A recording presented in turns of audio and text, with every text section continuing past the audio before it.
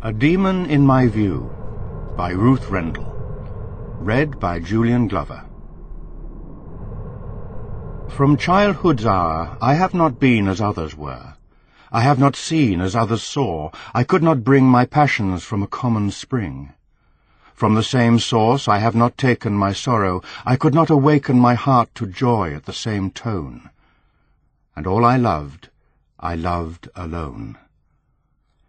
Then, in my childhood, in the dawn of a most stormy life, was drawn from every depth of good and ill the mystery which binds me still, and the cloud that took the form, when the rest of heaven was blue, of a demon in my view. The cellar was divided into rooms. Each of these caverns, except the last of them, was cluttered with the rubbish which usually encumbers the cellars of old houses: broken bicycles, old mould-grown leather cases, wooden crates, legless or armless chairs, cracked china vessels, yellowing newspapers bundled up with string, and in heaps the nameless, unidentifiable cylinders and tubes and rods and rings and spirals of metal which once, long ago, bolted or screwed or linked something on to something else. All this rubbish was coated with the thick, black grime that is always present in cellars. The place smelt of soot and fungus. Between the junk heaps a passage had been cleared from the steps to the first doorless doorway, onto the second doorway, and thence to the bare room beyond. And in this room, unseen as yet in the pitch blackness, the figure of a woman leaned against the wall. He came down the steps with a torch in his hand.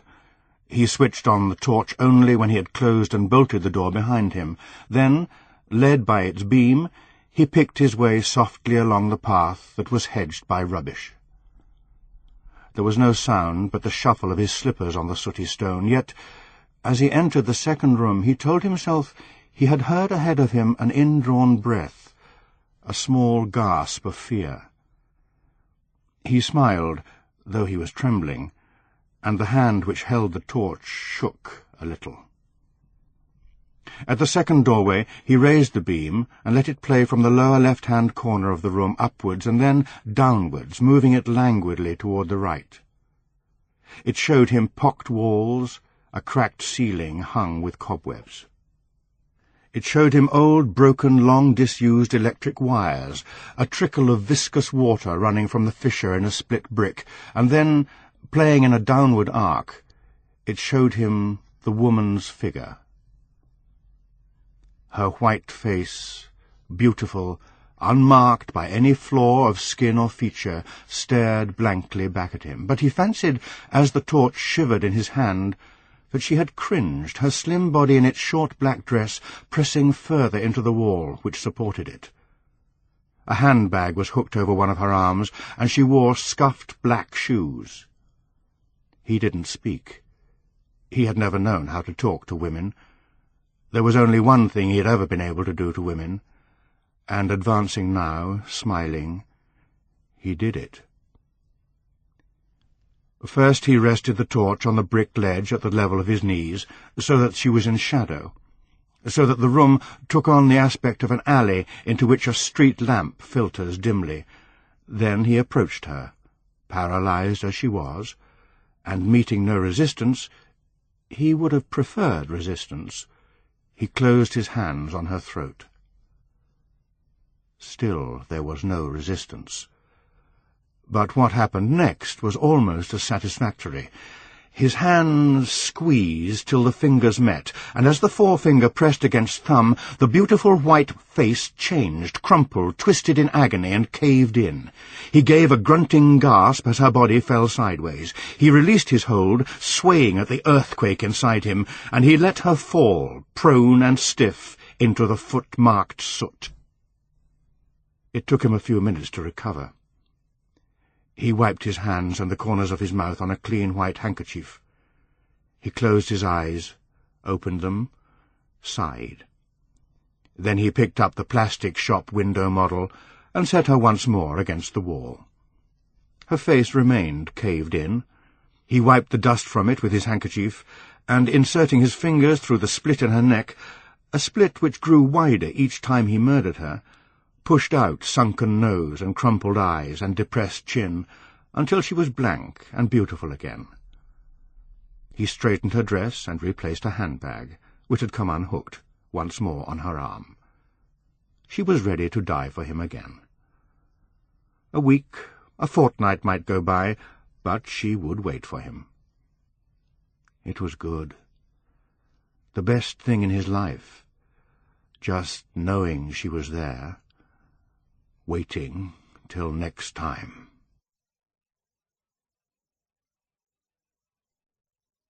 Chapter 1.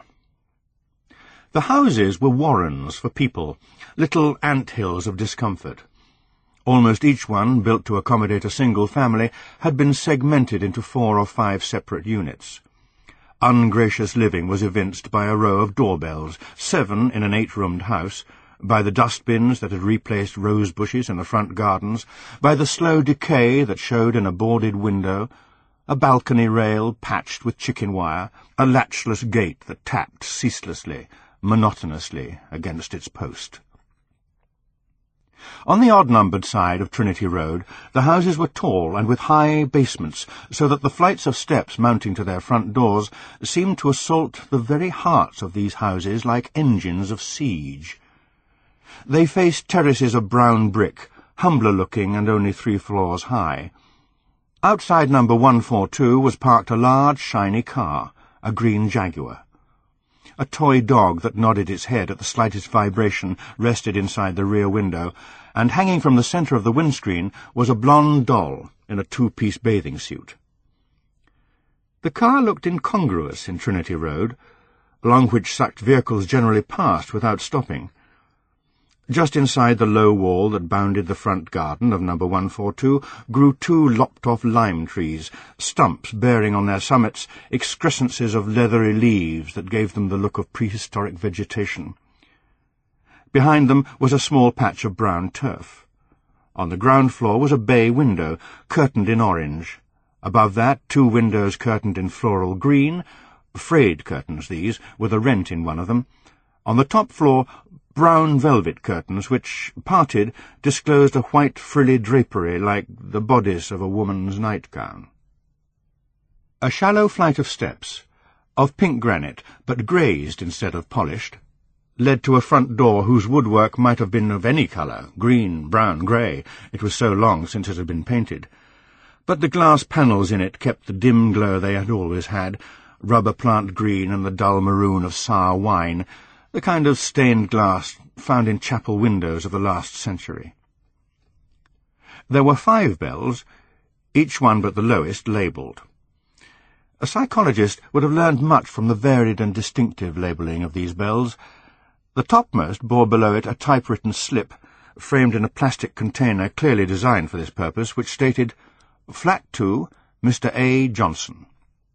Beneath this and the next bell, on a scrap of card secured with adhesive tape, was scrawled in a bold, reckless hand, "Jonathan Dean." While under the 3rd bell, 2 labels seemed to quarrel with each other for preeminence. One was of brown plastic, with the letters on it in relief, Flat 1, B. Kotovsky. Its rival, jostling it, stuck to the corner of it with a gob of glue, announced in felt-tipped pen, Ms. V. Kotovsky. Last came a frivolous oval of orange cardboard, on which, under a pair of Chinese characters done with a brush, the caller might read, Room 1, Li Li Chan. The space beneath the lowest bell was vacant, as was Room 2, with which it communicated. Between the door of the vacant room and the long diagonal sweep, which was the underside of the staircase, a shabby, windowless space, Stanley Caspian, the landlord, had his office. It was furnished with a desk and 2 bentwood chairs. On top of the shelves, bristling with papers which lined the rear wall, stood an electric kettle and a couple of cups and saucers. There was no other furniture in the hall but a rectangular mahogany table set against the banisters and facing the ground-floor bathroom. Stanley Caspian sat at the desk, as he always did when he came to 142 for his Saturday morning conference with Arthur Johnson. Arthur sat in the other chair. On the desk were spread the rent books and cheques of the tenants. Each rent book had its own brown envelope with the tenant's name printed on it. This had been an innovation of Arthur's, and he had done the printing. Stanley wrote laboriously in the rent books, pressing his pen in hard and making unnecessary full stops after every word and figure. "I'll be glad to see the back of that, Dean," he said when he had inked in the last 50p and made the last full stop. "Middle of next month and he'll be gone." "And his gramophone," said Arthur, "and his wine bottles filling up our little dustbin. I'm sure we'll all be devoutly thankful." "Not Kotovsky. He won't have anyone to go boozing with. Still, thank God he's going off his own bat, is what I say. I'd never have been able to get rid of him, not with this poxy new Rent Act. Put the kettle on me, old Arthur. I fancy a spot of 11s. And 10s and 12s, Arthur thought. He plugged in the electric kettle and set out the cups.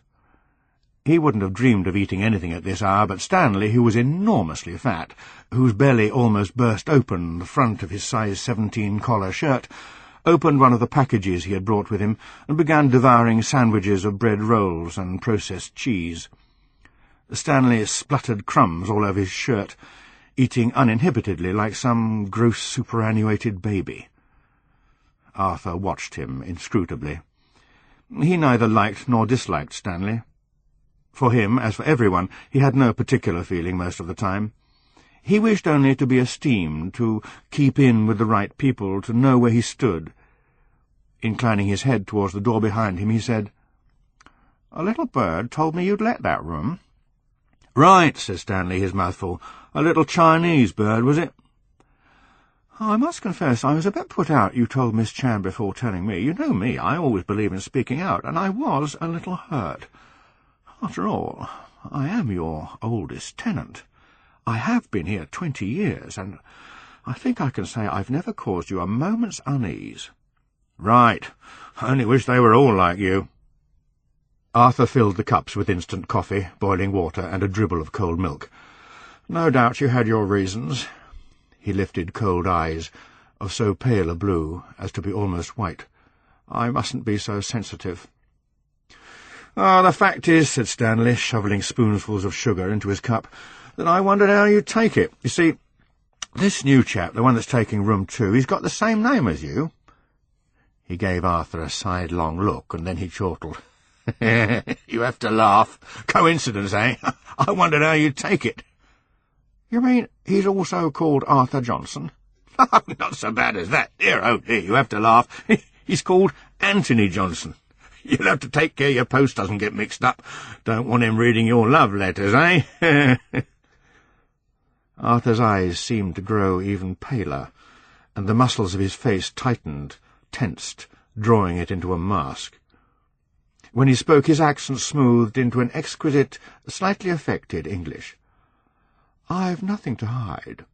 My life is an open book." "Well, maybe his isn't. If I wasn't in a responsible position, I'd say you could have a bit of fun there, me old Arthur." Stanley finished his sandwiches and fetched a doughnut from the second bag. "The sexual behaviour of the human male, that's the sort of open book his life will be. Good-looking young devil he is. Real fly-paper for the girls, I shouldn't wonder." Arthur couldn't bear that sort of talk. It made him feel sick. "I only hope he's got a good bank reference and a decent job." "Right. He's paid 2 months' rent in advance, and that's better than all your poxy bank references to me. He's moving in Monday." Stanley got heavily to his feet. Crumbs cascaded onto desk, envelopes, and rent books. "We'll just have to look in, Arthur. Mrs. Caspian says there's a fruit bowl in there she wants, and young Anthony'll only smash it." Arthur nodded sagely. If he and his landlord were in agreement about anything, it was the generally destructive behaviour of the other tenants. Besides, he enjoyed penetrating the rooms, usually closed to him, and in this one he had a special interest. It was small and furnished with junk. Arthur accepted this as proper in a furnished room, noting only that it was far from clean. He picked his way over to the window. Stanley, having secured his fruit bowl of red and white Venetian glass from heterogeneous stacks of crockery and cutlery on the draining board, was admiring the only object in the place less than 20 years old. "That's a bloody good wash-basin, that is," he remarked, tapping this article of primrose-coloured porcelain. "Cost me all of 15 quid to have that put in. Your people did it, as I remember." "It was a reject," said Arthur absently. "There's a flaw in the soap dish." He was staring out of the window which overlooked a narrow brick-walled court. Above an angle of wall you could see the topmost branches of a tree. The court was concreted, and the concrete was green with lichen, for into the two drains on either side of it flowed, and sometimes overflowed, the waste-water from the two upstairs flats, and Jonathan Dean's room. In the wall which faced the window was a door. "What are you looking at?" said Stanley none too pleasantly, for Arthur's remark about the wash-basin had perhaps rankled. "Oh, nothing," said Arthur. "I was just thinking he won't have much of an outlook." "What do you expect for 7 quid a week? You want to remember you pay 7 for a whole flat because the poxy government won't let me charge more for unfurnished accommodation. You're lucky, getting your hooks on that when I didn't know any better. Oh, yes. But times have changed, thank God, and for 7 quid a week now you look out on a cellar door and lump it, right?" "Oh, it's no concern of mine," said Arthur. "I imagine my namesake will be out a lot, won't he?" "If he's got any sense," said Stanley. For at that moment there crashed through the ceiling the triumphant chords of the third movement from Beethoven's Eighth. "Tchaikovsky," he said learnedly. "Dean's at it again. I like something a bit more modern myself." "I never was musical." Arthur gravitated into the hall. "I must get on with things. Shopping day, you know. If I might just have my little envelope?" His shopping basket in one hand and an orange plastic carrier containing his laundry in the other, Arthur made his way along Trinity Road towards the laundrette in Brasenose Avenue. He could have used the Coinorama in Magdalen Hill, but he went to Magdalen Hill every weekday to work, and at the weekends he liked to vary his itinerary. After all, for good reason, he didn't go out much, and never after dark. So, instead of cutting through Oriel Mews, past the Water Lily pub and making for the crossroads, he went down past All Souls Church, where as a child he had passed 2 hours each Sabbath day, his text carefully committed to memory. And at 4 o'clock Auntie Gracie had always been waiting for him, always, it seemed to him, under an umbrella. Had it invariably rained on Sundays, the granite terrace opposite veiled in misty grey? That terrace was now gone, replaced by barrack-like blocks of council flats. He followed the route he and Auntie Gracie had taken towards home, but only for a little way. Taking some pleasure in making the K12 bus stop for him alone, Arthur went over the pedestrian crossing in Balliol Street, holding up his hand in an admonitory way. Down St. John's Road, where the old houses still remained, turn-of-the-century houses some enterprising but misguided builder had designed with Dutch facades, and where plane trees alternated with concrete lamp-standards. The laundrette attendant said good morning, and Arthur rejoined with a cool nod. He used his own soap in the machine. He didn't trust the blue stuff in the little packet you got for 5 pence. Nor did he trust the attendant to put his linen in the dryer, nor the other customers not to steal it. So he sat patiently on one of the benches, talking to no one, until the 35-minute cycle was completed. It afforded him considerable satisfaction to note how superior were his pale blue sheets, snowy towels, underwear and shirts to the gaudy jumble-sale laundry in the adjacent machines. While they were safely rotating in the dryer, he went next door to the butcher's and then to the greengrocer's. Arthur never shopped in the supermarkets run by Indians, in which this area of Kenbourne Vale abounded. He selected his lamb chops, his small Sunday joint of Scotch topside, with care. 3 slices off the roast for Sunday, the rest to be minced and made into Monday's cottage pie. A pound of runner beans, and pick out the small ones, if you please. He didn't want a mouthful of strings. A different way back. The linen so precisely folded that it wouldn't really need ironing, although Arthur always ironed it. He trotted up Merton Street. More council flats, tower blocks here like pillars supporting the heavy overcast sky. The lawns which separated them, Arthur had often noticed with satisfaction, were prohibited to children. The children played in the street, or sat disconsolately on top of bits of sculpture. Arthur disapproved of the sculptures, which in his view resembled chunks cut out of prehistoric monsters for all they were entitled spring, or social conscience, or man and woman. But he didn't think the children ought to sit on them, or play in the street for that matter. Auntie Gracie had never allowed him to play in the street. The Stanley Caspian's Jaguar had gone, and so had the Kotovskis' fourth-hand Ford. A fistful of vouchers entitling their possessor to 3 pence off toothpaste or free soap when you bought a giant-sized shampoo had been pushed through the letterbox. Arthur helped himself to those which might come in handy and mounted the stairs. There was a half-landing after the 10 steps of the first flight, where a pay-phone box was attached to the wall. 4 steps went on to the first floor. The door of the Kotovskis' flat was on his left, that to Jonathan Dean's room facing him, and the door to the bathroom they shared between the other two. Dean's door was open, Shostakovich's Fifth Symphony on loud enough to be heard in Kenbourne Town Hall. The intention, apparently, was that it should be loud enough merely to be audible in the bathroom from which Dean, a tall, red-haired, red-faced man, now emerged. He wore nothing but a small mauve towel fastened round him in loincloth fashion. "The body is more than raiment," he remarked when he saw Arthur. Arthur flushed slightly. It was his belief that Dean was mad, a conviction which rested partly on the fact that everything the man said sounded as if it had come out of a book. He turned his head in the direction of the open door. "Would you be good enough to reduce the volume a little, Mr. Dean?" Dean said something about music having charms to soothe the savage breast, and beat his own, which was hairy and covered with freckles. But, having slammed his door with violence but no animosity, he subdued Shostakovich, and only vague Slavic murmurs reached Arthur as he ascended the second flight. And now he was in his own exclusive domain. He occupied the whole second floor. With a sigh of contentment, resting his laundry bag and his shopping basket on the mat, he unlocked the door and let himself in.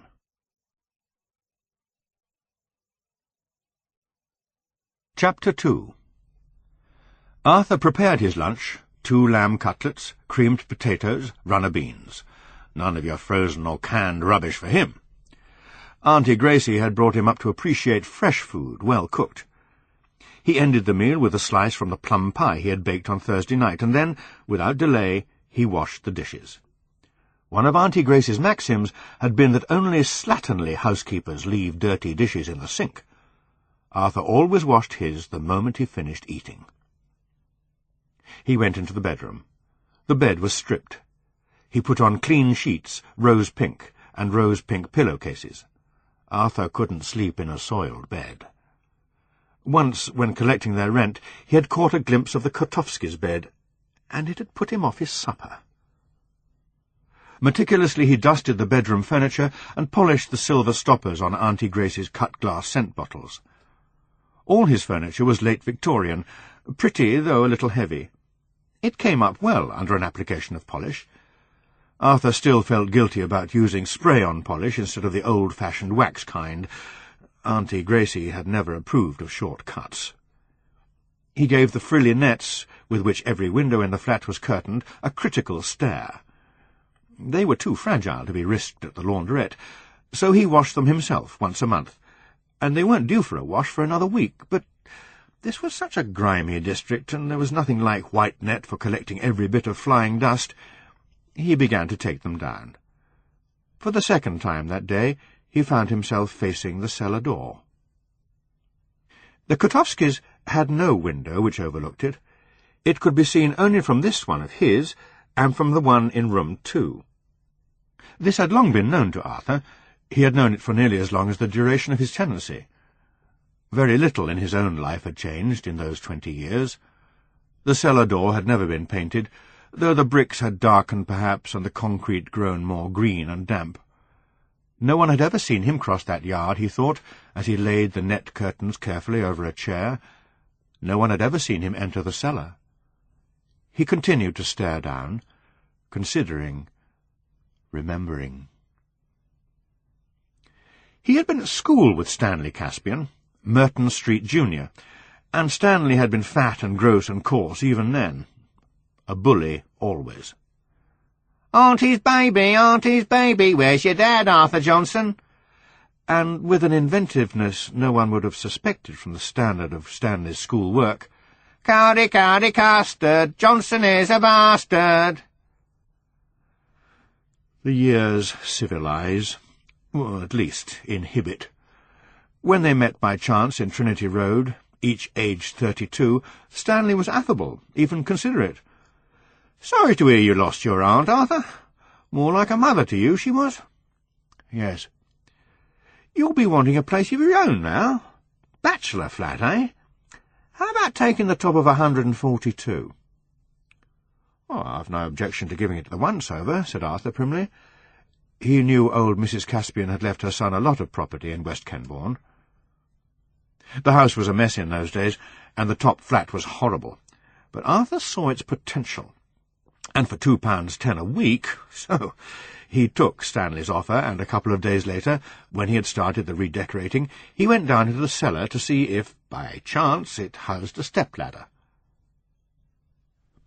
She was lying on the floor of the furthest room, on a heap of sacks and blackout curtains left over from the war. She was naked, and her white plastic flesh was cold and shiny. He never found out who had brought her there and left her entombed. At first he had been embarrassed, taken aback, as he was when he glimpsed likenesses of her standing in shop windows and waiting to be dressed. But then, because he was alone with her, and there was no one to see them, he approached more closely. So that was how they looked. With awe, with fear, at last with distaste, he looked at the two hemispheres on her chest, the soft, swollen triangle between her closed thighs. An impulse came to him to dress her. He had done so many secret things in his life. Almost everything he had done that he had wanted to do had been covert, clandestine, that no inhibition intervened to stop him fetching from the flat a black dress, a handbag, shoes. These had belonged to Auntie Gracie, and he had brought them with him from the house in Magdalen Hill. People had suggested he give them to the WVS for distribution, but how could he?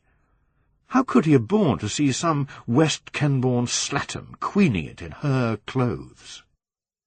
His white lady had attenuated limbs, and was as tall as he. Auntie Gracie's dress came above her knees. She had yellow nylon hair that curled over her cheekbones. He put the shoes on her feet, and hooked the handbag over her arm. In order to see what he was doing, he had put a 100-watt bulb in the light socket. But another of those impulses led him to take it out. By the light of the torch, she looked real. The cellar room with its raw brick walls, an alley in the hinterland of city streets. It was a sacrilege to dress her in Auntie Gracie's clothes, and yet that very sacrilege had an indefinable rightness about it, was a spur. He had strangled her before he knew what he was doing, with his bare hands on her cold, smooth throat. The release had been almost as good as the real thing. He set her up against the wall once more, dusted her beautiful white face. You do not have to hide, or fear, or sweat for such a killing. The law permits you to kill anything not made of flesh and blood. He left her, and came out into the yard. The room that was now room 2 had been untenanted then, as had the whole house but for his flat, and when a tenant had come he had been, as had his successor, on night work that took him out 5 evenings a week, at 6. But before that, Arthur had decided. She should save him. She should be, as those who would like to get hold of him would call it, his therapy. The woman who waited in the dark streets asking for trouble, he cared nothing for them, their pain, their terror. He cared, though, for his own fate. To defy it, he would kill 1,000 women in her person. She should be his salvation. And then no threat could disturb him, provided he was careful never to go out after dark. never to have a drink. After a time, he had come to be rather proud of his solution. It seemed to set down as nonsense the theories of those experts — he had in the days of his distress studied their works — that men with his problem had no self-control, no discipline over their own compulsions. He had always known they talked rubbish. Why shouldn't he have the recourse of the members of Alcoholics Anonymous, of the rehabilitated drug addict? But now, Anthony Johnson. Arthur, who made it his business to know the routines and lifestyles of his fellow tenants, hoped he would soon acquire a thorough-going knowledge of the new man's movements. Anthony Johnson would surely go out 2 or 3 evenings a week. He must. The alternative was something Arthur didn't at all want to face. There was nothing for it but to wait and see. The possibility of bringing the White Lady up into the flat, installing her here, killing her here, occurred to him only for him to dismiss the idea. He disliked the notion of his encounters with her taking on the air of a game. It was the squalor of the cellar, the dimness, his stealthy approach that gave to it its reality. No, she must remain there, he thought, and he must wait and see. He turned from the window, and at the same time turned his mind, for he didn't much care to dwell upon her and what she truly was, preferring her to stand down there forgotten and unacknowledged until he needed her again. This, in fact, he thought as he took away the curtains to put them in soak, was the first time he had thought of her in those terms for many years. Dismissing her, as a man dismisses a compliant and always available mistress, Arthur went into the living-room.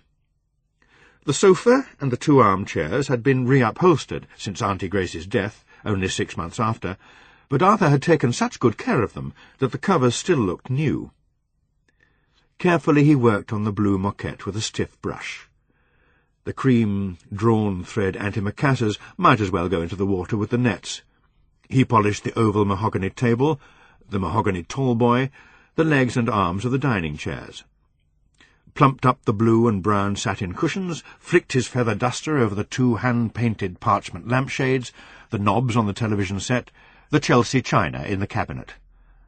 Now for the vacuum cleaner. Having the flat entirely covered with wall-to-wall carpet in a deep fawn shade had made a hole in his savings, but it had been worth it. He ran the cleaner slowly and thoroughly over every inch of the carpet, taking his time so that its droning zoom wouldn't be lost on Jonathan Dean, though he had little hope of its setting him an example. Finally he rinsed the nets and the chair-backs and hung them over the drying-rack in the bathroom. There was no need to clean the bathroom or the kitchen. They were cleaned every morning as a matter of course, the former when he had dried himself after his bath, the latter as soon as breakfast was over. At this point he sat down in the chair by the front window and, having left all his doors open, surveyed the flat along its spotless length. It smelt of polish, silver cleaner, soap and elbow grease. Arthur recalled how, when he was about 11 and had neglected to wash his bedroom window as thoroughly as Auntie Gracie demanded, she had sent him round to Winters with 3pence. "You ask the man for a pound of elbow grease, Arthur. Go on, it won't take you 5 minutes. The man in the shop had laughed himself almost into a fit. But he hadn't explained why he had no elbow grease, and Arthur had to take the 3-penny bit, a 3-penny joey they called them then, back home again. "I expect he did laugh," said Auntie Gracie, "and I hope you've been taught a lesson." She rubbed Arthur's arm through the grey flannel shirt. "This is where your elbow grease comes from. You can't buy it. You have to make it yourself." Arthur hadn't borne her any malice. He knew she had acted for the best. He would do exactly the same by any child in his charge. Children had to be taught the hard way, and it had set him on the right path. Would she be pleased with him if she could see him now? If she could see how well he kept his own place, his bank balance, how he ordered his life, how he hadn't missed a day at Granger's in 20 years? Perhaps. But she had never been very pleased with him, had she? He had never reached those heights of perfection she had laid before him as fitting for one who needed to cleanse himself of the taint of his birth and background. Arthur sighed. He should have washed the Chelsea china. It was no good telling himself a flick with that duster would serve as well as a wash. Tired now, but determined to soldier on, he put the shepherdesses and frock-coated gentlemen and dogs and little flower baskets onto a tray and carried them into the kitchen. Chapter 3. Arthur was a sound sleeper. He fell asleep within 5 minutes of laying his head on the pillow, and hardly ever awoke before the alarm went off at 7:30. This ability to sleep was something to confound those silent critics, that invisible army of psychiatrists whose words he had read but never yet heard, and who would, he suspected, categorize him disagreeably. Which was absurd. Neurotic people don't sleep well, nor do hysterics. Arthur knew he was a perfectly normal man who happened, like all normal men, to have a small peculiarity he was well able to keep under control. He was always the last to leave for work, and the first to get home. This was because the others all worked further afield than he. Jonathan Dean went first. He left at 8:05, while Arthur was still in his bath. This Monday morning his room door was slammed so loudly that the bath-water actually rocked about like tea in a joggled cup. The front door also crashed shut. Arthur dried himself and, for decency's sake, put on his toweling robe before washing down bath, basin, and floor. As soon as he was dressed, he opened his own front door and left it on the latch. The Kotovskis burst out of their flat while he was pouring out his cornflakes. As usual, they were quarrelling. "All right, I get the message," he heard Brian Kotovsky say. "You told me 3 times you won't be in tonight." "Well, I don't want you ringing up all my friends asking where I am." "Why, you can settle that one, Vesta, by telling me where you'll be." They clumped down the stairs, still arguing, but Arthur couldn't catch Vesta Kotovsky's reply. The front door closed fairly quietly, which meant Vesta must have shut it. Arthur went to his living-room window and watched them get into their car, which was left day in and day out, rain, shine, or snow, parked in the street. He was sincerely glad he had never taken the step of getting married, had, in fact, taken such a serious step to avoid it. As he was returning to his kitchen, he heard Lily Chan come upstairs to the half-landing and the phone. Lily spoke quite good English, but rather as a talking bird might have spoken it. Her voice was high and clipped. She was always giggling, mostly about nothing. She giggled now into the receiver. "Ha! You'll pick me up soon? 9:15? Oh, you are a nice man. Do I love you? I don't know. Yes, I love you. I love lots people. Goodbye now." Lily giggled prettily all the way back down the stairs. Arthur snorted, but not loudly enough for her to hear. London transport wouldn't get rich out of her. Don't suppose she ever spends a penny on a train or bus fare, Arthur thought, and darkly, I wonder what she has to do to make it worth their while. But he didn't care to pursue that one. It was too distasteful. He heard her go out on the dot of 2:15. She always closed the doors very softly, as if she had something to hide. A well-set-up, clean-looking young Englishman had come for her in a red sports car. A wicked shame, Arthur thought. But boys like that had only themselves to blame. They didn't know the meaning of self-discipline. Alone in the house now, he finished his breakfast, washed the dishes, and wiped down all the surfaces. The post was due at 9. While he was brushing the jacket of his second-best suit and selecting a tie, he heard the dull thump of the letterbox. Arthur always took the post in and arranged the letters on the hall table. But first there was his rubbish to deal with. He lifted the liner from the waste-bin, secured the top of it with a wire fastener, and went downstairs, first making sure with a quick glance into the mirror that his tie was neatly knotted and that there was a clean white handkerchief in his breast pocket. Whether there was anyone in the house or not, Arthur would never have gone downstairs improperly dressed. Nor would he set foot outside the house without locking the doors behind him, not even to go to the dustbin. Once more the bin was choked with yellowish, decaying bean sprouts not even wrapped up. That wistful Lily again. He would have to make it clear to Stanley Caspian that one dustbin was inadequate for 5 people. 6 when this new man came today. Unlocking the door and re-entering the house, he picked up the post. The usual weekly letter, postmarked Taiwan, from Li's father, who hadn't adopted Western ways, and wrote the sender's name as Chan Ah-Feng. Poor, trusting man, thought Arthur. Little did he know. Yet another bill for Jonathan Dean. The next thing they'd have debt collectors round, and a fine thing that would be for the house's reputation. 2 letters for the Kotovskis, one for her and one for both of them. That was the way it always was. He tidied up the circulars and vouchers. Who messed them about like that out of sheer wantonness he didn't know, and then he arranged the letters, their envelope edges aligned to each other and the edge of the table. 9:10. Sighing a little, because it was so pleasant having the house to himself, Arthur went back upstairs and collected his briefcase. He had no real need of a briefcase, for he never brought work home, but Auntie Gracie had given him his first one for his 21st birthday, and since then he had replaced it 3 times. Besides, it looked well. Auntie Gracie had always said that a man going to business without a briefcase is as ill-dressed as a lady without gloves.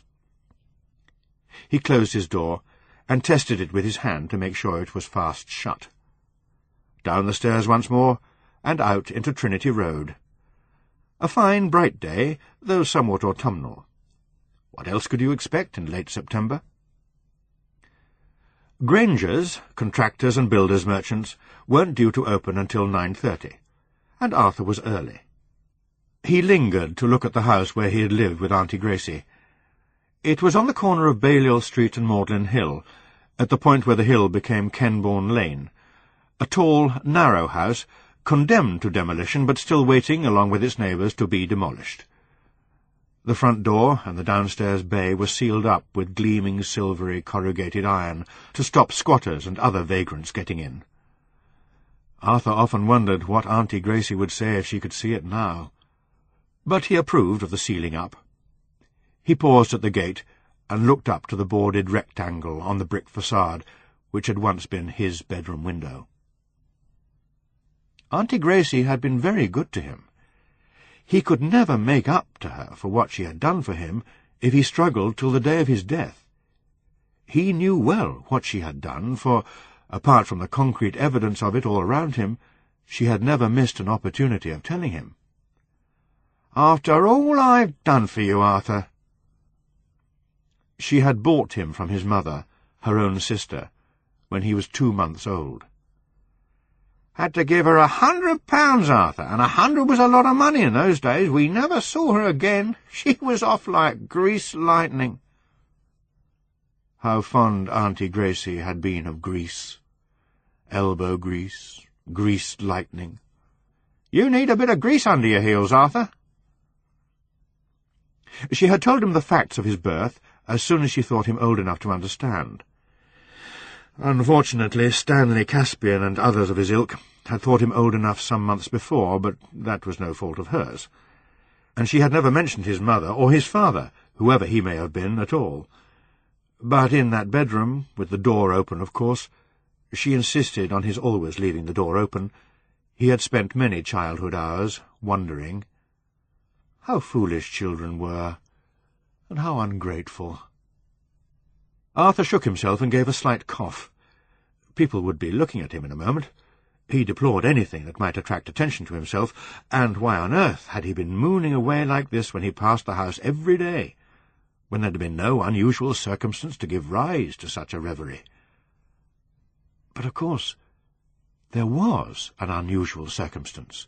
The new man was coming to room 2. It was only natural that today he should dwell a little on his past life. Natural, but governable, too. He turned briskly away from the gate as All Souls' clock struck the half-hour. Granger's yard was next door but one to the sealed-up house. Next to that, a half-acre or so of waste ground, where houses had been demolished but not yet replaced. Beyond that, Kenbourne Lane tube station. Arthur unlocked the double gates and let himself into the glass and cedarwood hut, which was his office. The boy who made tea and swept up and ran errands, and whose duty it was to open the place, hadn't yet arrived. Typical! He wouldn't be late like this morning after morning if he had had Auntie Gracie to put a spot of grease under his heels. Raising the Venetian blinds to let the sunshine into the small, neat room, Arthur took the cover off his Adler Standard. Plenty of post had come since Friday, mostly returned bills with cheques enclosed. There was one irate letter from a customer who said that a pastel blue sink unit had been installed by Granger's in his kitchen instead of the stainless steel variety he had ordered. Arthur read it carefully, planning what diplomatic words he would write in reply. He called himself, when required to state his occupation, a surveyor. In fact, he had never surveyed anything and wouldn't have known how to go about it. His work consisted simply in sitting at this desk from 9:30 till 5, answering the phone, sending out bills, and keeping the books. He knew his work back to front, inside out, but it still caused him anxiety, for Auntie Gracie's standards were always before him. "Never put off till tomorrow what you can do today, Arthur. Remember, if a job's worth doing, it's worth doing well. Your employer has reposed his trust in you. He has put you in a responsible position, and it's up to you not to let him down." Those, or words like them, had been the words with which she had sent him off to be Granger's boy a week after his 14th birthday. So he had swept up better than anyone else, and made tea better than anyone else. When he was 21, he had attained his present responsibility, that of seeing to it that every customer of Granger's got his roof mended better than anyone else's roof, and his kitchen floor laid better than anyone else's kitchen floor. And he had seen to it. He was invaluable.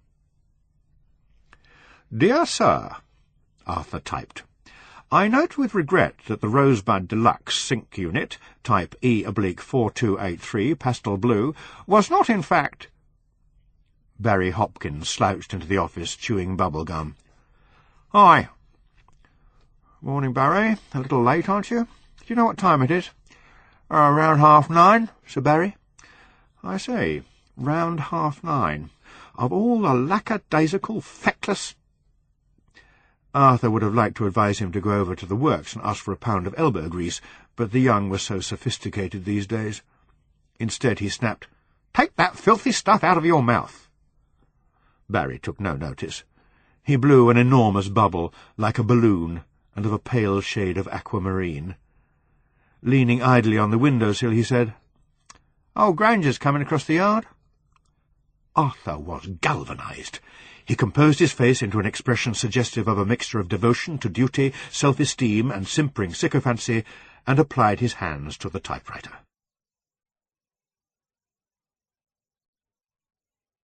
Chapter 4. Anthony Johnson had no furniture. He possessed nothing but a few clothes and a lot of books. These he had brought with him to 142 Trinity Road in a large old suitcase and a canvas bag.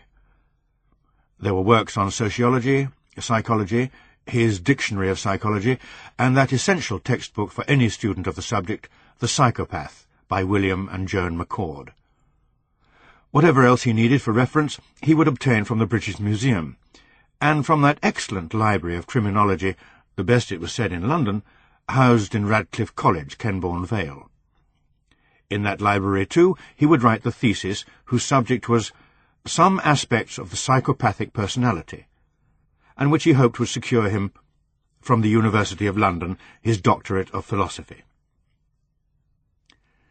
Part of it, he thought, surveying room 2, would have to be written here, in that fireside chair, presumably, which seemed to be patched with bits from a woman's tweed skirt.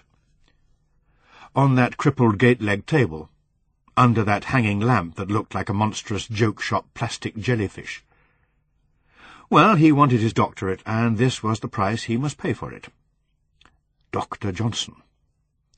Not, of course, that he would call himself doctor. It was Helen who had pointed out that in this country, the land of such anomalies, the Bachelor of Medicine is called Doctor, and the Doctor of Philosophy Mr. She, too, had seen the funny side of being Dr. Johnson, and had quoted epigrams and talked about Boswell until he, at last, had seen the point. But it was always so. Sometimes he thought that for all his Cambridge first, his Home Office social science diploma, his wide experience of working with the poor, the sick, and the deprived, he had never woken up to awareness and insight until he met Helen. She it was who had turned his soul's eye towards the light. But as he thought this, he turned his physical eye towards Stanley Caspian's green-spotted finger-marked mirror, and surveyed his own reflection. He wasn't a vain man. He hardly ever thought about the way he looked. That he was tall and slim and strongly made, with straight features and thick fair hair, had never meant much to him, except in that they denoted health. But lately he had come to wonder. He wondered what he lacked that Roger had. He who was good-looking and vigorous and, well, good company, wasn't he? Hyper-educated, with a good salary potential, and Roger, who was stupid and dull and possessive and couldn't do anything but win pistol-shooting contests. Only he knew it wasn't that at all. It was just that Helen, for all her awareness, didn't know her own mind. To give her a chance to know it, to choose between them, he had come here. The library, of course, was an advantage, but he could easily have written his thesis in Bristol. The theory was that absence made the heart grow fonder. If he had gone to his parents in York, she could have phoned him every night. He wasn't going to let her know the phone number here, he didn't know it himself yet, or communicate with her at all, except on the last Wednesday in the month, when Roger would be out at his gun club. And he couldn't write to her at all, in case Roger intercepted the letter. She'd write to him once a week. He wondered, as he unpacked his books, how that would work out, if he had been wise to let her call the tune, make all the arrangements. Well, he'd given her a deadline. By November she must know. Stay in prison, or come out with him into the free air. He opened the window because the room smelt stale. Outside was a narrow yard. What light it received came from a bit of sky just flicked at its edges by leaves from a distant tree. The sky was a triangular patch, because most of it was cut off by brick wall meeting brick wall diagonally about 4 yards up. In one of these walls, they were festooned with pipes betwigged with smaller pipes like lianas, was a door. Since there was no window beside it, or anywhere near it, Anthony decided it must lead down to a cellar. 5 o'clock. He had better go out and get himself something to cook on that very old and inefficient-looking Baby Belling stove. The hall smelt vaguely of cloves, less vaguely of old, unwashed fabrics. That would be the bathroom, that door between his and room 1, and that other one to the right of old Caspian's table, the loo. Wondering what sort of woman or girl Miss Chan was, and whether she would get possession of the bathroom just when he wanted to use it, he went out into the street. Trinity Road. It led him via Oriel Mews into Balliol Street. The street names of London, he thought, require an historical treatise of their own. Someone must know why this group in Hampstead are called after Devon towns, and that cluster in Cricklewood after Hebridean islands. Were the Barbara, the Dorinda, and the Leslie, after whom roads are named just north of the city, once the Bells of Barnsbury? Did a sorcerer live in Warlock Road, Kilburn Park? And who was the Sylvia of Sylvia Gardens, Wembley? What is she, that all our maps commend her? In that corner of Kenbourne Vale, to which his destiny had drawn Anthony Johnson, someone had christened the squalid groves and terraces after Oxford colleges. A cruel joke cannot have been intended. The councillor or town planner or builder must have thought himself inspired when he named Trinity Road, All Souls Grove, Magdalen Hill, Brasenose Avenue, and Wadham Street. What was certain, Anthony thought, was that he hadn't been an Oxford man, had never walked in the enclosed quadrangles of that city, or even seen its streaming spires. Such a fanciful reverie would once have been alien to him. Helen had taught him to think like this, to see through her eyes, to associate, to compare, and to dream. She was all imagination, he all practical. Practical again, he noted mundane things. The Vale Café for quick, cheap snacks, Kamal's kebab house, smelling of cumin and sesame and fenugreek for when he wanted to splash a bit, a pub, the Water Lily it was called, just opening now, Anthony saw red plush settees, a brown-painted moulded ceiling, etched glass screens beside and behind the bar. The pavements everywhere were cluttered with garbage in black plastic sacks. A dustman's strike, perhaps. The kids were out of school. He wondered where they played. Always on these dusty pavements of Portland stone. Or on that bit of waste ground fenced in with broken and rusty tennis court wire between Granger's the builders and the tube station. Houses marked here for demolition. The sooner they came down the better, and made way for flats with big windows and green spaces to surround them. Not many truly English people about. Brown women pushing prams with black babies in them, gypsy-looking women with hard, worn faces, Indian women with Marks and Spencer's woolly cardigans over lilac and gold and turquoise saris. Cars parked everywhere, and vans double-parked on a street that was littered with torn paper and bruised vegetables and silvery fish scales, where a market had just packed up and gone. 5:30. But very likely that corner shop, Winters, stayed open till all hours. He went in, bought a packet of ham, a can of beans, some bread, eggs, tea, margarine, and frozen peas. Carried along by the tide of home-going commuters, he returned to 142 Trinity Road.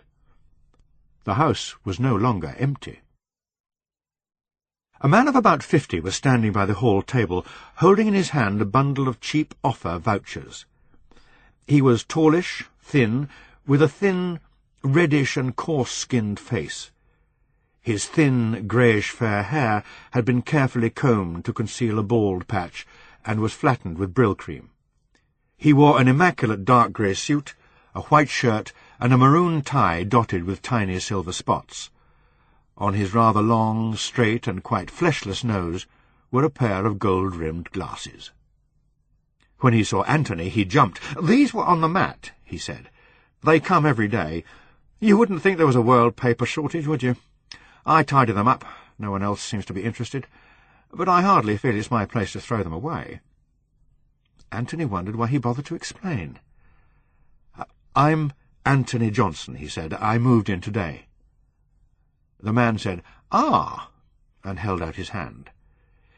He had a rather donnish look, as if he perhaps had been responsible for the naming of those streets, but his voice was uneducated, underlying the pedantic preciseness of Kenbourne Vale's particular brand of Cockney.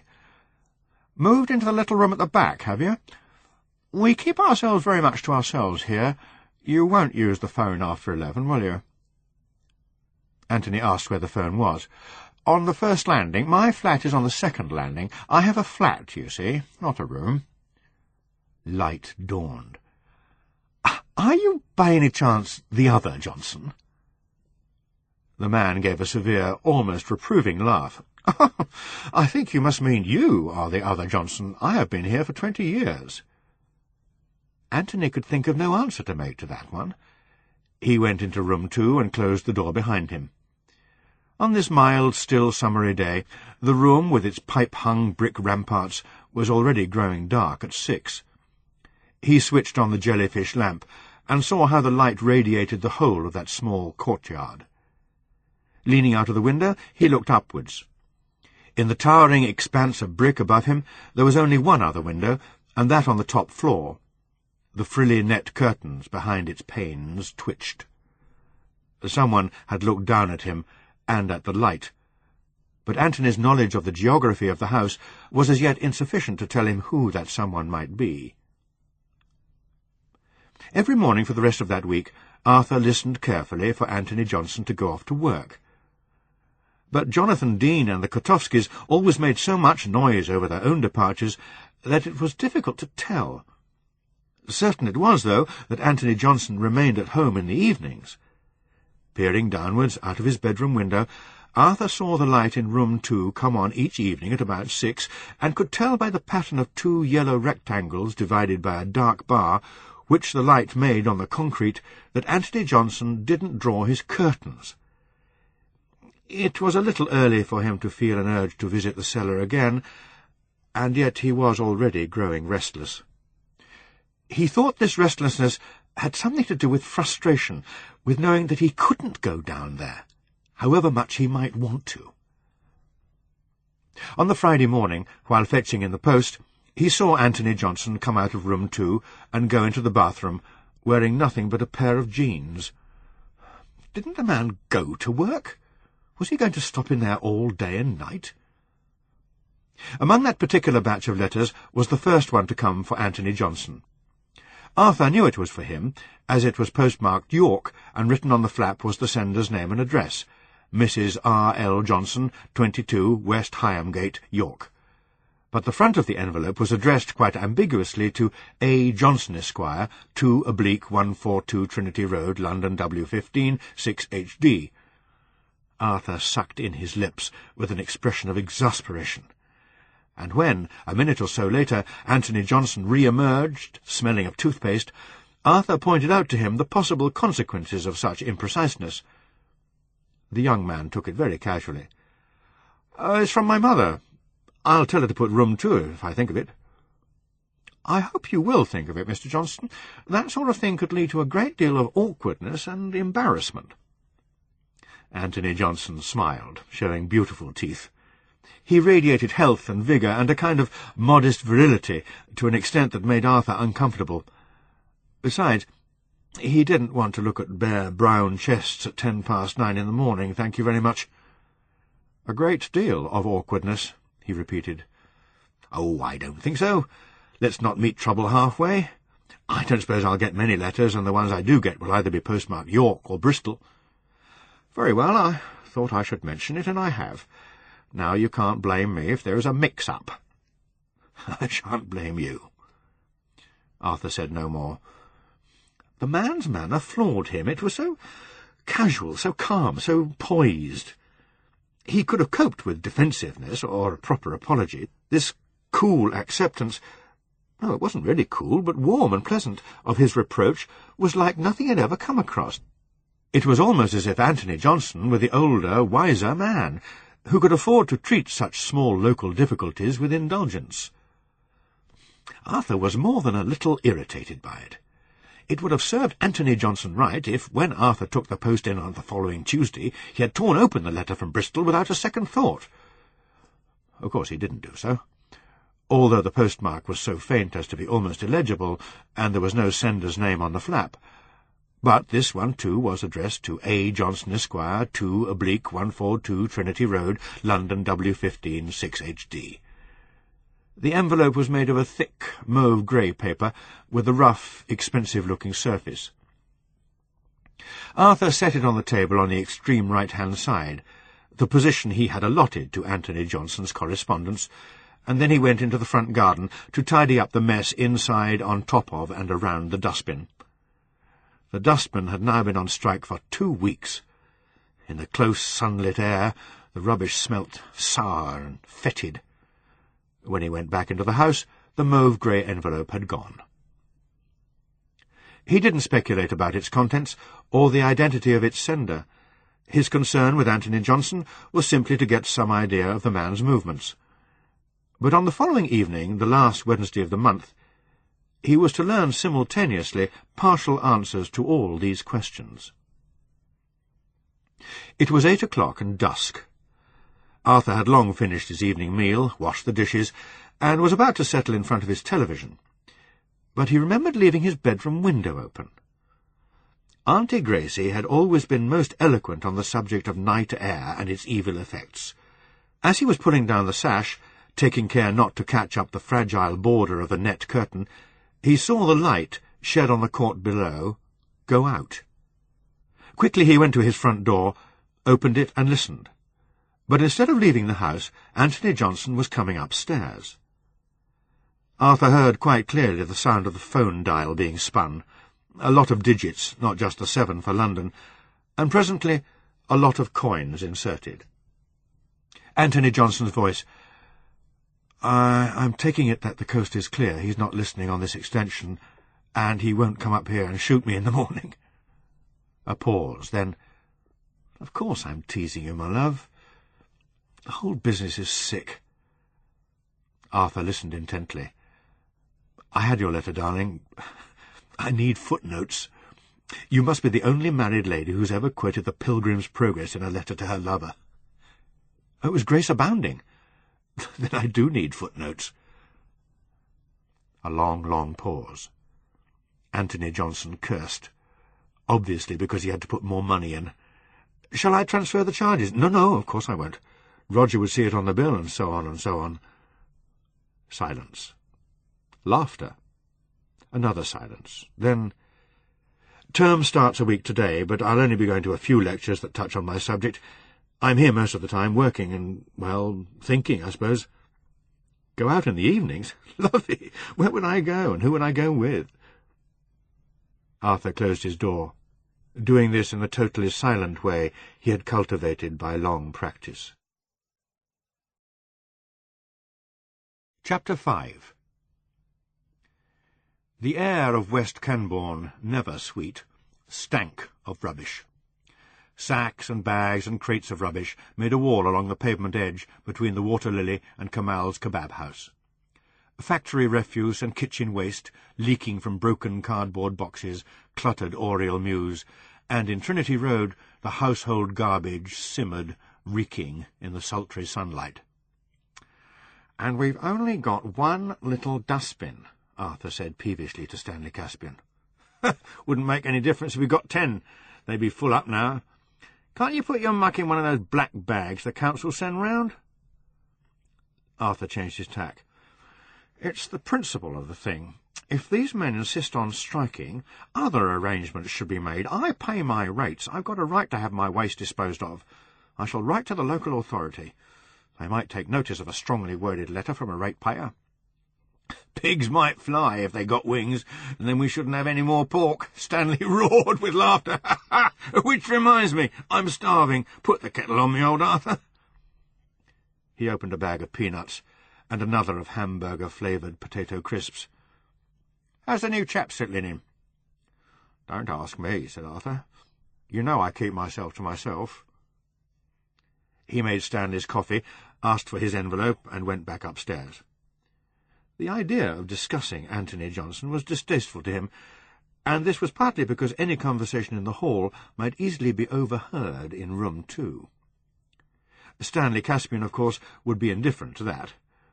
Arthur wished he, too, could be indifferent, but there had crept upon him in the past few days a feeling that he must ingratiate himself with Anthony Johnson, not on any account offend him or win his displeasure.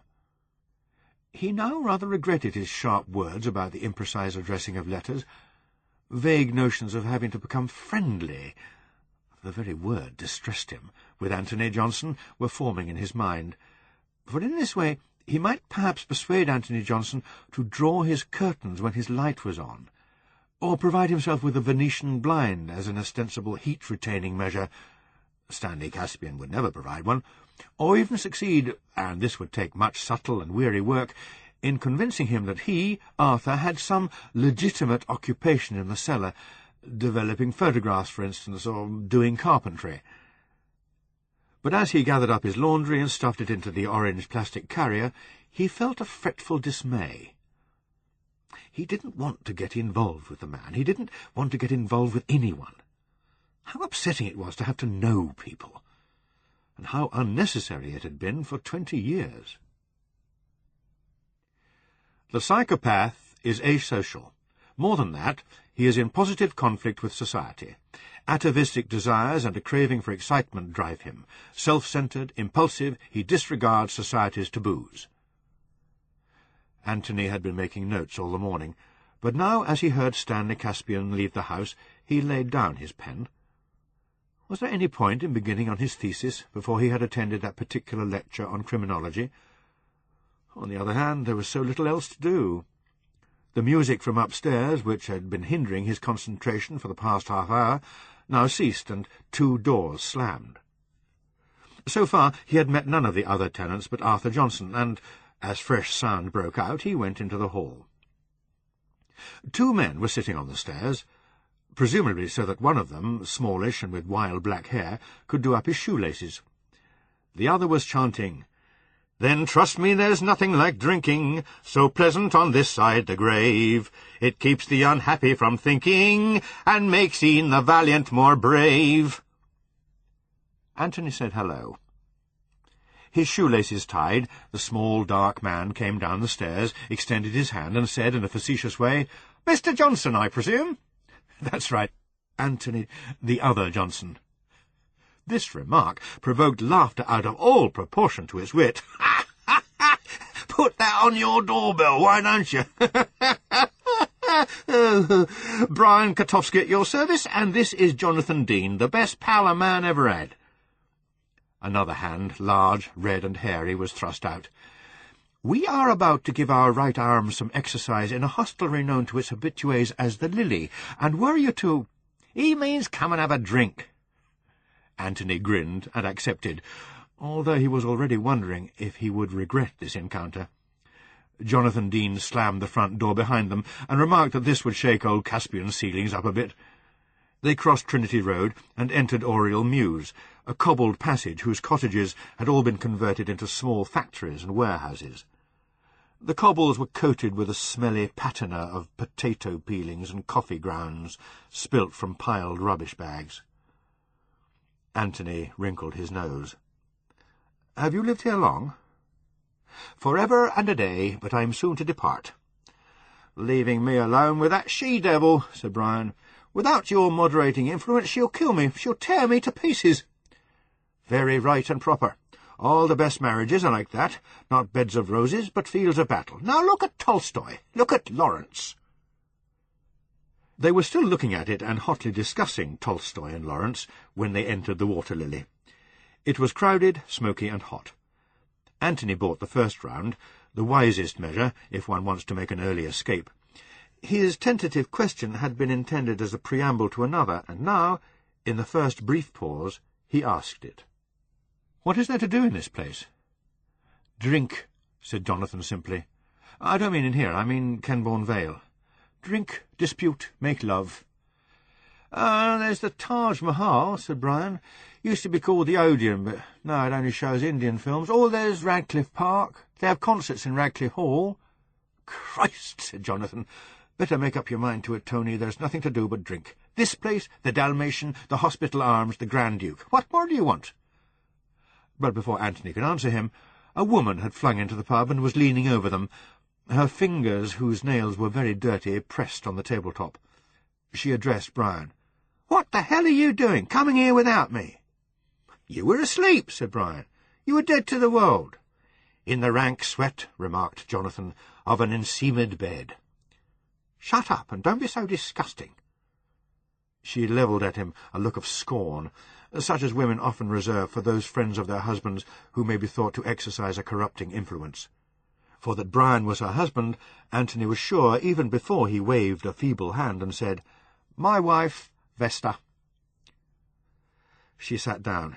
"Your wife, Vesta, wants a drink, G&T, a big one." She took a cigarette from her own packet, and Dean one from his, but instead of holding out his lighter to her, he lit his own cigarette and put the lighter away. Turning her back on him, she struck a match and inhaled noisily. Anthony regarded her with interest. She seemed to be in her mid-30s, and she looked as if she had come out without attempting to remove the rank sweat of Jonathan Dean's too graphic description. Her naturally dark hair was hennaed, and strands of the Medusa locks, it was as wild and unkempt as her husband's, but much longer, had a vermilion, metallic glint. A greasy-skinned, rather battered-looking face, thin lips, large red-brown angry eyes, a smell of patchouli oil. Her dress was long and of dark, dirty Indian cotton, hung with beads and chains, and partly obscured by a fringed red shawl. When Brian brought her gin, she clasped both her hands round the glass and stared intensely into the liquid like a clairvoyant looking into a crystal.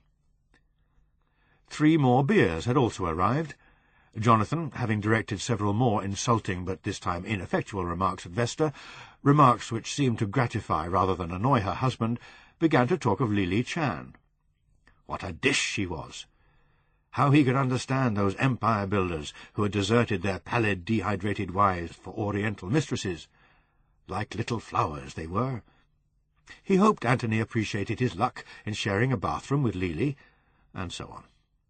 Anthony decided he had had enough of it for the time being.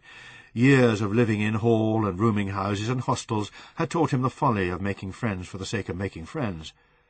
Sooner or later, the one or two you really want for your friends will turn up, and then you have the problem of ridding yourself of these stopgaps. So, when Brian began making plans for the evening, a mammoth pub crawl, he declined firmly. To his surprise, Jonathan also declined. He had some mysterious engagement. And Vesta, too, suddenly becoming less zombie-like, said she was going out. Brian needn't start asking why or with who and all that. She was free, wasn't she? She hadn't got married to be harassed all the time and in public. Anthony felt a little sorry for Brian, whose spaniel face easily became forlorn. "Some other time," he said, and he meant it. The sun was shining, and the whole afternoon lay ahead of him. Radcliffe Park, he thought, and when the K-12 bus came along, he got on it. The park was large, and hardly any of it was formally laid out. In a green space where the grass was dappled with the shadows of plain leaves, he sat down and reread Helen's letter. "Darling Tony, I knew I'd miss you, but I didn't know how bad it would be. I feel like asking, whose idea was this? But I know we both came to it simultaneously, and it's the only way. Besides, neither of us is the sort of person who can be happy in a clandestine thing, an intrigue. Being discreet seems pointless to you, doesn't it? A squalid bore, and as for me, I always hated lying to Roger. When you said, or was it I who said it, that it must be all or nothing, we were right.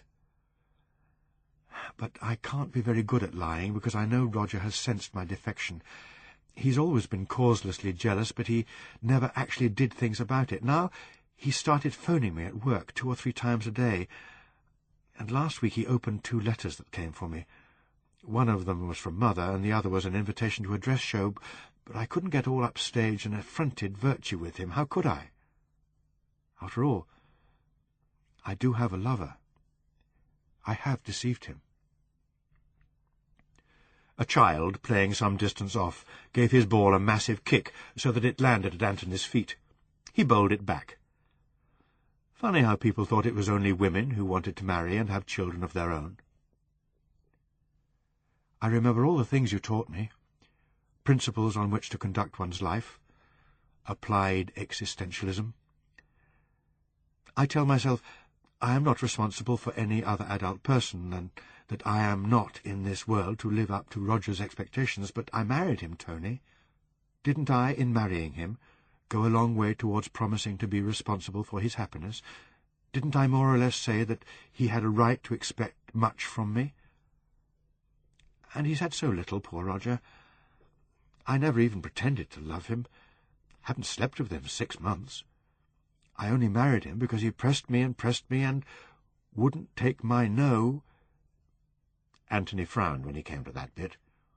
He hated her weakness, her vacillations. There were whole areas of her soft, sensitive personality he didn't begin to understand. But here was the Bunyan passage. That made sense. So why don't I just tell him and walk out? Leap off the ladder, even blindfold, into eternity, sink or swim, come heaven, come hell? Fear, I suppose, and compassion.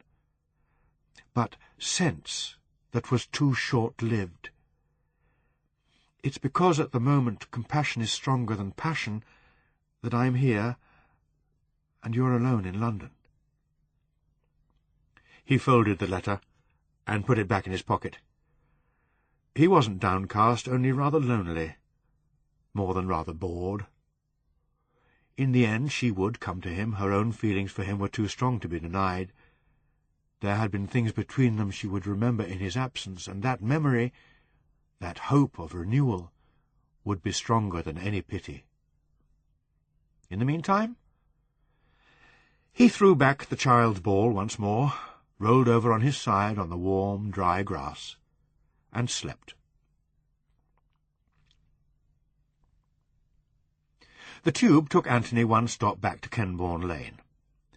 At the station entrance, a boy of about 10 came up to him and asked him for a penny for the guy. In September? Bit premature, aren't you? "Oh, I've got to make an early start, mister," said the boy, "or someone else will get my patch." Anthony laughed and gave him 10 pence. "I don't see any guy." "That's what me and my friend are collecting for, to get one." The children, those in the park and the 2 at the station, gave him an idea. A job for the evenings and the occasional weekend afternoon, a job for which he was admirably and thoroughly trained. It was 6 o'clock. He let himself into room 2, wrote his letter, addressed an envelope, and affixed a stamp to it. The whole operation took no more than 10 minutes, but by the time it was done, the room was so dark that he had to put the jellyfish light on. Emerging, he encountered Arthur Johnson in the hall, and Arthur Johnson was also holding a letter in his hand. Anthony would have passed him with no more than a smile and a good evening, but the other Johnson, or was that he, turned, almost barring his passage, and fixed him with an intense, anxious, and almost hungry look. "May I inquire if you are going out for the evening, Mr. Johnson, or merely to the post?" "Just to the post," Anthony said, surprised. The hopeful light in the other man's eyes seemed to die. Yet why should he care, one way or the other? Perhaps, on the other hand, that was the answer he had wanted, for now he held out his hand, smiling with a kind of forced bonhomie, and said ingratiatingly, "Then, since I am going there myself, let me have the pleasure of taking your letter." "Thanks," Anthony said. "That's nice of you." Arthur Johnson took the letter and, without another word, left the house, closing the front door silently, and with painstaking care behind him. Chapter 6. The dustmen's strike had ended, Arthur read in his paper, on the last Monday of September. 2 days later, on the first Wednesday of October, he heard the crashing of lids, the creak of machinery, and the, to his way of thinking, lunatic riposts of the men that told him Trinity Road was at last being cleared of refuse. He might have saved himself the trouble of writing to the local authority. Still, such complaints kept them on their toes. They had replied promptly enough. The brown envelope was marked London Borough of Kenbourne, and addressed to A. Johnson, Esquire, 2/142 Trinity Road, London, W15 6 HD. Arthur put it in his pocket. The rest of the post, a shoe-shop advertising circular for Li Chan, and a mauve-grey envelope postmarked Bristol for Anthony Johnson, he arranged in their appropriate positions on the hall table. They were all out, but for himself. From the phone call he had overheard, Arthur knew Anthony Johnson would be going off to college, or whatever it was today, but he was relieved to have had assurances made doubly sure by the sight of the other Johnson, viewed from his living-room window, departing at 9:05 for the tube station. Not that it was of much practical assistance to him, as he too must go to work in 10 minutes. It was simply comforting to know the man went out sometimes. It was a beginning. He went back upstairs and slit the letter open with one of Auntie Grace's silver fruit knives. London Borough of Kenbourne, Department of Social Services. Well, he'd have expected to hear from the sanitary inspector, but you never could tell these days. Dear Sir, in reply to your letter of the 28th inst., requesting information as to the availability of work in children's play centres within the borough, we have to inform you that such centres would come under the auspices of the Inner London Education Authority, and are not our... Arthur realised what had happened, and he was appalled. That he, out of the 2 of them, should be the one to open a letter in error. It would have mattered so much less if it had been someone else's letter, that giggly little Chinese piece, for instance, or that drunk Dean. Obviously the letter must be returned. Arthur was so shaken by what he had done that he couldn't bring himself to write the necessary note of apology on the spot. Besides, it would make him late for work. It was nearly 9:15. He put the envelope and its contents into his empty briefcase and set off. The demolition men were at work, and Auntie Grace's living room, brown lincruster, marble fireplace, pink linoleum, all exposed to the public view. There, on the ochre-coloured wallpaper, was the paler rectangle marking where the sideboard had stood, the sideboard into whose drawer he had shut the mouse. His first killing. Auntie Gracie had died in that room, and from it he had gone out to make death. Why think of all that now? He felt sick. He unlocked the gates and let himself into his office, wishing there was some way of insulating the place from the sounds of hammer blows and falling masonry, but by the time Barry lounged in at 9:45, he was already composing the first draft of a note to Anthony Johnson. Fortunately, there was very little correspondence for Granger's that day. The books were in apple-pie order and well up to date. Arthur found the task before him exacting, and one draft after another went into the waste-paper basket. But by 1 o'clock the letter, handwritten, as typewritten notes were discourteous, was as perfect a specimen of its kind as he could achieve. Dear Mr. Johnson, please accept my heartfelt apologies for having opened your letter in error. Considering the gravity of this intrusion into your private affairs, I think it only proper to give you a full explanation.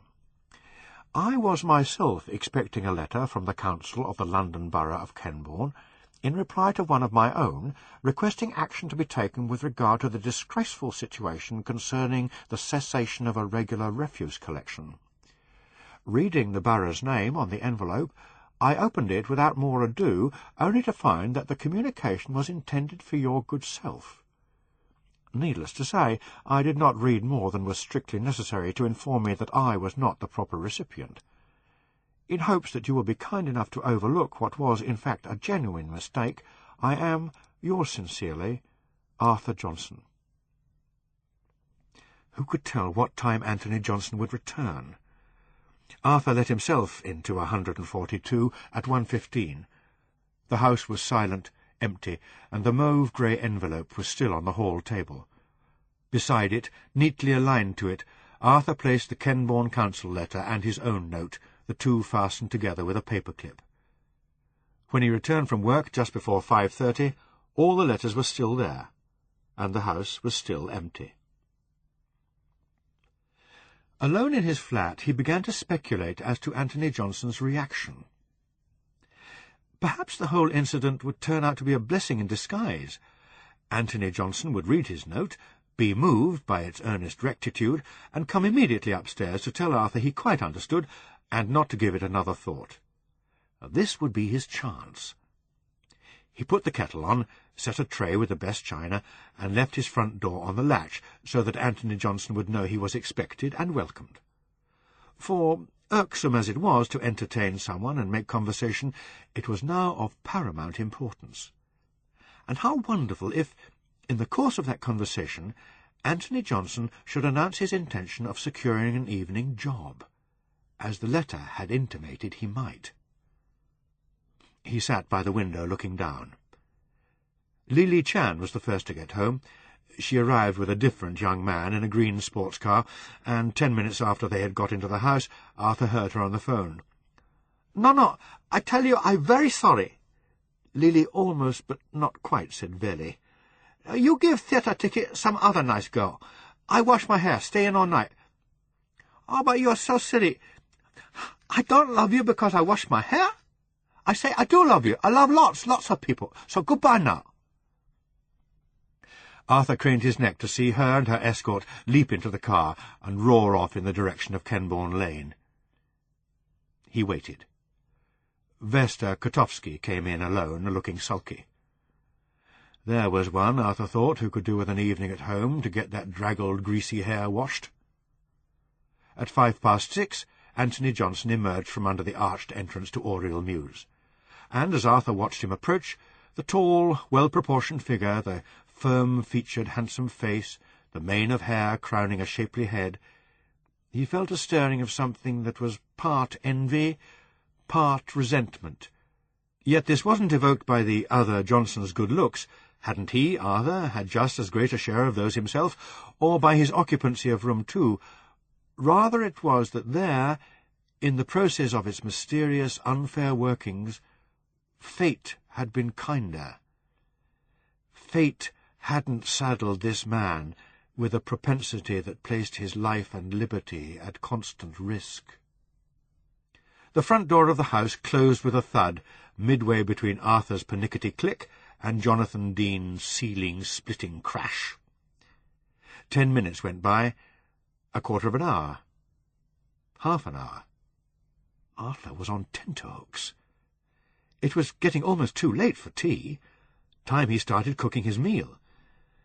The idea of anyone even tapping at the door, let alone coming in, while he was eating, was unthinkable. Should he go down himself? Perhaps he should reinforce his note with a personal appearance and a personal apology. A car door slammed. He rushed back to the window. It was the Kotovsky car, and Brian Kotovsky and Jonathan Dean got out of it. There followed a resounding crash of the front door. A long pause of silence, and then a single set of footsteps mounted the stairs. Could it be at last? But no. Dean's door banged beneath him. Very uneasy now, Arthur stood at the window, and again Brian Kotovsky appeared. Arthur caught his breath in sharply as he saw Anthony Johnson also emerge from the house. He looked reluctant, even irritable. "Oh, all right," Arthur heard him say, "but it'll have to be a quick one. I've got work to do." They crossed the road, bound for the Water Lily. Arthur crept down the first flight. A low murmur of voices could be heard from Jonathan Dean's room, and then a soft, throaty laugh. He went on down. From over the banisters he saw that the hall table was bare, but for the inevitable cheap offer vouchers. Lily Chan's shoe-shop circular and the 2 envelopes for Anthony Johnson had gone. Arthur stood by the table, nonplussed. Then some screws of paper lying in Stanley Caspian's waste-paper basket caught his eye. He picked them out. They were the note he had written with such care and anxiety to Anthony Johnson, and the envelope in which the Council's letter had been contained. The Inner London Education Authority told Anthony that they couldn't possibly say over the phone whether they had a vacancy for him or not. Would he write in? He wrote, and got a very belated reply, full of delaying tactics, which amounted to telling him that he had better apply again at Christmas. At least the Kenbourne Authority had replied promptly. Anthony smiled ruefully to himself when he recalled the evening on which he had received their reply. It had been fraught with annoyance. Firstly had come that letter from Helen, a letter which was more like an essay on Roger's misery. Oh, I sit reading escapist literature, and every time I look up I find his eyes on me, staring accusingly, and every little innocent remark I make he takes me up on. What's that supposed to mean? What are you getting at? So that I feel like some wretched shoplifter being interrogated by the great detective. I started to cry last night, and it was awful. He began to cry too. He knelt at my feet and begged me to love him. Anthony had been so exasperated by this letter, which in his delight at receiving it he had stood reading out in the hall by the table, that it was some minutes before he had even noticed that there was another one for him. And when he opened and read that ridiculous note from Arthur Johnson, his impatience had reached such a pitch that he had screwed it up and tossed it into the waste-paper basket. It was at this point that Brian Kotovsky had arrived and, deserted by the best pal a man ever had pressed him to accompany him to the Water Lily. There Anthony had been obliged to listen to a dissertation on the horrors of matrimony, the undesirable independence having a job of her own gave to a wife, and what Brian would do after Jonathan's departure he honestly didn't know. Obliged to listen, but not for more than half an hour. Returning alone to 142, Anthony considered going upstairs to reassure Arthur Johnson. The man obviously had an acute anxiety neurosis. A better adjusted person would simply have scribbled, "Sorry I opened your letter," and left it at that. The circumlocutions, the polysyllabic words were pathetic.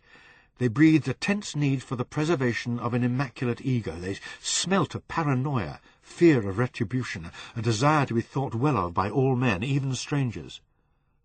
But men like that, he thought, cannot be reassured. Their deep-seated belief in their own worthlessness is too great and too long established at 50 for self-confidence ever to be implanted in them. Besides, Arthur Johnson liked to keep himself to himself, and would probably only be further perturbed by an invasion of his privacy. Much better wait until they happened to meet in the hall. In the week which followed, he didn't encounter Arthur Johnson, but he was again accosted by the children at Kenbourne Lane Station. "Penny for the guy, mister?" "Where are you going to have your bonfire?" asked Anthony. "In Radcliffe Park?" He handed over another 10 pence. "We asked. The park keeper wouldn't let us, rotten old bastard. We could have it in our backyard if my dad lets us." "Oh, Mother Winter," said the other boy. "Got the cops last time your dad had a bonfire?" Anthony went off down Magdalen Hill. The kids and their parents called it Magdalene, just as they called Balliol Street Balliol. How stupid these pseudo-intellectuals were. Jonathan Dean was one of them, to sneer at mispronunciations. If the people who lived here hadn't the right to call their streets what they wanted, who had? His eye was caught by the piece of waste ground, enclosed by its rusty tennis-court netting. The authorities wouldn't let him do official social work, but why shouldn't he do some privately and off his own bat? Why not, in fact, think about organising November the 5th celebrations on that bit of ground? The idea was suddenly appealing. He gazed through the wire at the hillocky, weed-grown wilderness. On one side of it was the cutting through which the tube ran down to London. On the other, the mountains of brown brick, broken woodwork and yellow crumbled plaster, which was all that remained now of the demolished houses. Backing onto the ground rose the grey-brown rears of Brasenose Avenue terraces, tall tenements hung with Piranesi like iron stairways. A man seen building a bonfire there would soon attract all the juvenile society in the neighbourhood, and he could rope in the parents, mothers especially, to organise a supper. The great Kenbourne Vale Guy Fawkes rave-up, he thought. Why, he might set a precedent, and they'd start having one there every year. It was 6 o'clock on a Friday evening, Friday, October the 10th. If he was going to do it, he'd better start on the organisation tomorrow. Work tonight, though. Seated at the table in room 2, its gate-leg propped up with Ariettes' The Intrapsychic Self, Anthony assembled and read his notes. Not to be classified as schizophrenic, manic-depressive, or paranoid. Condition cannot strictly be allied to any of these. Psychopath characteristically unable to form emotional relationships. If these are formed fleetingly and sporadically, purpose is direct satisfaction of own desires. Guiltless and loveless. Psychopath has learned few socialized ways of coping with frustrations. Those he has learned, e.g. a preoccupation with hard pornography, may be themselves at best grotesque. For his actions— With a sudden fizzle, the light bulb in the jellyfish shade went out. Anthony cursed. For a few moments he sat there in the dark, wondering whether to appeal for help from Jonathan or the Kotovskis. But that would only involve him in another drinking session. The gentle closing of the door a minute or two before had told him of Lily's departure. He'd have to go out and buy another light bulb. Just as well Winters didn't close till 8. Making for the front door, he was aware of footsteps on the landing above him. Arthur Johnson. But as he hesitated, glancing up the stairs— now might be an opportunity for that belated reassurance— he saw the figure of which he had only caught a glimpse retreat. Anthony shrugged, and went off in search of his light bulb. Chapter 7. Arthur was certain he had given mortal offence to Anthony Johnson, and thus had wrecked his own hopes. Now there was nothing for it but to watch and wait. Sooner or later the other Johnson must go out in the evening. He went out by day on Saturdays and Sundays all right, but what was the use of that? It was darkness that Arthur needed. Darkness, to give the illusion that the side passage, the courtyard, the cellar, were the alley, the mews, the deserted shadow space that met his desires. Darkness, and the absence of noisy people, car doors, slamming, interference. He could remember quite precisely when this need had first come upon him, the need to use darkness. He was 12. Auntie Gracie had had 2 friends to tea, and they were sitting in the back round the fire, drinking from and eating off that very china he had set out in vain for Anthony Johnson. talking about him. He would have liked, as he would often have liked, to retreat to his own bedroom, but this was never allowed except at bedtime, when, as soon as he was in bed, Auntie Gracie would turn off the light at the switch just inside the door, and forbid him, on pain of punishment, to turn it on again. The landing light was always left on, so Arthur wasn't afraid. He would have preferred, in fact longed for, enough light to read by, or else total darkness. Mrs. Goodwin and Mrs. Courthope, those were the friends' names. Arthur had to sit being good, being a credit to Auntie Gracie.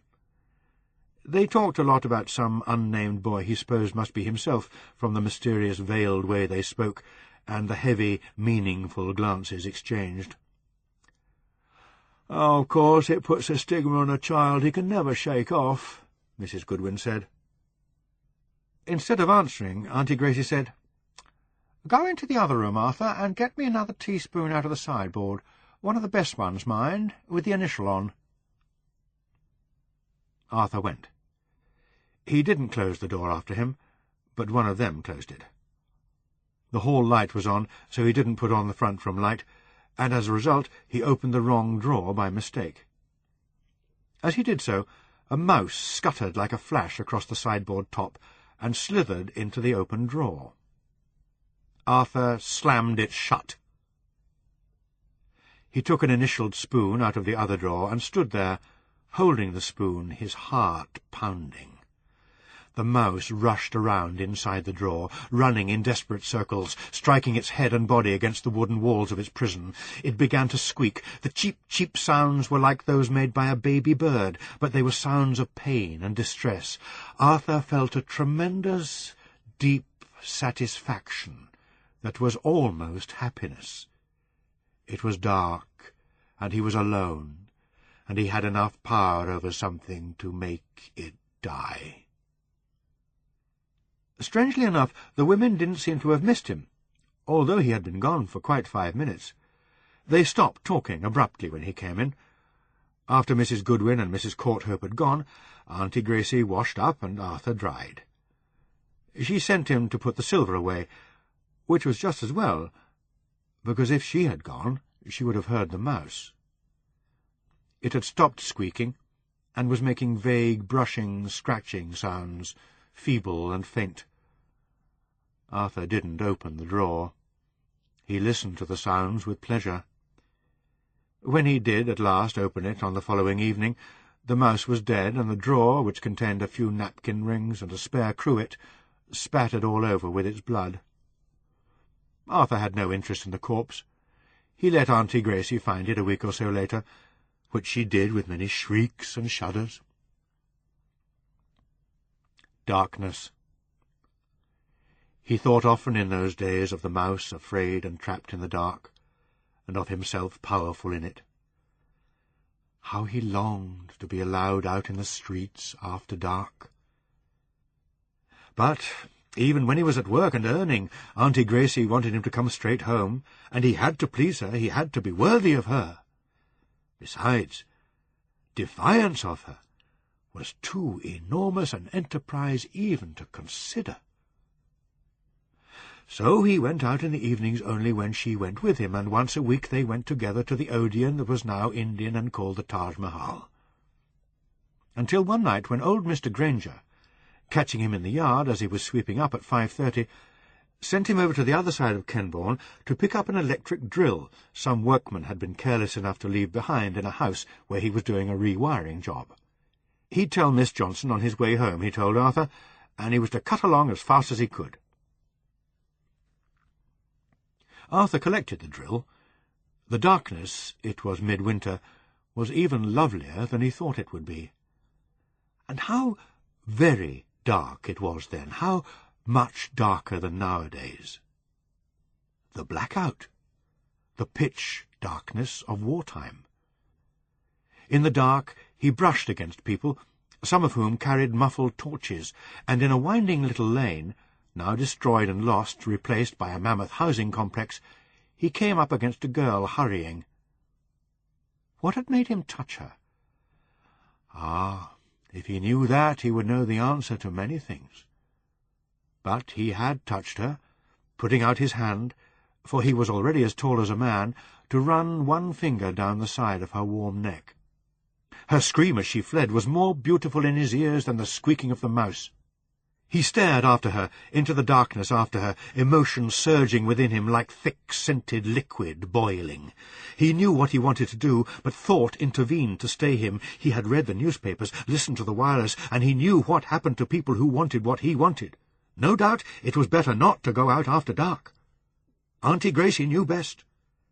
It was almost as if she had known why. Though that was nonsense, for she had never dreamed. His own dreams had been troubling him this past fortnight, the consequence of frustration. Each evening at 11, before going to bed, he had taken a last look out of his bedroom window to see the courtyard below aglow with light from room 2. It seemed a personal affront and, in a way, a desecration of the place. Moreover, Anthony Johnson hadn't been near him, had avoided all contact with him. Arthur wouldn't have known he was in the house, but for the arrival and the subsequent removal from the hall table of another of those Bristol letters, and, of course, that ever-burning light. Then, on a Friday evening just before 8, it went out. Carrying his torch, Arthur let himself out of his flat and came softly down the top flight. He had heard the front door close, but that might have been Lily Chan going out. Both she and Anthony Johnson closed it with the same degree of moderate care, and it must have been she, for, as Arthur hesitated on the landing, he saw Anthony Johnson appear in the hall below him. Arthur stepped back, and immediately the front door closed. Through its red and green glass panels, the shape of Anthony Johnson could be seen as a blur vanishing down the marble steps. No one, Arthur reasoned, went out at this hour if he didn't intend to stay out for some time. He descended the stairs and, delaying for a moment or two to let the occupant of room 2 get clear, left the house, crossed the lawn, and entered the side passage. There was no moon. The darkness wasn't total, but faintly lit by the far-reaching radiance of street lamps and house lights, and the sky above, a narrow corridor of it, was a gloomy greyish-red. The darkness, in fact, of any slum backwater. And this passage resembled, with the colouring of Arthur's imagination, some alleyway leading perhaps from a high road to a network of shabby streets. The muted roar of traffic was audible, but this only heightened his illusion. He crossed the little court, all the muscles of his body tense and tingling, and opened the cellar door. It was 3 weeks since he had been here, and being here at last after so much dread and anguish brought him more than usually voluptuous pleasure. Even more than usual, it was nearly as good as the real thing, as Maureen Cowan and Bridget O'Neill. So he walked slowly between the jumbled metal rubbish, the stacks of wood and newspapers, his torch making a quivering light which snaked ahead of him. And there, in the third room, she was waiting. His reactions to her varied according to his mood and his tensions. Sometimes she was no more than the instrument of his therapy, a quick assuagement. But there were times, and this was one of them, when strain and memory had so oppressed him, and anticipation been so urgent, that the whole scene and she in it were altered and aggrandized by enormous fantasy. So it was now. This was no cellar in Trinity Road, but the deserted, seldom-frequented yard between a warehouse, say, and a cemetery wall. She, no life-size doll, but a real woman, waiting perhaps for her lover. The light of his torch fell on her. It lit her blank eyes, then, deflecting, allowed shadows to play like fear on her face. He stood still, but he could have sworn she moved. There was no sanctuary for her, no escape, nothing but the brick wall rising behind her to a cracked, cobweb-hung sky. His torch became a street lamp, shining palely now from a corner. On an impulse he put it out. Absolute silence. Absolute darkness. She was trying to get away from him. She must be, for as he felt his way towards the wall he couldn't find her. He touched the damp brickwork, and a trickle of water fell between his fingers. He moved them along the wall, feeling for her, grunting now, making strong, gruff exhalations.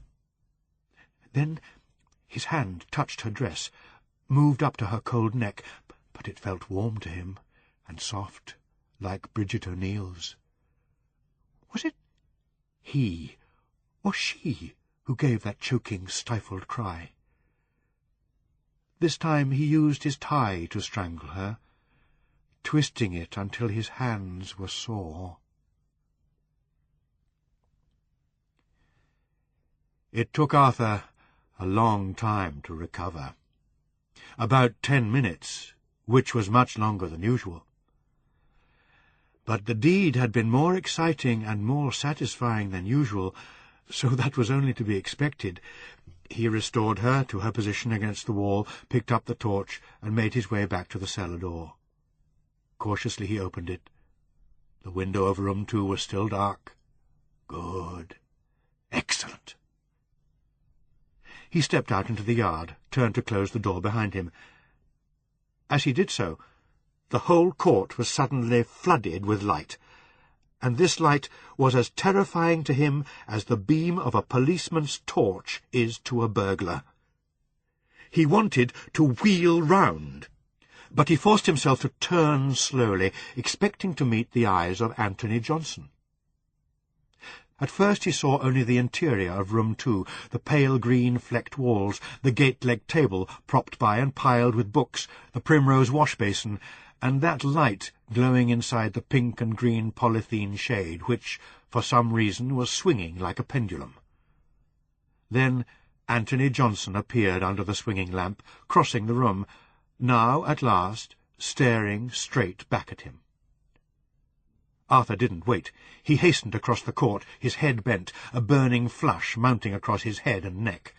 He scuttled through the passage, let himself into the house, and went swiftly upstairs. There, in his own flat, he sat down, heavily. Vesta Kotovsky had come up in his absence and pushed her rent under his door, but he was so upset he let the envelope lie there on the doormat. His hands were trembling. Anthony Johnson had returned within less than half an hour of going out. It almost looked as if the whole exercise had been a plot to catch Arthur. But how could he know? He would know now, or know something. Perhaps he was looking for some way of getting back at him for opening that letter. On the face of it, that letter hadn't seemed very private, not like the ones postmarked Bristol would be, but you never could tell. It might be that this college of his had some sort of rule about students not taking jobs. Arthur admitted to himself that he knew very little about these things, and that he would be expelled or sent down, whatever they called it, for attempting to do so. After all, what else could explain Anthony Johnson's enraged rejection of his note, his deliberate shunning of him, his sneaking out like that, followed by his purposeful illumination of the courtyard just as Arthur was emerging from the cellar?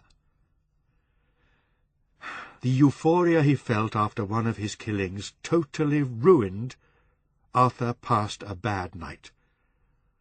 He sweated profusely, so that he fancied the pink sheets smelt bad, and he stripped them off in a frenzy of disgust.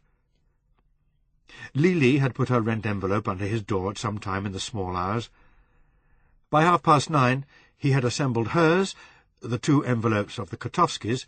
Vesta insisted on paying her half-share separately from that of her husband, and his own, and was seated downstairs waiting for Stanley Caspian. No more rent from Jonathan Dean, who would be leaving today, thank God, and none to collect, thank God again, from Anthony Johnson, who had paid 2 months in advance. The hall was cold and damp. It was a foggy morning, an early harbinger of the winter to come. Stanley stumped in at 10:10, wearing a checked wind-cheater that looked as if it was made from a car rug, and carrying a huge cellophane bag containing cheese puff cocktail snacks. Arthur began to feel queasy because the cheese puffs, orangey-brown, fat and curvy, reminded him of overfed maggots. Stanley split the bag open before he had even sat down, and some of the cheese lava spilt out onto the desk. "Put the kettle on, me old Arthur. Have a wiggly-woggly." "No, thank you," said Arthur quietly. He cleared his throat.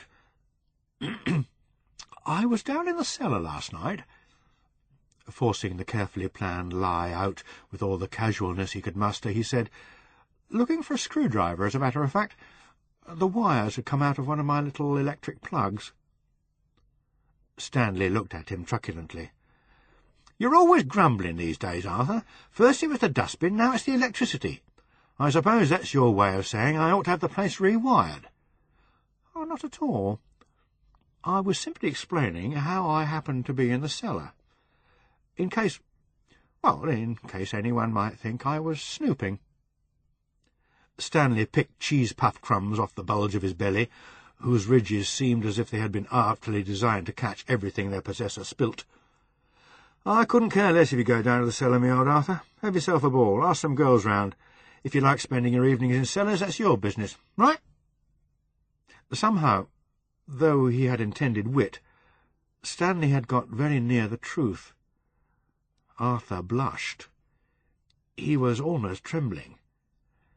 It was all he could do to control himself while Stanley filled in his rent book, banging in the full stops until it looked as if he would break his pen.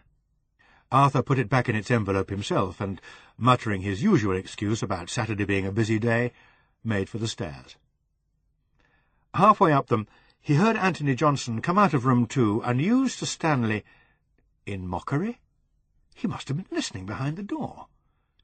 His own words of a few moments before. "I was down in your cellar last night."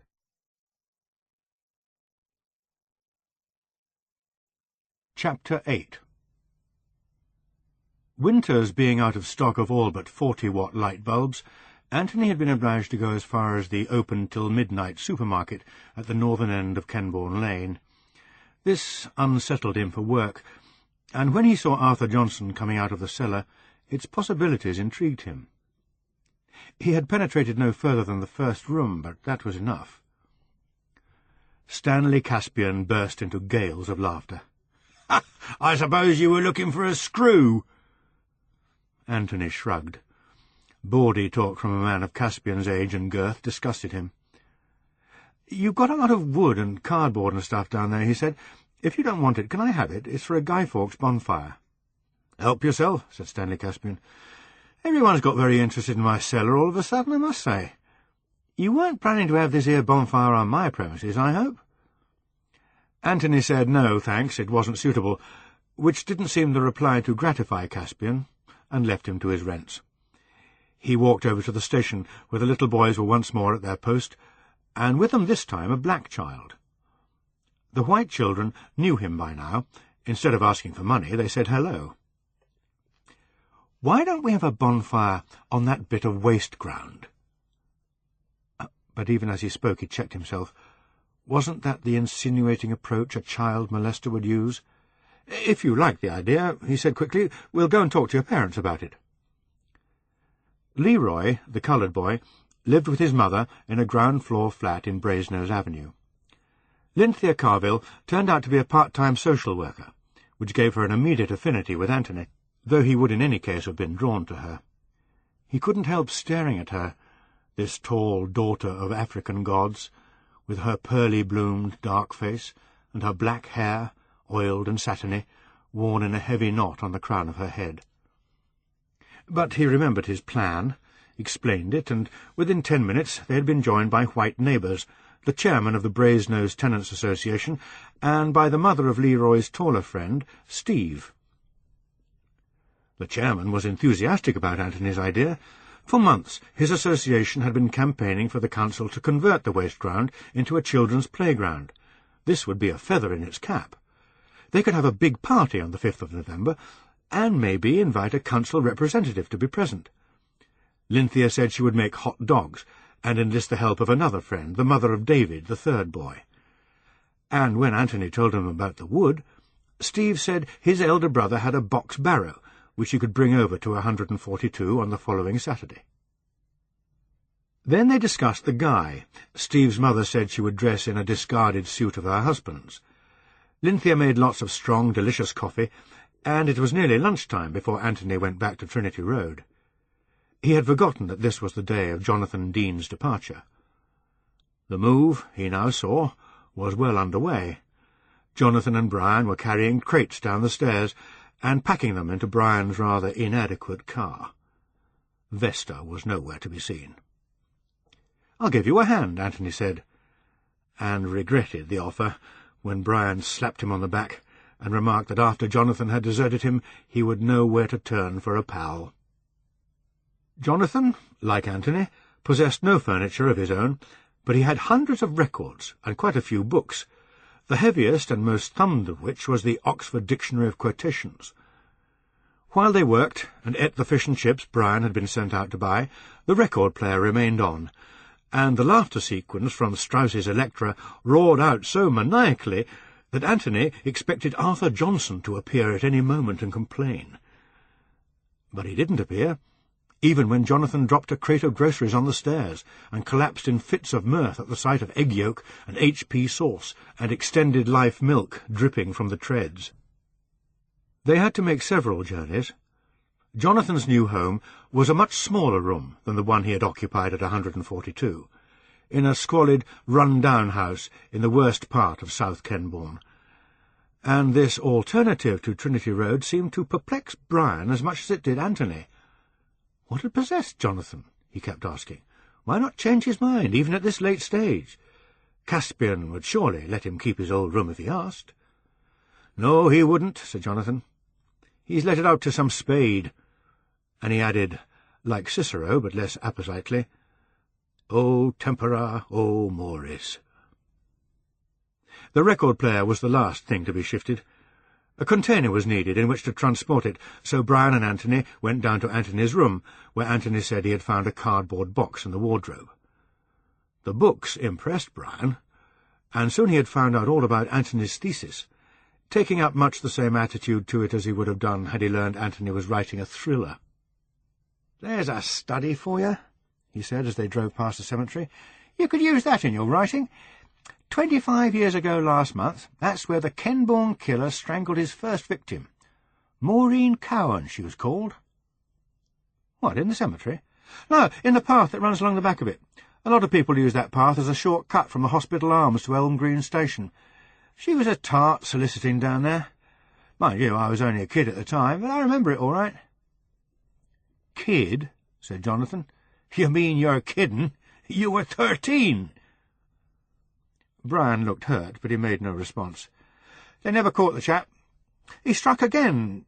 He employed the journalese quite unconsciously, as if it were standard usage. 5 years later. That time it was a student nurse called Bridget something. Irish girl. He strangled her on a bit of open ground between the hospital and the railway bridge." "Now, would he be a psychopath, Tony?" "I suppose so. Was it the same man both times?" "The cops thought so, but there were never any more murders, not unsolved ones, I mean." "Now, why, Tony, would you say that was?" "Moved out of the district," said Anthony, who was getting bored. "Or died," he added, for he had been less than a year old when that first murder was committed. "Could have been in prison for something else," said Brian. "Could have been in a mental home. I've often wondered about that, whether he'll ever come back and strike again." He parked the car outside Jonathan's new home. "What a dump! You could still change your mind, John, old man. Move in with Vesta and me for a bit, have our couch." "Christ," said Jonathan, "there's one born every minute." He delivered this platitude as if it were a quotation, as perhaps Anthony thought it was. They invited him to accompany them to the Grand Duke for an evening's drinking, but Anthony refused. It was nearly 5. He went home and read J.G. Miller's doctoral dissertation, Eye-Blink Conditioning of Primary and Neurotic Psychopaths, remembering at 10 to put his clock and his watch back. It was the end of British summertime. Watching from his eyrie, his living-room window, Arthur saw the new tenant of room 3 arrive on Sunday afternoon. At first he thought this must be some visitor, a disreputable friend perhaps of Lely or Anthony Johnson, for he couldn't recollect any previous tenant having arrived in such style. The man was as black as the taxi from which he alighted, and not only black of skin and hair. He wore a black leather coat, which, even from that distance, Arthur could see had cost a lot of money, and he carried 2 huge black leather suitcases. To Arthur's horrified eyes, he resembled some Haitian gangster-cum-political bigwig. He had seen such characters on television, and wouldn't have been surprised to learn that a couple of revolvers and a knife were concealed under that flashy coat. Staying here, obviously, but as whose guest? Arthur put his own front door on the latch and listened. The house door closed quietly. Footsteps crossed the hall, mounted the stairs. He peeped out in time to see a sepia-coloured hand adorned with a plain gold signet ring insert a key in the lock of room 3. He was incensed. Once again Stanley Caspian hadn't bothered to tell him he'd let a room. Once again he had been slighted. For 2 pins he'd write a strongly worded letter to Stanley, complaining of ill usage. But what would be the use? Stanley would only say Arthur hadn't given him the chance to tell him, and it was vain to grumble about the new man's colour with his Race Relations Act restricting landlords the way it did. On Tuesday, Arthur learned his name.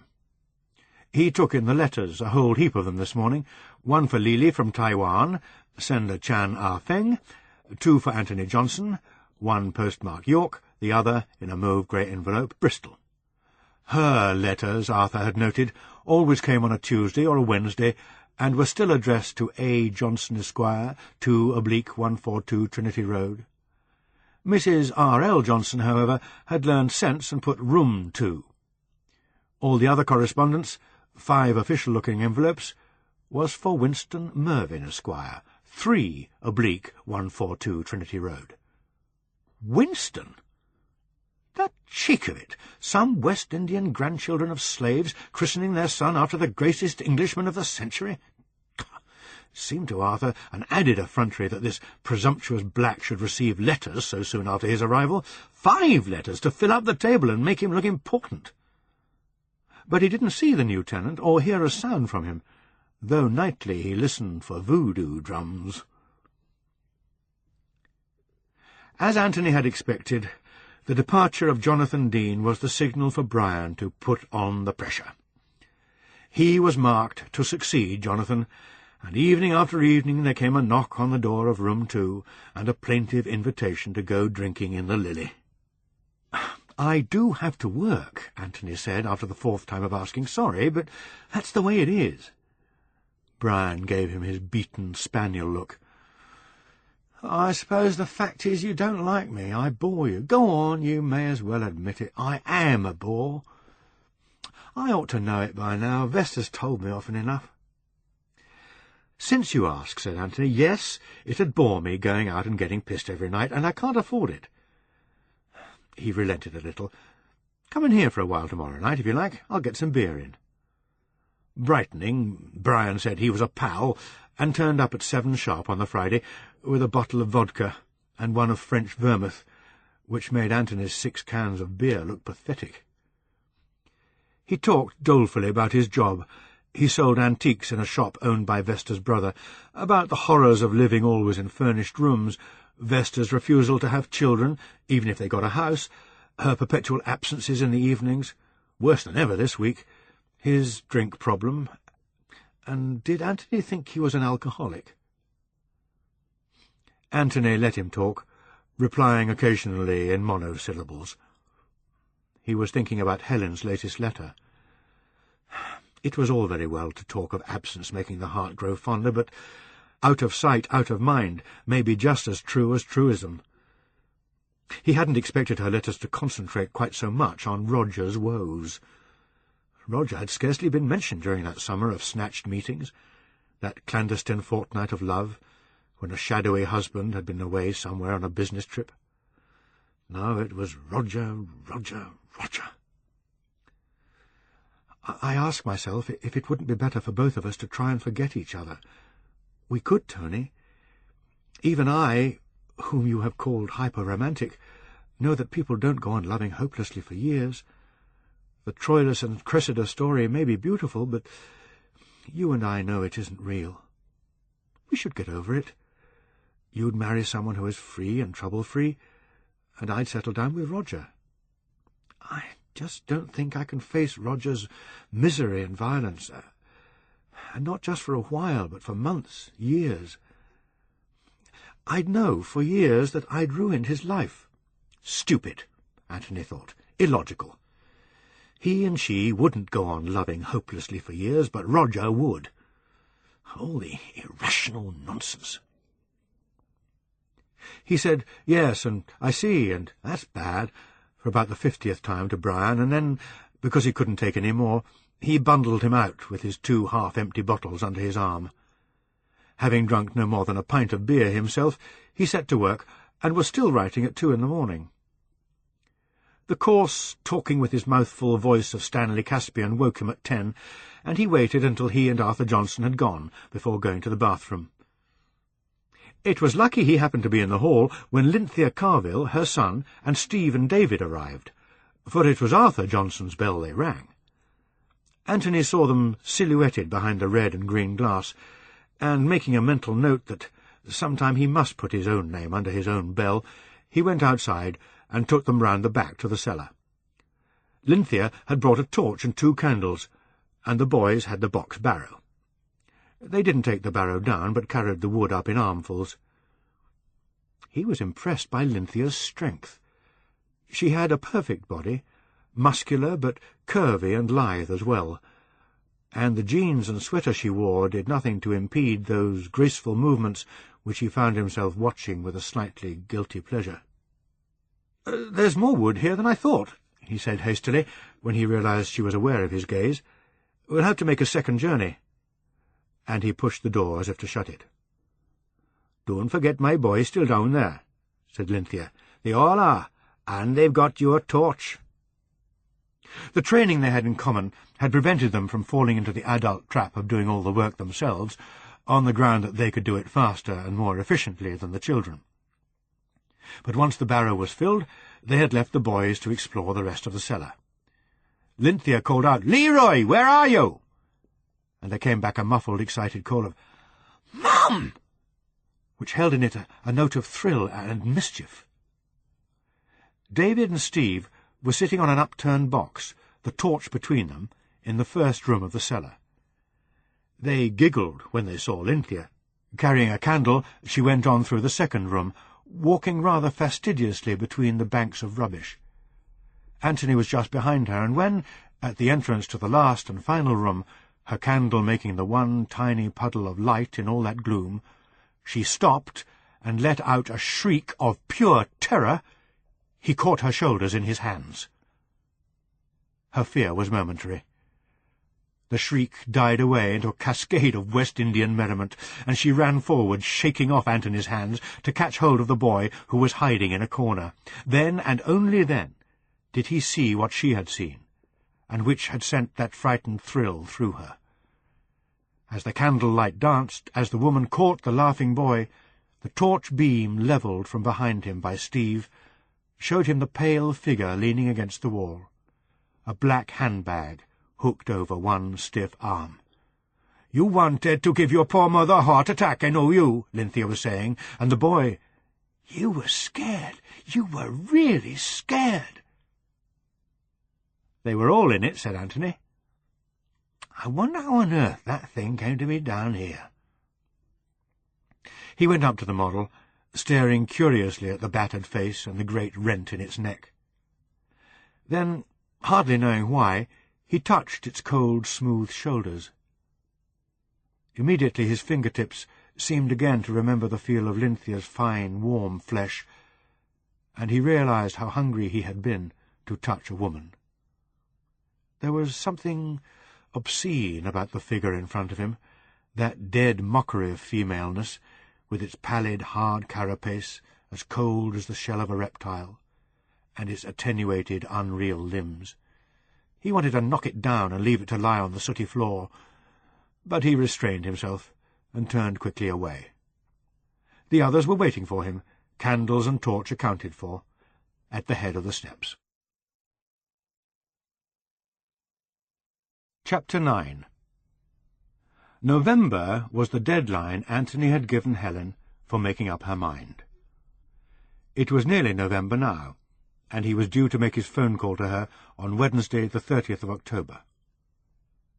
The letter he had received from her on the previous Tuesday had dwelt less on Roger's feelings and more on her own and his.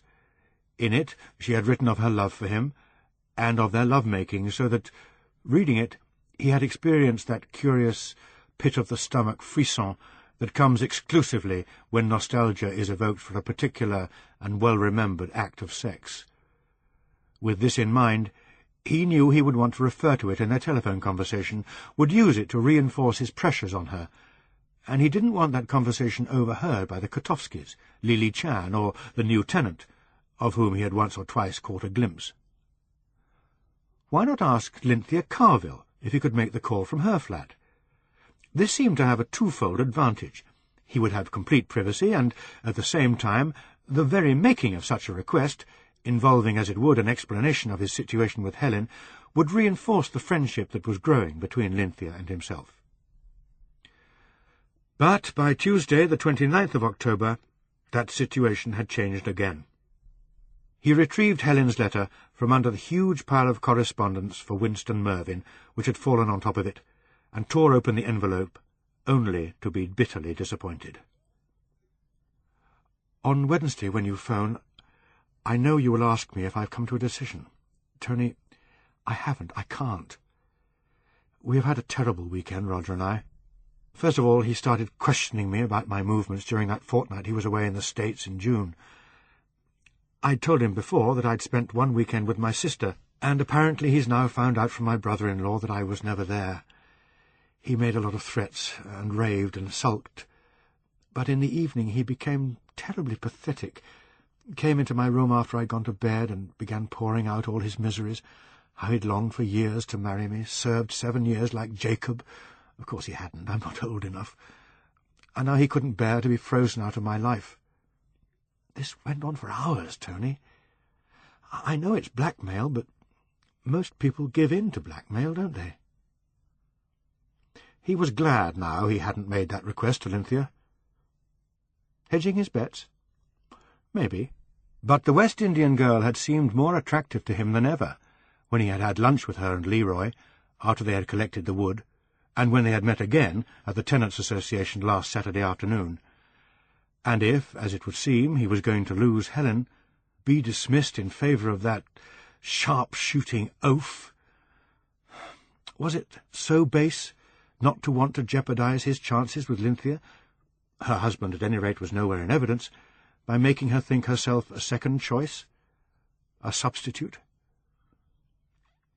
Rather bitterly he thought that he didn't now much care who overheard his phone call, for there would be no reminiscing over past love passages.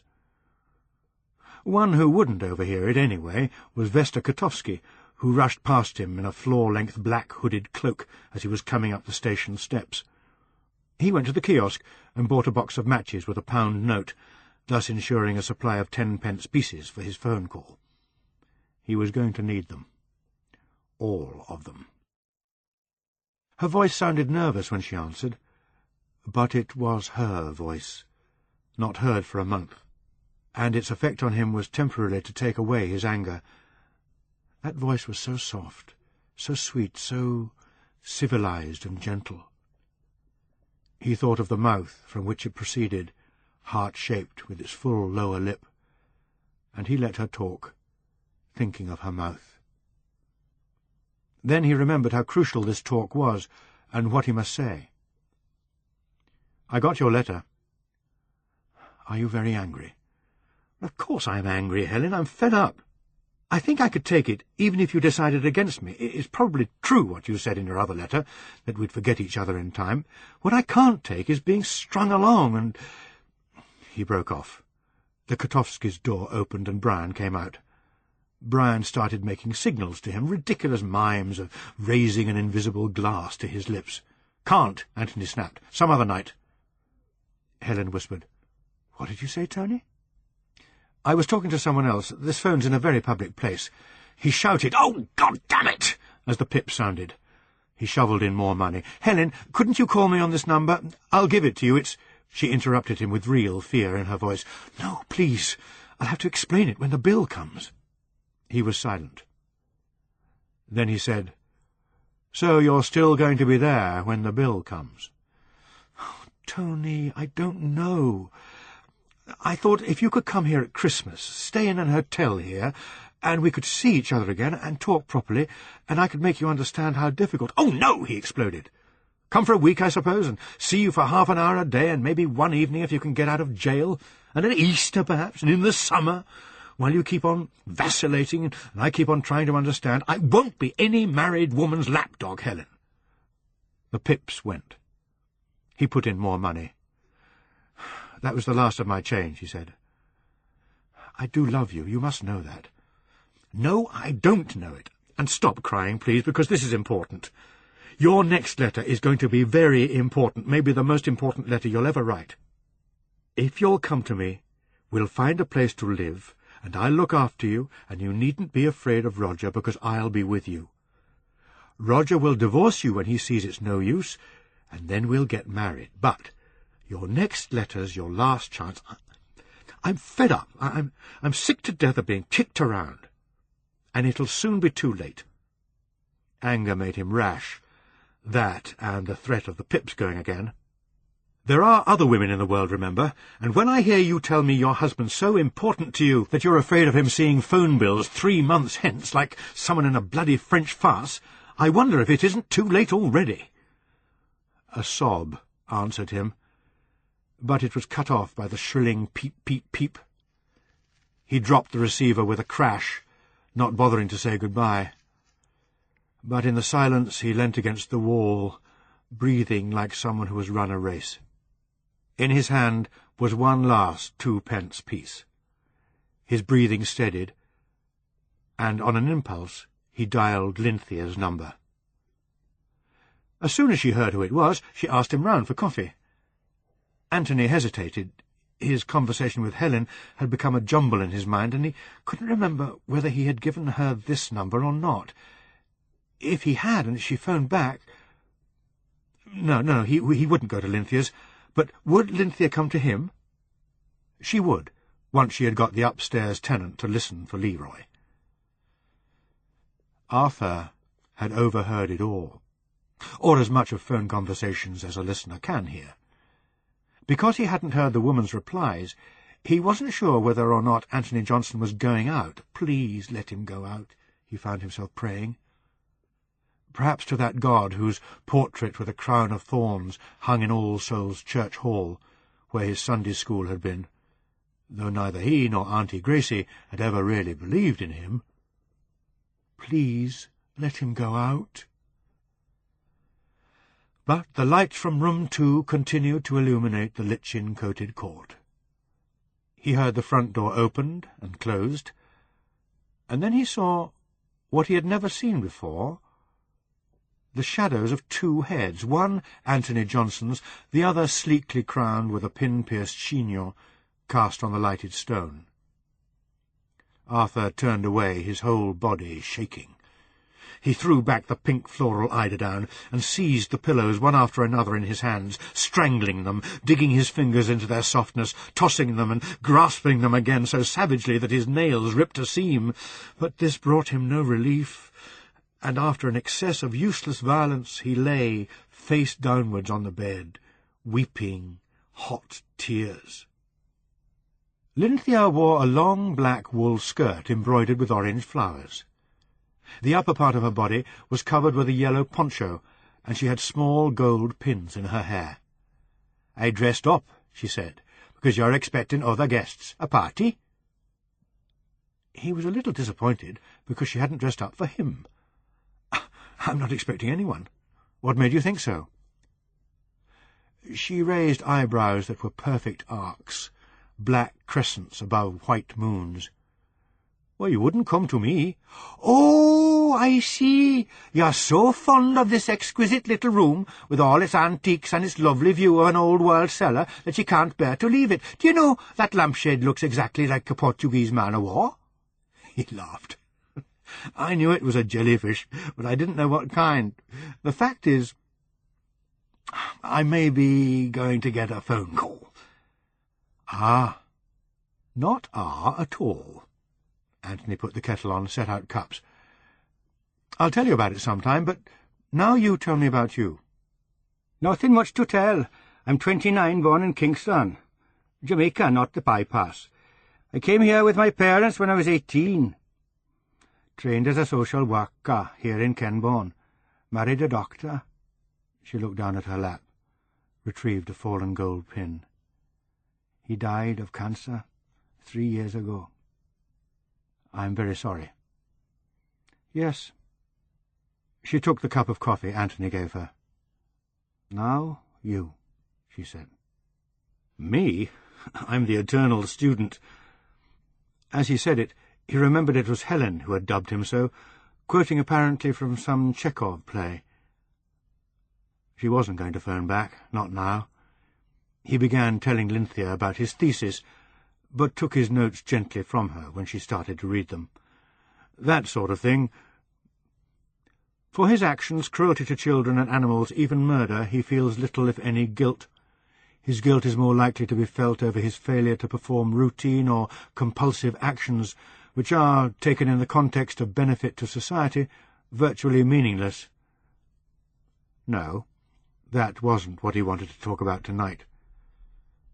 Pity there wasn't a sofa in the room, but just the tweed-patched fireside chair, and the upright chairs, and the thing he thought was called a poof.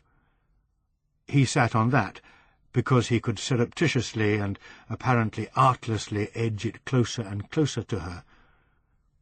He had got quite close, and quite close, too, to unburdening himself about his whole disillusionment over the Helen affair, when there came a sharp rap on the door. Phone for him. Come to think of it, he wouldn't be able to hear the phone bell in here. He flung the door open. On the threshold stood the new occupant of room 3, a tall, handsome man who looked rather like Muhammad Ali. "I'm extremely sorry to disturb you," said Winston Mervyn, in impeccable academic English, quite different from Lynthia's warm, sun-filled West Indian. He held out a small cruet. "I wonder if you would be so kind as to lend me a little salt." "Sure," said Anthony. "Come in." No phone call. Of course, he hadn't given her the number. He remembered quite clearly now. Winston Mervyn came in.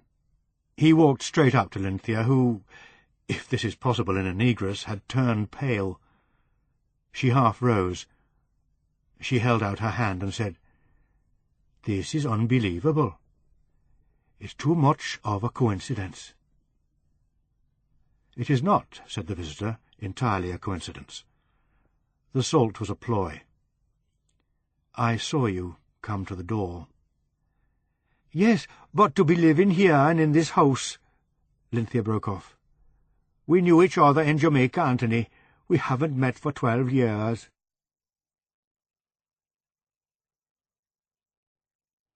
Chapter 10. On the doormat lay 3 letters for Winston Mervyn, a bill for Brian Kotowski, and the mauve-grey envelope from Bristol addressed to Anthony Johnson. Arthur, holding it in his hand, speculated briefly as to its contents. Had the woman decided to leave her husband, or to stay with him? But he couldn't summon up much interest in it, for he was obsessed to the exclusion of all else by his need to secure absolute private possession of the cellar. It had been frosty the night preceding the 5th of November, and a thick white rime stuck like snow to walls and railings and doorsteps. The yellow leaves which clogged the gutters were each edged with a tinsel rim. He put his hand to Granger's gate, and found that it was already unlocked. For once Barry was in before him. Arthur saw him over by a load of timber, about to set a match to a jumping cracker. "Stop that!" Arthur said in a chilly, carrying voice. "Do you want to set the place on fire?" He let himself into the office. Barry came and stood sulkily in the doorway. "When I was your age, I'd have been severely punished if I'd so much as touched a firework." Barry blew an orange bubble-gum bubble. "What's pissing you off this morning?" "How dare you use such language?" Arthur thundered. "Get out of here! Go and make a cup of tea." "What, 9:30? "Do as you're told. When I was your age, I'd have thought myself lucky to have got a cup of tea in the morning." When I was your age. Looking out of the window at the white desolation, Arthur thought of that lost childhood of his. Would he have been punished for touching a firework? Perhaps, by the time he was Barry's age, he had already been deterred from doing anything so obviously venal. Yes, he had been strictly brought up, but he had no quarrel with the strict upbringing of children. "Until you are grown up, Arthur," Auntie Gracie used to say, "I am the master of this house." Laxity on her part might have led to his growing up weak, slovenly, heedless about work and punctuality, and a greater freedom would have been bad for him. Look what he did with the freedom when he had it. Things which would, if unchecked, deprive him of freedom altogether. Like the incident with Mrs. Goodwin's baby. But before he could dwell on that one, Barry had come in with the tea. "See that bonfire they're going to have on the bit of ground?" "I like my tea in my cup, not in my saucer," said Arthur. "No, I cannot say I have seen it. Who might they be?"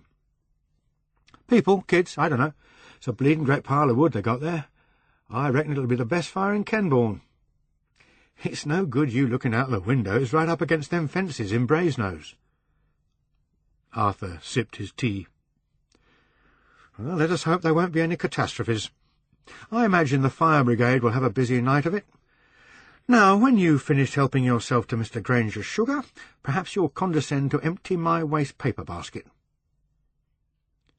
A formidable pile of correspondence awaited him. He began opening envelopes carefully.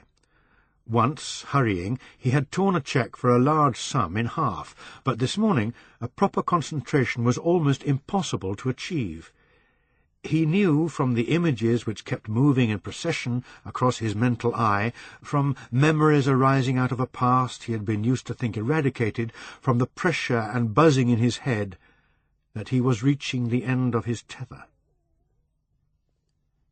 Those images included, of course, dead faces, that of Auntie Gracie, those of the two girls.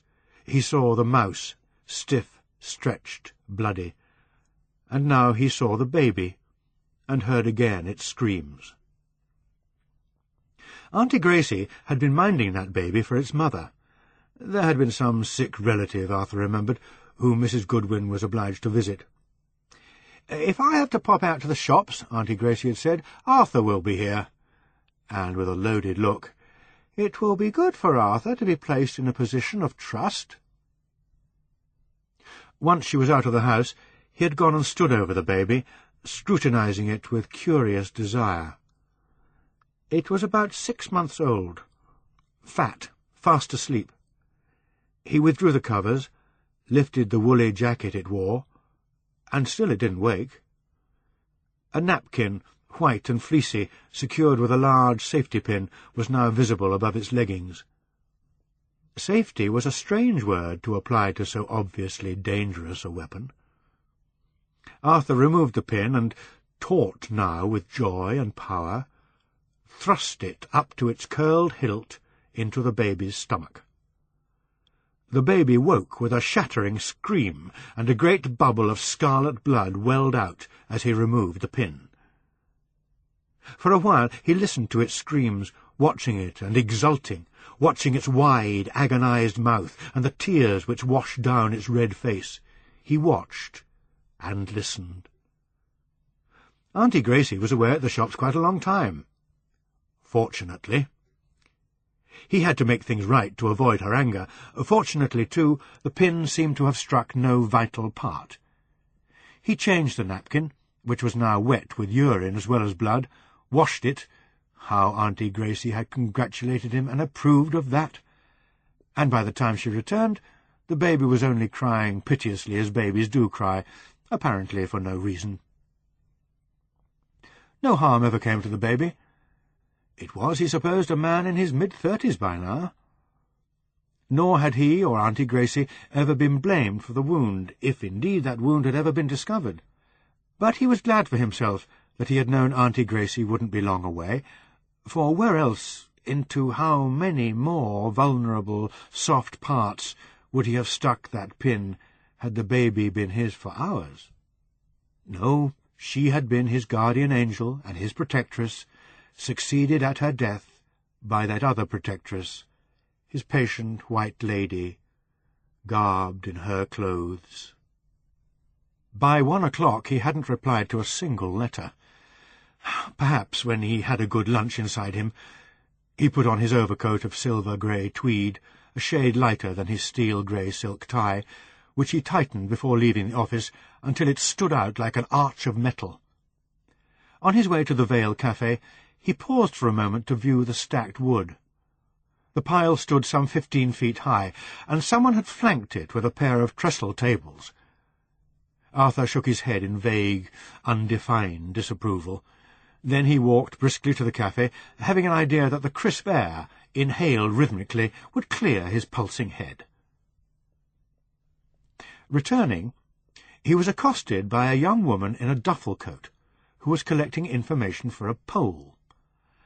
Arthur gave her his name and address, told her that he supported the Conservative Party, was unmarried. He refused to give his age, but gave his occupation as a quantity surveyor. She took it all down, and he felt a little better. Granger's correspondence still awaited him, and, thanks to his idleness of the morning, it looked as if he might have to stay late to get it all done. During the winter, when dusk had come by 5, he liked to leave the office promptly at that hour. The streets were crowded then, and he could get home safe and observed before dark. But he comforted himself with the thought that the streets would be crowded till all hours tonight. Already he could see flashes of gold and scarlet and white fire shooting into the pale and still sunlit sky. But from a perverse wish to see the evening's festivities spoiled, he hoped for rain, and went outside several times to study the thermometer. There had been a few clouds overhead at lunchtime. Since then the clouds had shrunk and shivered away, as if chilled out of existence by the increasing cold, for the red column of liquid in the thermometer had fallen steadily from 37 to 36 to 35, until now, at 5:30, it stood at 29 degrees. The sun had scarcely gone when stars appeared in the blue sky, as hard and clear as a sheet of lapis, and the stars remained, bright and eternal, while those false meteors shot and burst into ephemeral galaxies. Arthur pulled down the blind so that he could no longer see them, though he could hear the voices and the laughter of those who were arriving for the bonfire and the feast. At 6:10 he completed his last letter and typed the address. Then, leaving his replies in the out-tray for Barry to post in the morning, he put on his overcoat, gave yet another tug to his tie, and left the office. He locked the gates. The Guy Fawkes celebrants were making what Arthur thought of as a most unseemly din. He came out into Magdalen Hill and approached the wire-netting fence. A small crowd of home-going commuters were already gathered there. Arthur meant to walk past, but curiosity mixed with distaste and some undefined hope of disaster impelled him to join them. The tables had been laid with paper cloths, on which were arranged mountains of sandwiches, bread rolls, hot dogs, and bowls of soup. The steam from this soup hung on the air. There were, Arthur estimated, about 100 people present, mostly children, but many women and perhaps half a dozen men. All were wrapped in wind-cheaters or thick coats with scarves. Already the grass was frosted, and their boots made dark green prints on the frost. The lights in the houses behind shed a steady orange refulgence over the moving figures, the silvered grass, the ponderous mountain of wood, the whole Bruegel-like scene. One of the women brought to the stacked woodpile a box barrow filled with potatoes, which she tipped out. These, Arthur supposed, were to be roasted in the embers of the fire. And very nasty they would taste, he thought, as he saw a man, a black man, they all looked the same to him, tip paraffin over wood and cardboard and paper, and then splash it over the guy itself. The guy, he had to admit, was a masterpiece, if you cared for that sort of thing. A huge, lifelike figure dressed in a man's suit, with a papier-mâché mask for a face and a big straw hat on its head. He was about to turn away, sated and half disgusted with the whole thing, when he saw something, or someone, that held him frozen and excited where he stood. For a man had come out of the crowd with a box of matches in his hand. A tall man, with a blaze of blonde hair hanging to the collar of his leather jacket. And the man was Anthony Johnson. Arthur didn't question what he was doing there, or how he had come to be involved in this childish display. He realized only that no man can be in two places at once. If Anthony Johnson was here, from the way the children cheered, an evident master of ceremonies, he couldn't also be at 142 Trinity Road. It looked as if he would be here for hours, and during those hours the cellar would be private and unobserved. It would be dark and very cold, solitudinous, but on this night of sporadic, violent sound, sufficiently within the world to touch his fantasy, and with a greater-than-usual measure of reality. A kind of joy that was both intense and languid filled his whole being. Until that moment he had hardly realized to the full how insistently urgent his need for the woman in the cellar was. None of his dreams, none of his frustration had brought it home to him as the sight of Anthony Johnson striking his first match, applying it to the timber, did now. But as he savoured his anticipation and felt it mount, he knew he must let it mount to its zenith. He had time. A lot of time. The culmination and the release would be all the greater for being sensuously deferred. He stood there, trembling again, but now with ecstasy. And he had no fear of the dark or its temptations. Happiness, contentment, was in watching Anthony Johnson apply match after match to that stack of wood, until the flames began to leap, to crackle, and to roar through the pyramid. As the fire became established, a sheet of it licking the feet of the guy, the first fireworks went off. A rocket rose in a scream of sparks, and along the fence, under the supervision of the black man, a child ignited the first in a long row of Catherine wheels. One after another they rotated in red and yellow flames, and those paler, stronger flames climbed across the guy's legs, shooting long tongues across the black suit in which it was clothed, until they leapt to its face and head, spitting through its eye sockets, catching the straw hat and roaring through its crown. The hat toppled off, the suit burned and fell away. There was a grotesque indecency in the way white limbs, long and smooth and glossy, lashed from under the burning material until the fire caught them and began to consume them also. Arthur came closer to the wire. His hands gripped the rusty, cold wire. The mask was now a glowing mass that flew suddenly from the face and rose like a firework itself before eddying in sparks to the ground. A child screamed, and its mother pulled it clear. The flames teased the naked face. It wasn't a man's face, but a woman's, pale, blank, even beautiful in its utter dead calm, expressionless. It seemed to move and come closer to Arthur until he could see nothing, no people, no cascading colour, no smoke, nothing but that familiar and beloved face. Then It was still and calm no longer. It arched back as if in parody of those burned at the stake. The great rent under its chin opened, gaped wide like a razor-made slash, and the fire took it, bursting with a hiss through the tear, and roasting with a kind of lust the twisted face. His white lady, his Auntie Gracie, his guardian angel.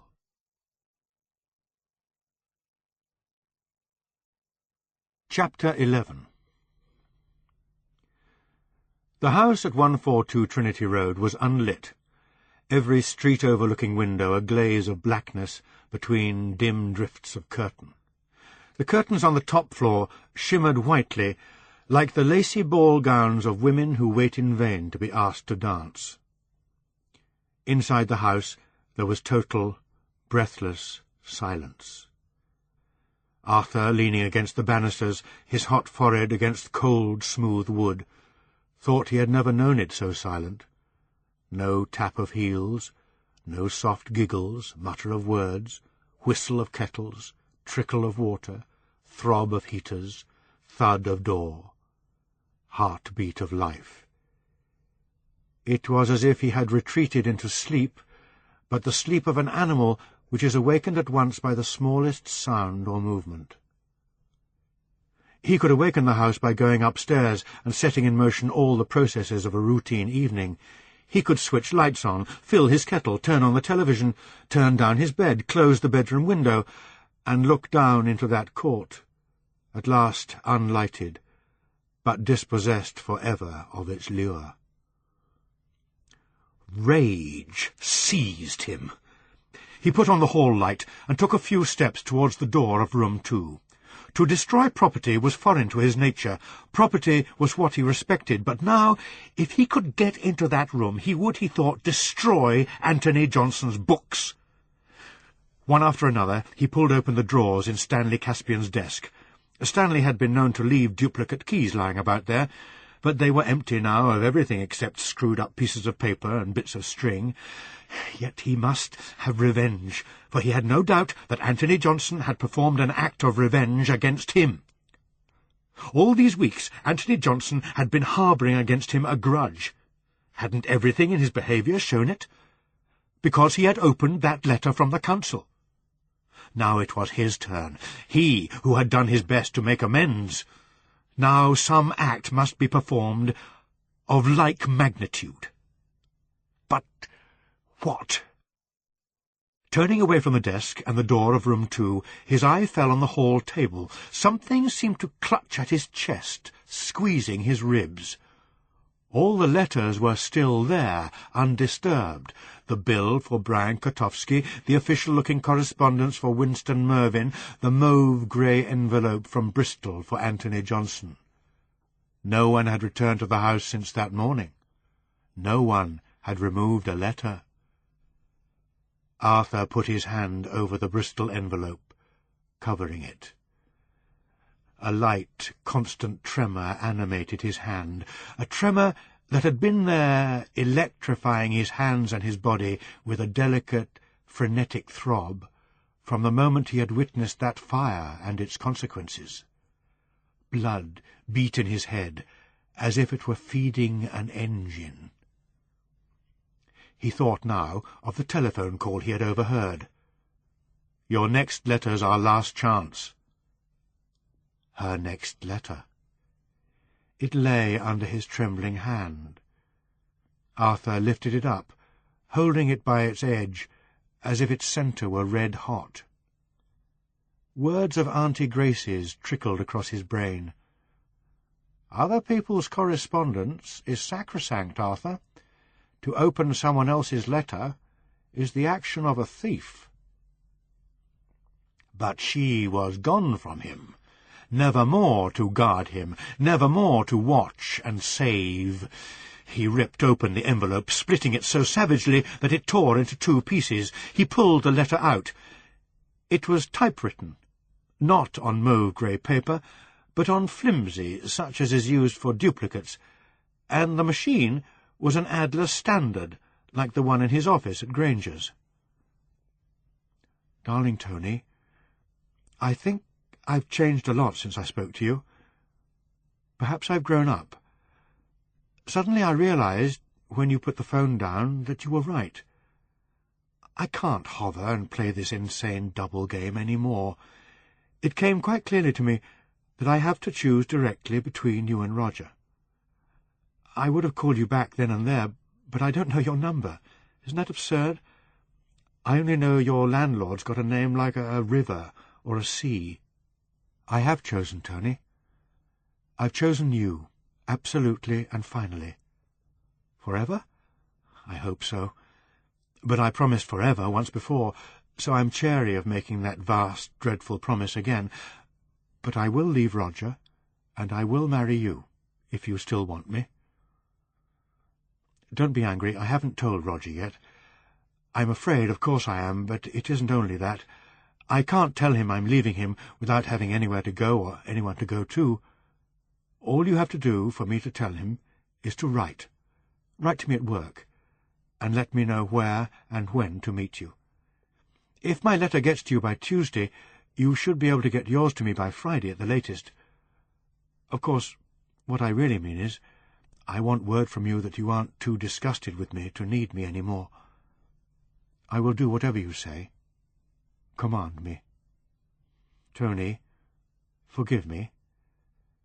I have played fast and loose with you, like a right gypsy.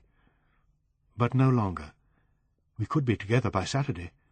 Say we will be, and I will come even if I have to run from Roger in my nightdress. I will be another Mary Stuart, and follow you to the ends of the earth in my shift. I love you. H. Arthur felt a surge of power. Just as the control of his destiny, his peace, had lain in Anthony Johnson's hands, so the other man's now lay in his. An eye for an eye, a tooth for a tooth. Anthony Johnson had taken away his white lady. Now he would take from Anthony Johnson his woman, rob him as he had been robbed of his last chance. He screwed up the letter and envelope and thrust them into his pocket. He walked down the hall and came to the foot of the stairs. How terrible and beautiful the silence was. With something like anguish he thought of the cellar, unguarded, unwatched. Wasn't it possible he could still get some relief from it, from its atmosphere that had fed his fantasy, from an imagination that could still perhaps provide, furnishing her absence with vision and empty air with flesh?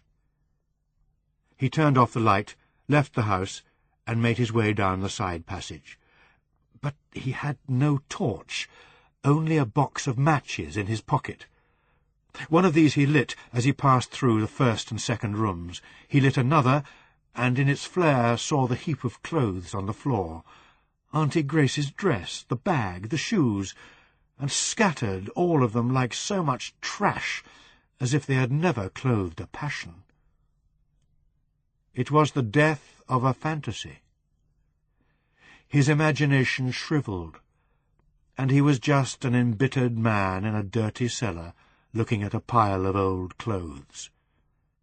The match burned down to his fingers. Its flame caught the box, which suddenly flared into a small, brilliant fire. Arthur dropped it, stamped on it.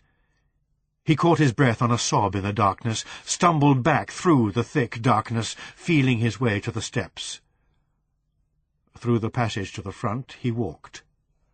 He turned to the right, crossed the grass, set his foot on the bottom step. Like others before him, he would have been safe if he had not paused and looked back. The mouth of the dark opened and called him. The jaws of darkness received him, the streets received him, taking him into their arteries like a grain of poison.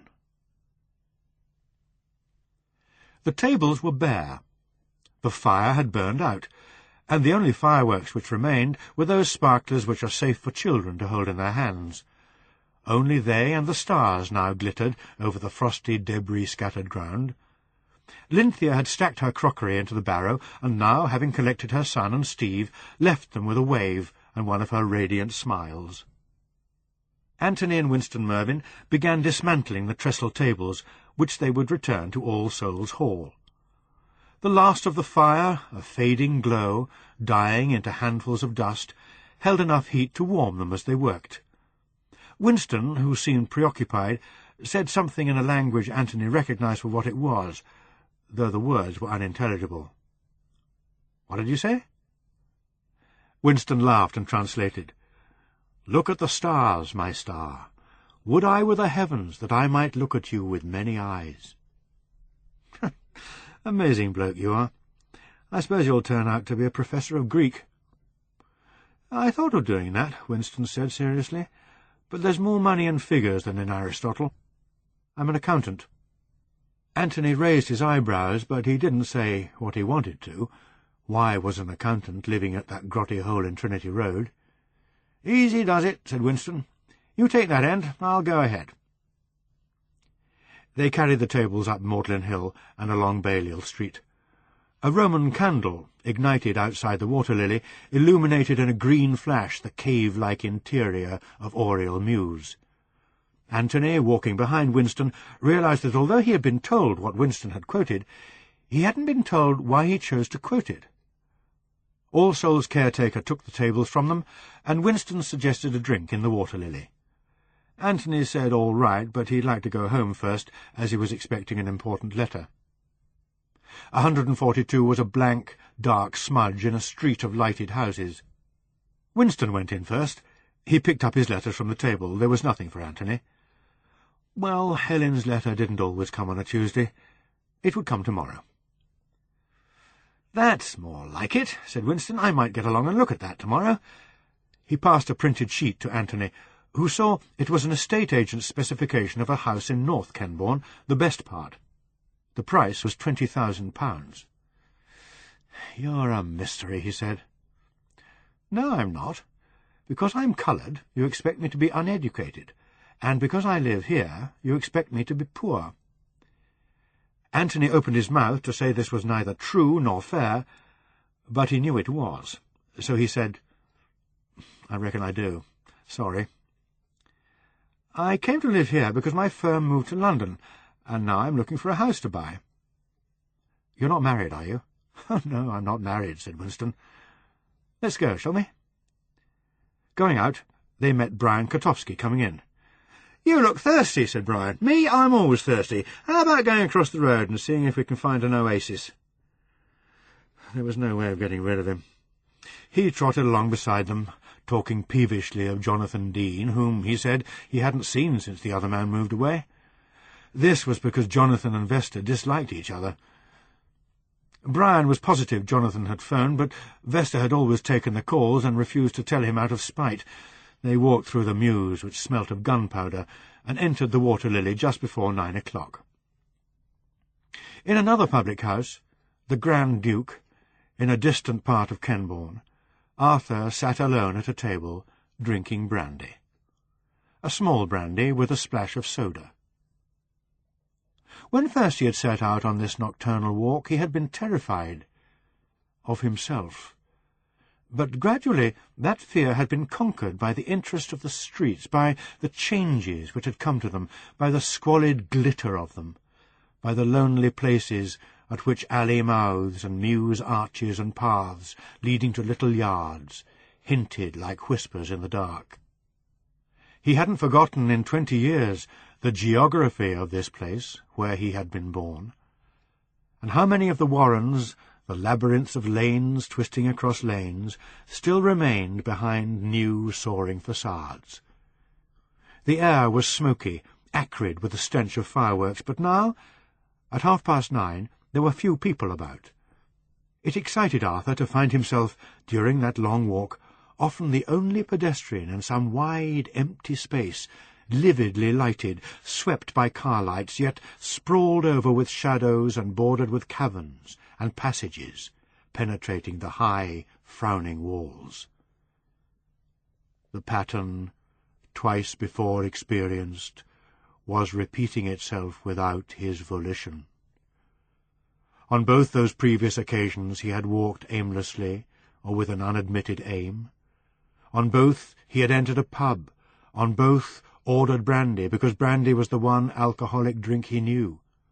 Auntie Gracie had always kept some in the house for medicinal purposes.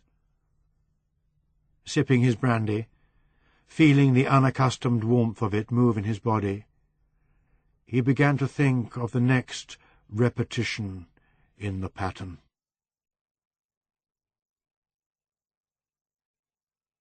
Chapter 12.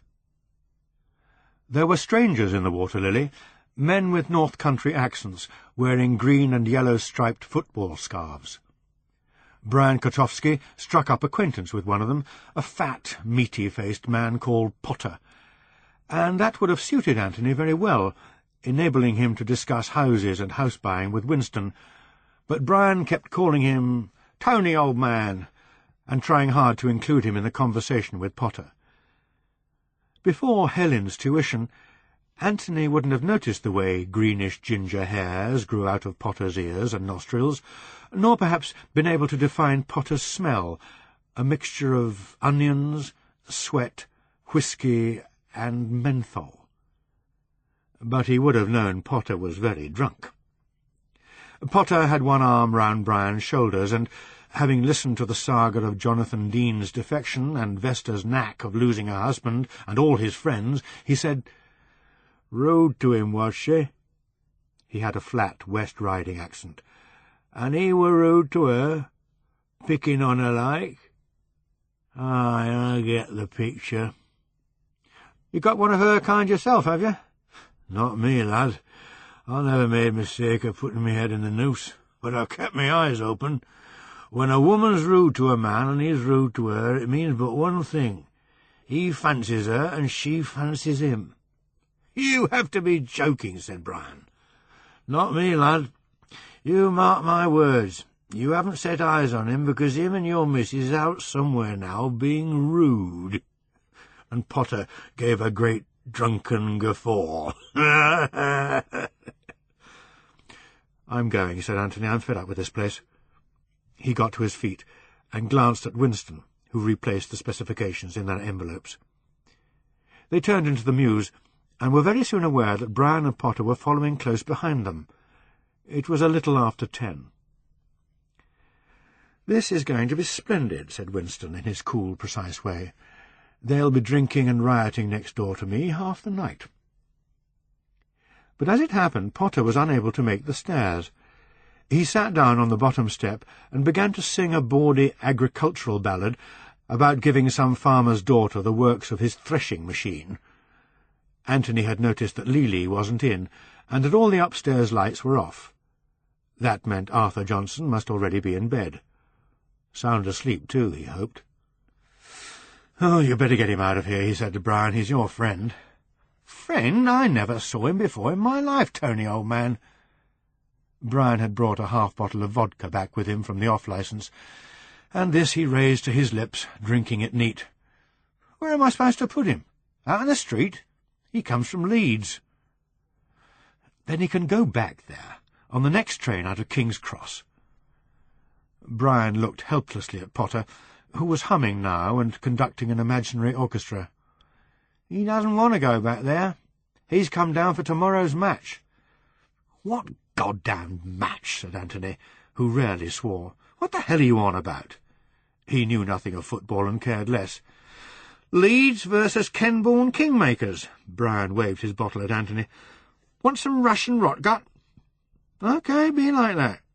I'd never have brought him here if I'd known he was that pissed. I suppose we couldn't put him in your—" "No," said Anthony. But as he was about to add something rude and to the point, Potter staggered to his feet and waved his arms, swivelling his head about. "He wants the lavatory," said Winston. He took Potter's arm and propelled him down the passage. Anthony unlocked the door of room 2, and, without waiting to be asked, Brian followed him in and sat down on the bed. He was flushed and truculent. "I didn't like what he was insinuating about Vesta." "He doesn't know her," Anthony said. "What's the use of listening to stupid generalisations about behaviour? They're always wrong." "Ah, you're a real pal, Tony. The best pal a man ever had."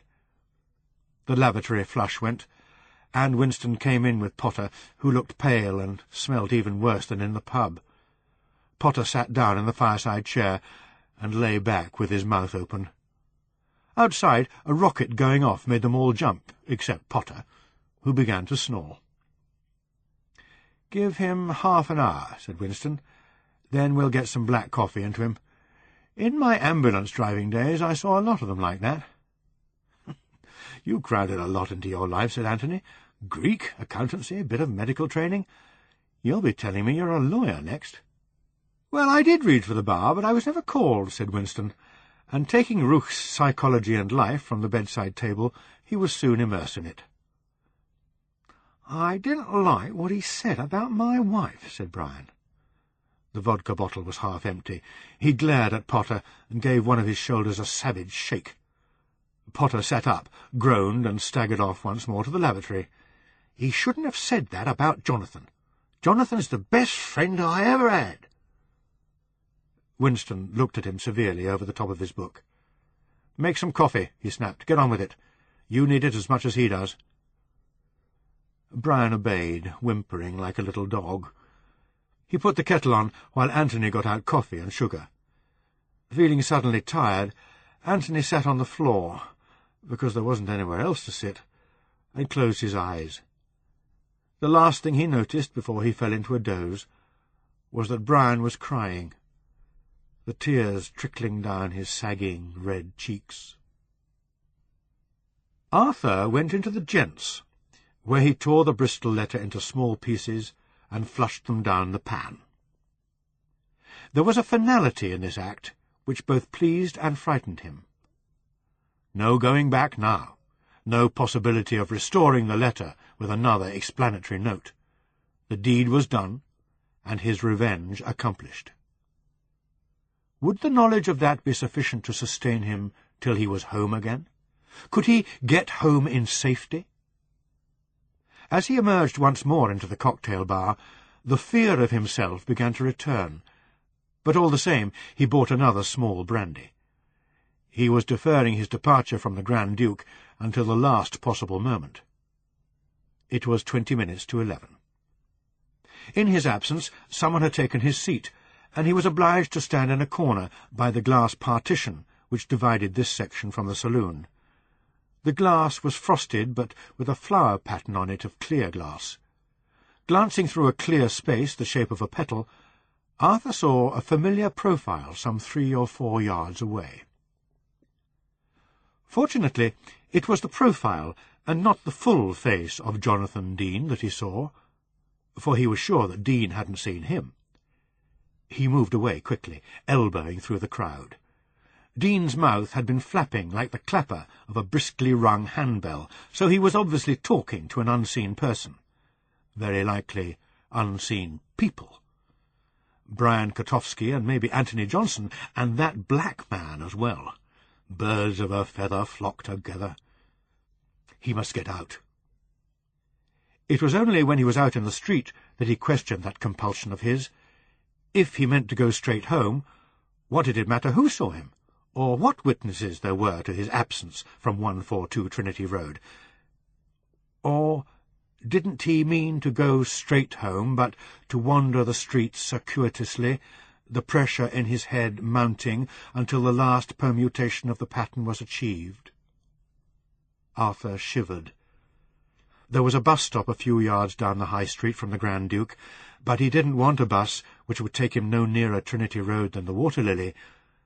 A taxi, on the other hand, would deposit him at his door. Taxis came down this way, he knew, returning to the West End after dropping a fare in North Kenbourne, but the minutes passed and none came. 10 to 11. Soon the Grand Duke would close, and disgorge its patrons onto the pavement. On the opposite side of the street, Arthur could see the edge of the thickly treed mass of Radcliffe Park. Its main gate was closed, but the little iron kissing gate, the entry to a footpath which skirted the park, couldn't be closed. He saw a woman pass through this gate, her shadow, before she entered the dark path, streaming across the lighted pavement. His heart squeezed, and he clenched his hands. Maureen Cowan, Bridget O'Neill. At last a taxi appeared. He hailed it feverishly and asked the driver for Trinity Road. "Where might Trinity Road be?" Arthur told him. "Sorry, mate. I'm going back to town, and I'm going to my bed. I've been at the wheel of this vehicle since 9 this morning, and enough is enough." "I shall note down your number," Arthur said shrilly. "You're obliged to take me. I shall report you to the proper authority." "Screw you and the proper authority," said the driver, and moved off. The last K12 bus would pass at 2 minutes to 11. Arthur decided he had no choice but to get on it, but at the Water-Lily stop avoid Oriel Mews and walk home by the bright lighted way of Magdalen Hill. Yet it took all his self-control to remain at that bus-stop and not set off on foot, to take the way the woman had taken, or to follow the serpentine course of Radcliffe Lane, which, passing at one point between acres of slum-cleared land, at another between terraces of squat houses and mean little shops, at last came to the hospital, the bridge, and the grey-grassed embankment of Isambard Kingdom Brunel's railway. But as the temptation to do this became intolerable, the K12 appeared over the brow of the rise from the direction of Radcliffe College. Arthur went inside, and the bus began to move.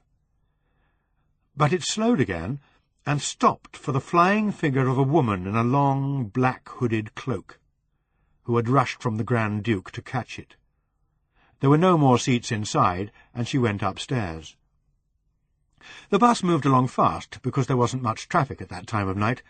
It passed the cemetery where Maureen Cowan had plied her trade, and where Auntie Gracie lay in the family plot beside her father and mother.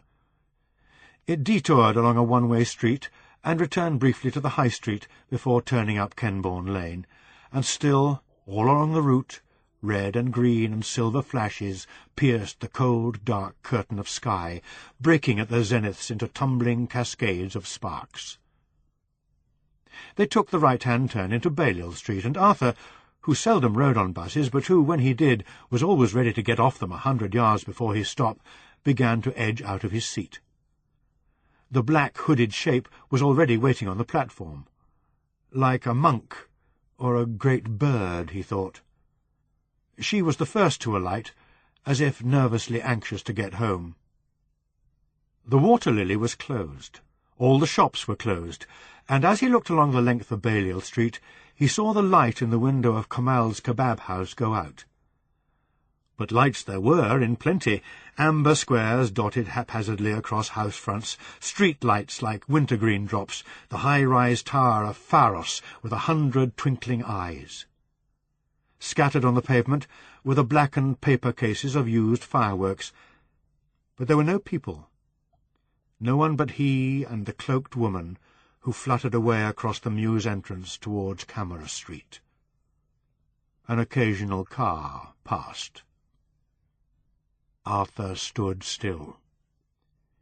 He looked through the window of the public bar of the Water-Lily, but he watched the woman from the corner of his eye.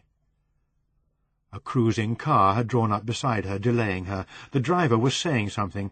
Arthur thought he would count up to 10, by which time she would have turned into Camera Street or gone with the man, be lost to him, he and she safe, and then he would turn and make for Magdalen Hill. But before he had got to 5, he saw her recoil sharply from the car and begin to run back the way she had come. His heart ticked. It swelled and pounded. There were 3 white posts under the Mews arch. No car could pass into it from this end, but she passed into it. The car seemed to give a shrug before it slid away down the hill, leaving her for easier, more complacent prey. Arthur, too, went into Oriel Mews, walking softly as a cat. It was dark in there, sensuously, beautifully dark. She was walking fast. He could just make out the grotesque flapping shape of her, but he walked faster, passing her and hearing the sharp intake of her breath as he brushed the skirts of her cloak. Then, behind him, she fell back, as he had known she would. She would linger until she saw his silhouette against the lighted mouth of the Trinity Road end, until she saw him disappear. He let her see him, but instead of stepping out into the light, he pressed himself against the cold bricks of the mews wall, and eased back a yard, 2 yards.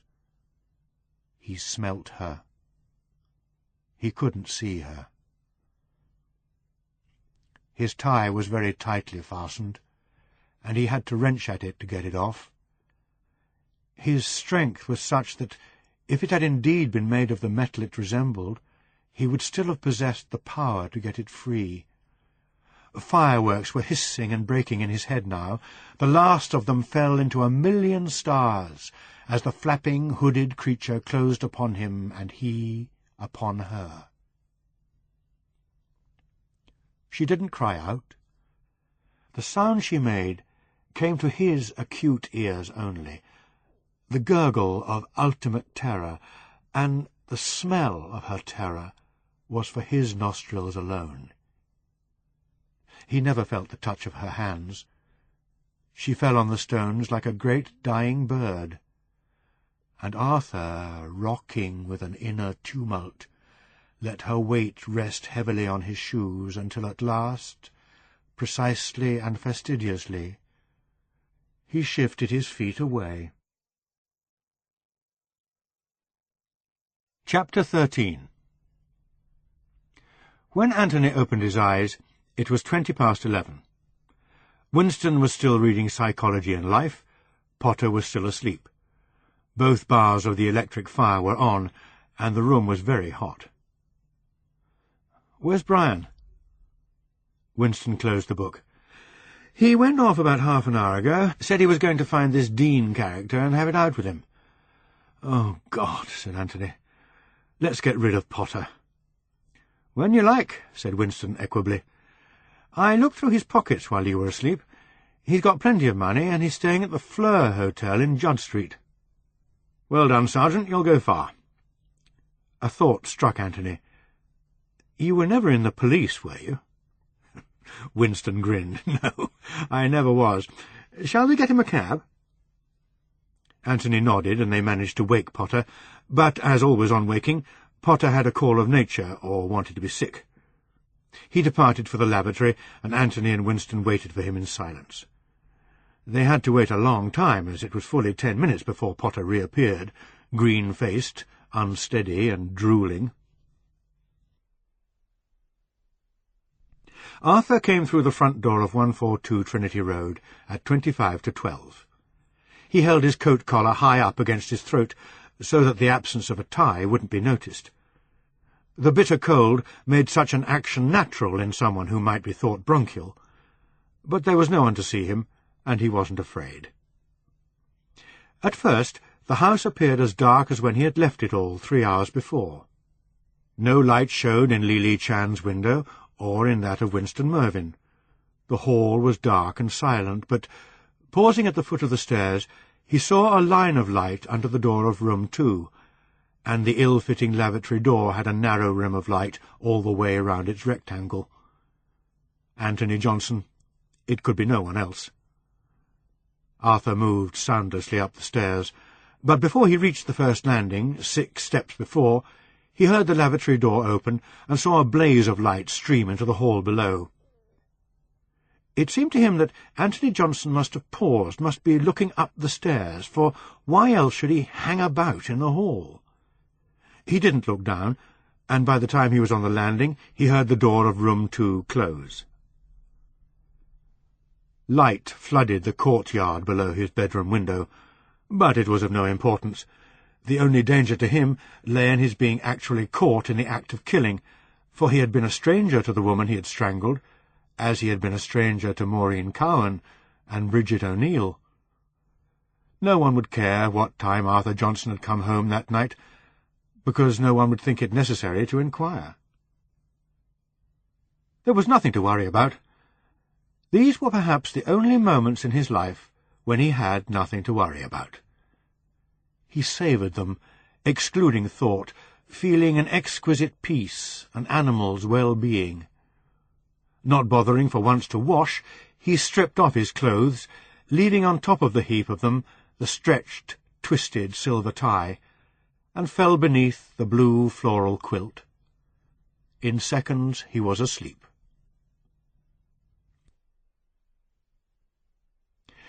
It was always, as Winston pointed out, next to impossible to secure a taxi in Trinity Road, which wasn't a through road, and whose inhabitants in general couldn't afford cabs. "We could get him up to the Rank by the station." "No, we couldn't," said Anthony. It had been bad enough lugging the somnolent, smelly Potter from room 2 out into the street. He must have weighed at least 16 stone. Now he sat where they had placed him, on the low wall that divided the patch of grass from the street, his head resting against the stump of a lime tree. The heavy frost that made them shiver had no effect on Potter, who began once more to snore. "I'll go to the Rank," said Winston, "if you'll stay here and see he doesn't fall off onto the grass." But as he spoke, a taxi cruised out of Magdalen Hill and came to a stop outside 142. Lili Chan, in a green satin boiler suit and pink feather boa, skipped out of it and thrust a £1 note at the driver. "98, lady," said the driver, giving her back 2p. "You keep change," said Lili, waving it away. While the driver stared after her in gloomy disbelief, she uttered, "Hello, it's Fleasing," to Anthony and Winston, and danced off up the steps. "You wouldn't believe it," said the driver, "if you hadn't seen it with your own eyes." He scrutinized the coin, as if he feared it might vanish in the wake of its bestower. Winston grabbed Potter under one arm, while Anthony took the other. They shoved him into the back of the cab. "This one's loaded, and he's in no state to argue about your tip. Fleur Hotel, Judd Street, OK?" "Long as he don't throw up," said the driver. The night was growing quiet now, and there had been no sound of fireworks for half an hour. It took nearly an hour to air room 2. Anthony was a long time getting to sleep, and as a result he overslept. Waking at 8:30, he hadn't time to shave or wash much, for he was determined to get down to work in the college library by 9:30. There was a stranger in the hall, a nondescript middle-aged man who nodded and said good morning in what seemed a deliberate and calculating way. Anthony had made up his mind he must be a plain-clothes policeman even before he saw the police car parked outside the house, and at once he wondered if this visit had any connection with Brian Katowski. Brian had gone out the previous night intent on quarrelling with Jonathan Dean. Intent perhaps on fighting Dean? But none of the occupants of the car attempted to speak to him, so he crossed the road towards Oriel Mews. Here his passage was barred. The Mews entrance was blocked off by a tarpaulin sheet, erected on a frame some 8 feet high, and none of its interior was visible. The sound of knocking had awakened Arthur just before his alarm was due to go off. Someone was hammering on one of the doors, Katowski's or Mervyn's, on the floor below. Then he heard voices, Mervyn's and another's, but he was used to all sorts of unnecessary wanton noise made at uncivilized hours, so he didn't take much notice. 10 minutes later, when all the noise had stopped, he got up and had his bath. He cleaned bath and basin carefully, mopped the floor, plumped up the blue pillows and shook out the quilt, took a clean shirt and clean underwear from the airing cupboard. A tramping up and down the stairs had begun. Perhaps someone else was moving out. It would be just like Stanley Caspian not to have told him. He went into the kitchen and plugged in his kettle, wondering in a detached kind of way if the body of the woman had yet been found. Imprudent of him, really, to have done the deed so near home, but prudence, of course, hadn't entered into it. The evening newspaper would tell him, reveal to him as to any other stranger the known facts, and this time he wouldn't collapse and be ill from the culminating traumas of it, but would watch with relish the efforts of the police to find the killer. A good strong pot of tea, 2 eggs, 2 rashers of bacon, 2 thin, piping-hot pieces of toast. If they had found the body, he thought, as he washed up, they would in some way cordon off the mews. Its entrance was just visible from his living-room window. His curiosity irresistible, he peered out between the crossover-frilled net curtains. Yes, Oriel Mews was cordoned off, its arch blanked out with a big, opaque sheet of something. A van had probably gone in to load or unload, and the driver had found her. He scanned the area for police cars, found nothing until, focusing closer, he saw one where he least expected it, right under the window at the curb. Arthur's heart gave a great lurch, and suddenly his chest seemed full of scalding liquid. But they couldn't know, they couldn't have come for him. No one had seen him going to the mews, and there was nothing to connect him with the dead woman. "Pull yourself together," he told himself, in the admonishing Auntie Gracie voice he kept for moments like this. Not that there ever had been a moment like this before. He had slumped into a chair, and now, looking down at his hands, he saw that he was holding the dishcloth, just as he had held that silver tie last night, taut, his fingers flexed at its ends. He relaxed them. Was it possible the police car was parked outside, because earlier there had been no other space in which to park? Again he looked out of the window. Anthony Johnson was crossing the road towards the closed mews. The long thrill of his doorbell ringing seemed to go through the soft tissues of Arthur's brain like a knife. He swayed. Then he went to the door. "Mr. Johnson?" Arthur nodded, his face shrivelling with pallor. "I'd like a word with you. May I come in?" The man didn't wait for permission. He stepped into the flat and showed Arthur his warrant card. Detective Inspector Glass. A tall, lean man was Inspector Glass, with a broad, flat bill of a nose and a thin mouth that parted to show big, yellow dentures.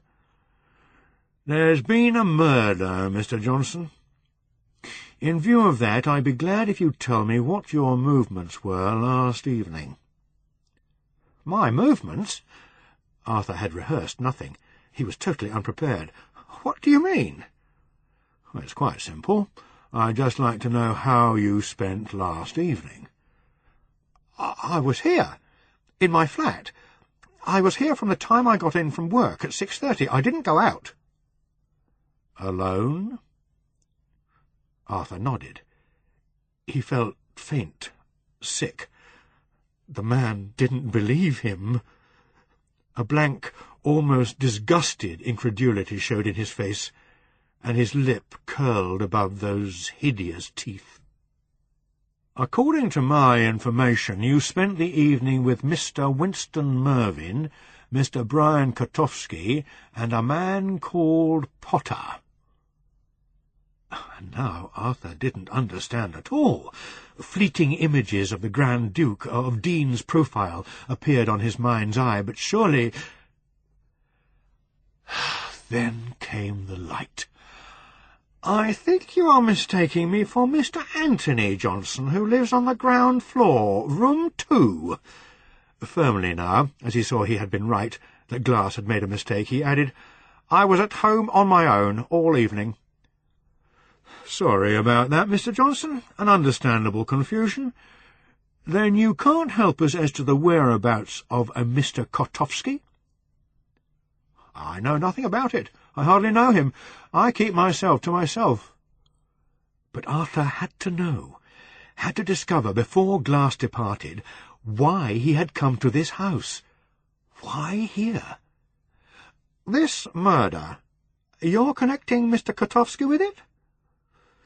"Inevitably, Mr. Johnson," said Glass, opening the front door. "It is Mrs. Vesta Kotowski who has been murdered." Chapter 14.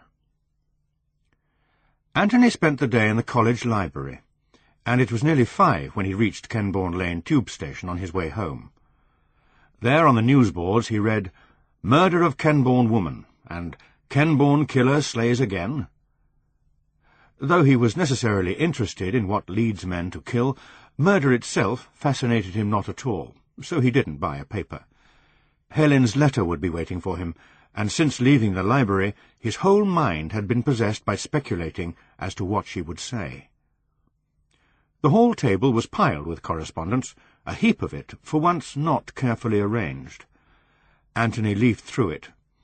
3 specifications from estate agents for Winston, Lily's Taiwan letter, a bill for Brian, a bill for Vesta, a bill that would have to be redirected for Jonathan Dean. Nothing for him. Helen hadn't written.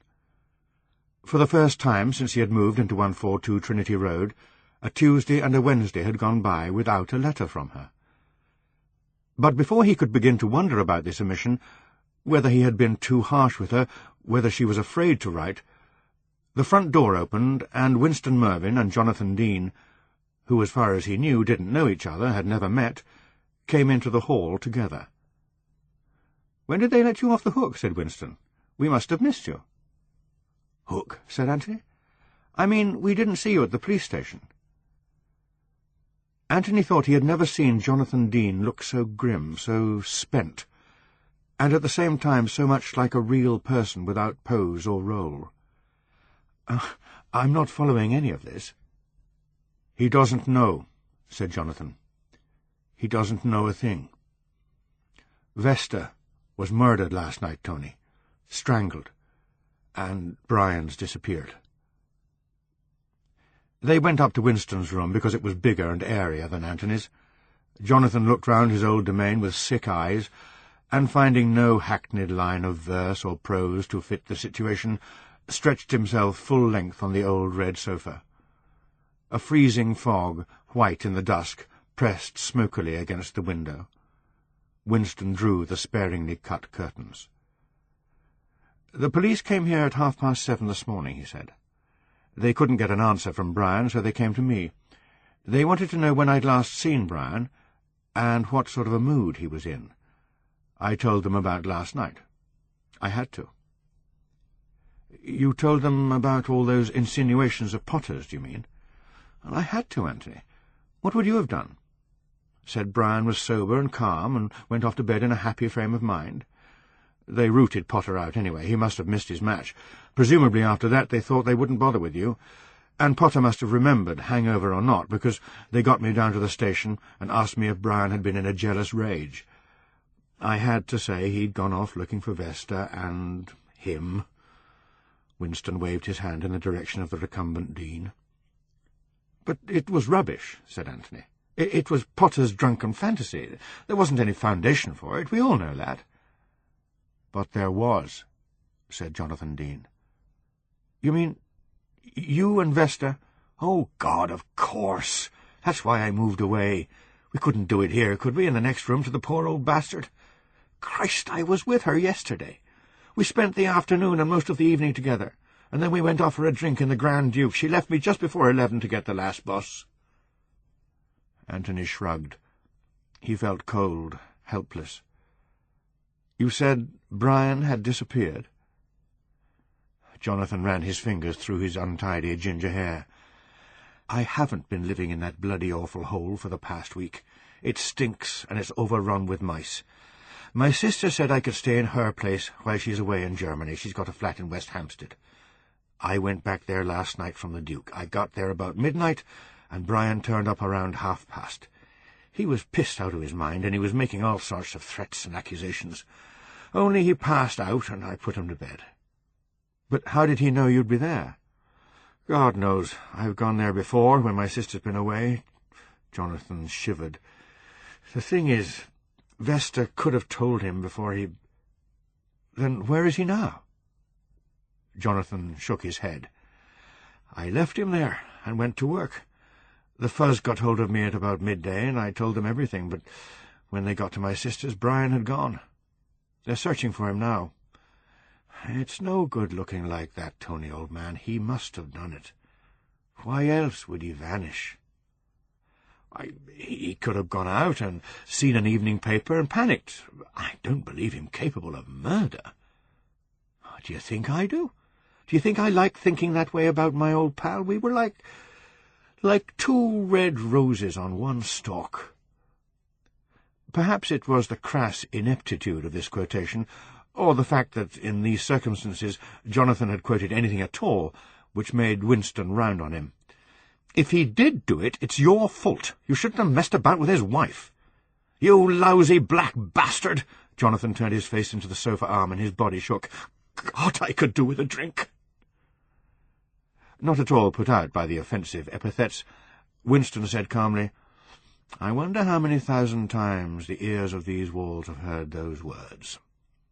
He shook Jonathan vigorously. "Why I didn't leave you on the steps of the Nick for the dustman to pick up, I'll never know. Get up if you want that drink. But we're not showing our faces in the Water Lily till all this fuss has died down." "They say," said Barry, "as that bird as was done in lived in your house. Is that a fact?" "Yes," said Arthur. "Only they don't give you no number in the paper, just Trinity." Barry spooned sugar from the basin into his mouth and crunched it. "Here," he said, and thrust the Evening Standard under Arthur's nose. The body of a woman, Mrs. Vesta Kotovsky, 36, of Trinity Road, Kenbourne Vale, West London, was found in Oriel Mews, Kenbourne Vale, early this morning. She had been strangled. Police are treating the case as murder. The print swam. Other words were superimposed on it. The body of a woman, Maureen Cowan, 24, of Parslow Street, Kenbourne Vale, West London, was last night found in a footpath adjacent to Kenbourne Vale Cemetery. Police are treating the case. The body of a woman, Bridget O'Neill, 20, student nurse. Strangers to him, utter strangers. He had never even looked into their faces. Had he ever looked into any woman's face but Auntie Grace's and Beryl's? Beryl was Mrs. Courthope's daughter. When he came home and found her there one evening, drinking tea with Auntie Gracie out of those china cups he now possessed and cherished, he had been jealous of her presence. Who was she to break in on their cloistered world? And she had been there again and again after that, sometimes with her mother, sometimes alone.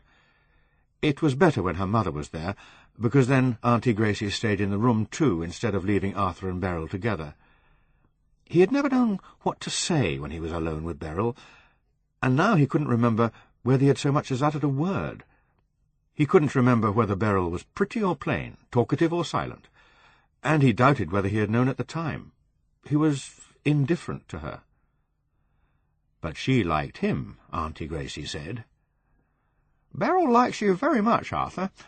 Of course, that's not surprising. You're steady, you've got a good job, and, though I shouldn't tell you so, you're a very nice-looking young man."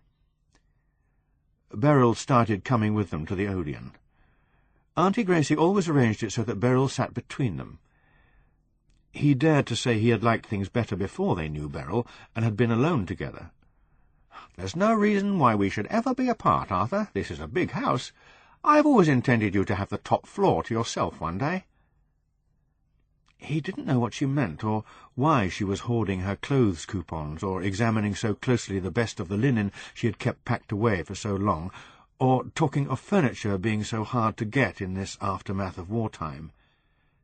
He didn't like being left with Beryl, and talked about among Auntie Grace's particular friends as if Beryl were his particular friend. The night it had happened was the night Auntie Gracie had such a bad headache she couldn't face the Odeon and the film about American soldiers in the Pacific. Arthur said that in that case he wouldn't go either. "Oh, you must, Arthur. You can't let Beryl down. She's been looking forward to going out with you all the week. You don't realize how fond of you she is. I know you're fond of her, too, only you're shy. You haven't been friendly with any other girls, I'm glad to say." Friendly. Beryl came to the house in Magdalen Hill, and they set off together in silence. But when they had to cross the road, she took his arm and held on to it all the way to the cinema. Her body was warm and clinging. Suddenly she began to talk. Her talk was madness. He thought she was mad. "I've never had a boyfriend before, Arthur. Mother wouldn't let me go out with boys till you came along. I know I'm not very attractive, nothing special, but I could have had boyfriends. Now I'm glad I waited. Mother's told me, you see." He said hoarsely, "Told you what?" that you like me very much, only you're too shy to say so. I like shy boys. I've been hoping and hoping for weeks you'd ask me to go out with you alone. And now you have. My aunt's ill. That's why she hasn't come, because she's ill. Oh, Arthur, you don't have to pretend any more. I know you've been trying to put her off coming with us for weeks and weeks. They went into the cinema. Sweets were just coming back into the shops. He bought her a bag of things called raspberry ruffles, and muttered to her that he had to go to the gents. "I want to be excused," was what he had said, like you said in school. There was an emergency exit between the foyer and the lavatory. Arthur walked straight out of it into the street. He walked and walked until he had put 2 miles between himself and Beryl, and then, for the first time in his life, he went into a pub. There he drank brandy, because he didn't know what else to order. Soon after 10 he left and began to walk home along the path that bordered the cemetery. There was a girl standing near the end of the path, and as he came up to her she said good evening.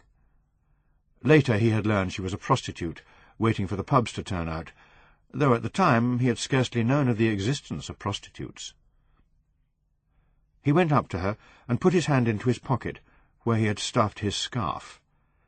Perhaps she thought he was feeling for his wallet, for she moved towards him and put her hand on his arm.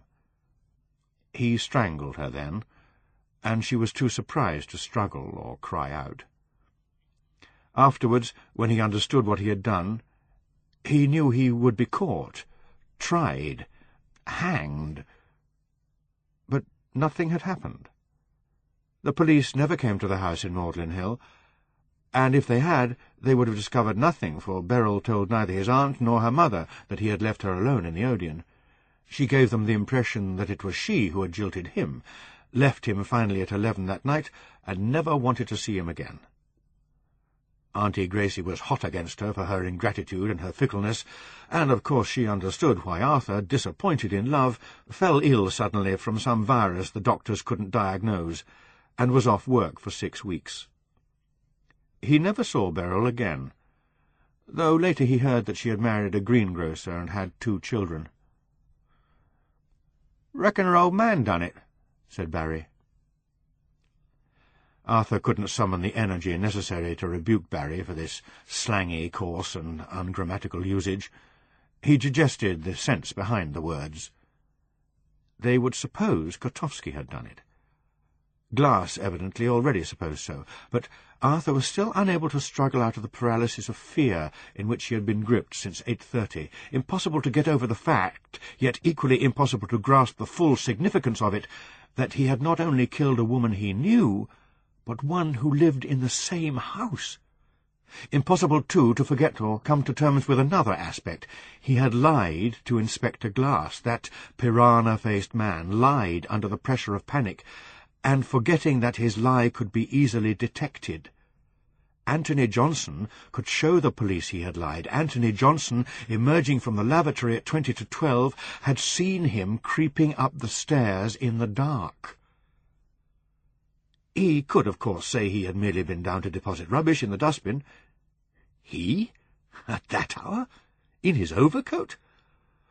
No.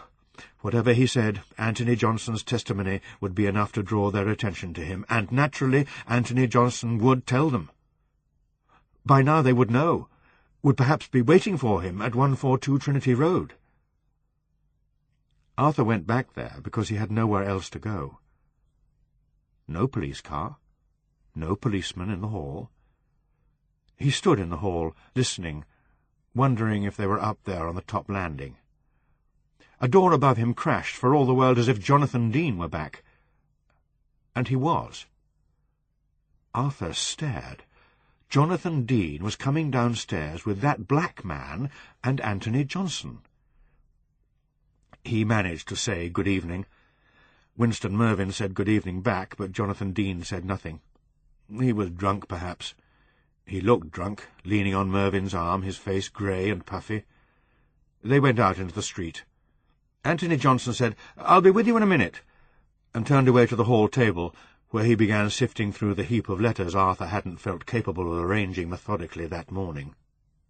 Arthur couldn't leave him to it and go upstairs.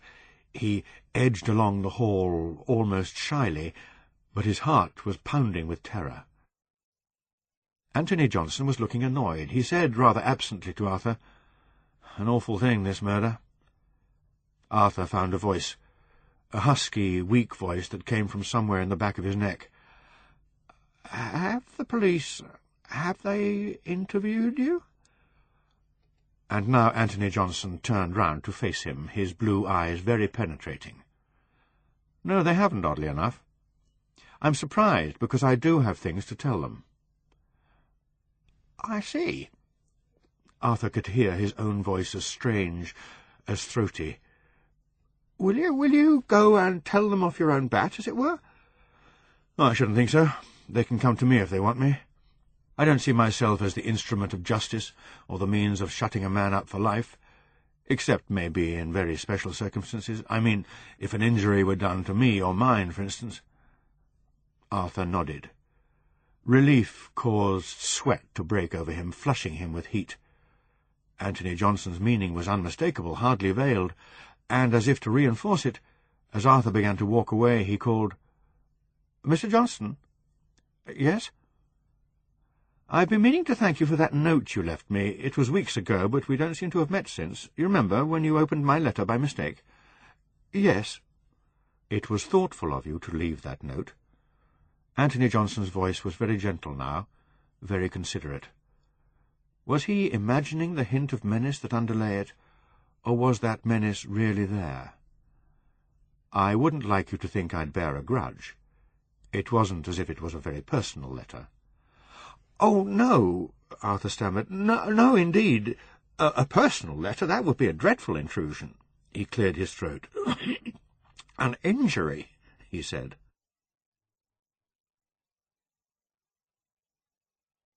Chapter 15. Brian Kotowski was the only son of Polish Jews, now dead, who had emigrated to this country in the 1930s. Stanley Caspian told Arthur that Jonathan Dean and Vester's brother were the only close associates Brian had had. They had been, therefore, closely questioned by the police as to his possible hiding place. The brother-in-law remembered hearing of an aunt of Brian's, his mother's sister, who lived in Brighton, but when the police went to her house, they found that she had been in hospital for a minor operation since the day before Vester's death. "I don't know." By this Arthur meant he didn't know how Stanley could know so much. Some grassroots system, perhaps, that had often proved reliable in the past. "He'll have skipped off to South America," said Stanley, jabbing full stops into Li Chan's rent book. "They must have had a fortune stashed away, him and her, considering they were both working and not paying me more than poxy 14 quid a week for that flat." "2 rooms," said Arthur absently. "A 2-room flat with fridge and immersion heater, cheap at the price. Put the kettle on me, old Arthur. Mrs. Caspian's sister's mother-in-law's got a pal who knows a chap that keeps a paper shop up West Hampstead, West End Lane, and he told the pal he'd been helping the police in their inquiries on account of Kotowski going in there Wednesday morning to get some fags and a paper. Identified him, this paper shop chap did, from photos, and he's the last living soul to have set eyes on him. Have a bit of pie?" "No, thank you," said Arthur. "God knows what he was doing in Hampstead. It's more than I can understand, a chap killing his own wife, me and Mrs. Caspian having been a pair of real lovebirds all our married life. A cream passionate is what they call it. Thank God it wasn't under my roof. Nothing like that to give a place a bad name. What's worrying me is when I'll be able to re-let the flat. Can't afford to take a drop in my income at this juncture, I can tell you." "I shouldn't wonder," said Arthur with malice, "if the authorities don't seal it up for months and months. And now, if I might have my little envelope." In his pocket was another, mauve-grey, postmarked Bristol, which he had picked up from the doormat 10 minutes before. Who could have suspected that she would write again, having been turned down, or apparently turned down, and send a letter to arrive on a Saturday? However, because Stanley Caspian was already parking his car at the curb, he had snatched it up. Now he wondered why, for he intended no further revenge on Anthony Johnson, far from it.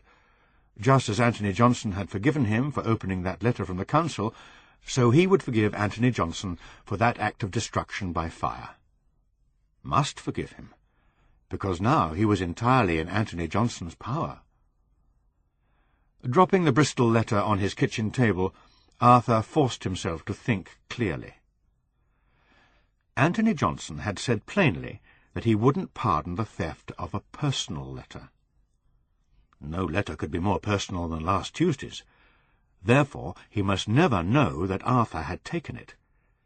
He would surely go to the police and tell what he had seen if he suspected Arthur of interfering with his correspondence. So, Anthony Johnson must have this letter. But what if H mentioned in it that she had written before? Arthur plugged in his electric kettle. The envelope flap reacted obediently to the jet of steam and curled easily away. With extreme care, he took out the sheet of flimsy. "Darling Tony, why haven't I heard from you? I couldn't believe it when the post brought me nothing from you. Letters don't go astray, do they? But the alternative is that you didn't want to write, that you're angry with me, making me wait now as I made you wait in the past. Or is it that you need time to think in, to make plans for where we shall live and so on? I see you may need time to adjust to a new life and disrupt the new one you've already made. But if you need weeks, if you want to wait till your term ends, can't you understand that I'll understand? I'm so entirely yours now, Tony, that I'll do anything you ask. Only don't let me endure suspense. Don't leave me in fear." "But there isn't any real need to be frightened, is there? I know you'll write. Is it possible that someone living in your house would take your letter by mistake? Surely no one who did that would keep a letter like mine, a true love letter. And yet I hope this is what happened, or that this murder in your street I've read about in the newspapers has somehow made the police take People's Post. Because I have to believe you didn't get my letter. I'll repeat what I said in it, that I'll leave Roger and come to you whenever you like. Your most devoted and loving H." Arthur read it several times. He wondered at the emotion conveyed in it. Strange that anyone could put such exaggerations, such drama, on paper. But her guesswork was correct. Her previous letter had been purloined by someone living in the house, and therefore Anthony Johnson must no more receive this one than he had received the last. He must never be allowed to receive any letter in a mauve-grey envelope, postmarked Bristol. When nothing had arrived from Helen by the weekend, Anthony's attitude towards her wavered between resentful anger and the more reasonable feeling that her letter had got lost in the post. She would in any case write again next week. It brought him a small, bitter pleasure to think she might have written to say she had made up her mind in his favour. How ironical if it were that letter which had got lost, and she now be wondering if he were paying her back in her own coin. But he didn't really think she would have decided for him. The likeliest answer was that she had written with her usual ambivalence, given the letter to some colleague or friend to post, and it lay even now in that friend's pocket or handbag. On Saturday night he phoned Lynthia, but she was out, and Leroy's sitter answered. However, on Sunday evening she was free, and Anthony was invited to the flat in Brasenose Avenue. The Sunday newspapers all had photographs of Brian Kotowski, dog-faced Brian with his wild hair and his unhappy eyes. "Police mount massive search for Vesta's husband." She was Vesta now to everyone, a household word, her Christian name on the lips of strangers enough to summon up immediate images of violence, terror, passion, death. But keeping their options open, the less genteel of the Sundays also carried whole-page spread stories entitled in one case, "Was Vesta Kenbourne Killer's Victim?" and in another, echoing poor Brian's own words, "Kenbourne Killer Strikes Again?" Lynthia, in the kitchen making chicken Maryland, talked about the murder practically, logically, like a character in a detective story. "If Brian Kotowski did kill her, he can't have gone straight to find this Dean, because he left your house at 11:15, and she didn't leave the Grand Duke till 10 minutes later. So they're saying he hung about in the street on a freezing cold night, on the chance she'd come that way, and at that time, and when she did come they didn't go home to quarrel, but quarrelled in a pitch-black mews where he killed her, and that's ridiculous." We don't know what they're saying. The police always think murdered wives have been murdered by their husbands. And considering what I see in my work every day almost, I know why. He thought how Helen would have spoken of it, with intuition, using her rich imagination to clothe that night and the players in its drama. But Lynthia looked coolly and prosaically at things as he did. Lynthia had more in common with him than Helen had. Strange that the girl gifted with the delicate perception, the passionate imagination, should look so cool and fair, the calm and practical one so exotic. Tonight Lynthia's long black hair hung loose down her back. She wore a heavy gold chain about her neck, which threw a yellow gleam up against her throat and chin. He wondered about that dead husband of hers, and whether she now lived a celibate life. Later, when they had eaten, and she had exhausted the subject of the Kotovskis, completed her analysis of times and circumstances and likelihood, he felt an overpowering urge to confide in her about Helen. But that brought him back to where he had been once before. Can you, if you want to make love to a woman, confess to her your present, strong and angry love for another woman? Well, certainly not with her son in the room, pressing you to a game of Scrabble. "You're keeping him up late," he said at last. "He's on half-term, no school tomorrow, no work for me." She had a merry laugh, evoked by very little, as some West Indians have. "Scrabble's good for him, he can't spell at all." "How will you grow up," she said, hugging the boy, "to be a big, important doctor like Anthony if you can't spell?" So they played Scrabble till midnight, when Leroy went to bed, and Lynthia said very directly, "I shall send you home now, Anthony. You must be fresh for your psychopaths in the morning." He didn't feel very fresh on Tuesday morning, because he had awakened at 4 and been unable to sleep again. All day he wondered if a letter would be waiting for him when he got home, though he refused to give way to the impulse that urged him to go home early and find out. But when he returned at 5, there was no letter. No post had come that day for the occupants of 142 Trinity Road, and the table was bare. So, on the following morning, beginning now to feel real anxiety, he waited at home until the post came, and at 9 he took it in himself. 2 letters, one for Lily, one for Winston. It was now 2 whole weeks since he had heard from Helen. 2 of her letters can't have gone astray. He considered breaking her rule and phoning her at work. She was assistant to the curator of a marine art museum. But why give her what she wanted? A lover content to hang on, playing the amour courtois game, while she gave him nothing. No, he wouldn't phone. And maybe he wouldn't phone on the last Wednesday of the month, either. By that time, anyway, he might have managed to console himself. Lynthia, he thought. Lynthia, who had no ties, who lived in and worked for a society he understood, who wasn't effete with poetry and dream and metaphor and a jelly-like sensitivity that melts at a hard touch. Above all, this mustn't affect his thesis. He had begun to write it in earnest, and it was going well. Now, having dealt in depth with the findings of various psychometric tests, he wrote, "In the survey it was suggested that the majority of psychopaths feared their own aggression, and were as guilt and anxiety-ridden about their acts as were the normal subjects. In their manner of relating to female and authority figures, a greater disturbance was found in psychopaths than in non-psychopaths. But whereas more guilt feelings were present in the former, further analysis shows that the guilt feelings of psychopaths were indicative rather of their difficult and disagreeable situation than of true remorse. The psychopath, when offered a choice between selfish forms of conduct and those which seem self-denying and are therefore socially acceptable, may be shrewd enough to choose the latter.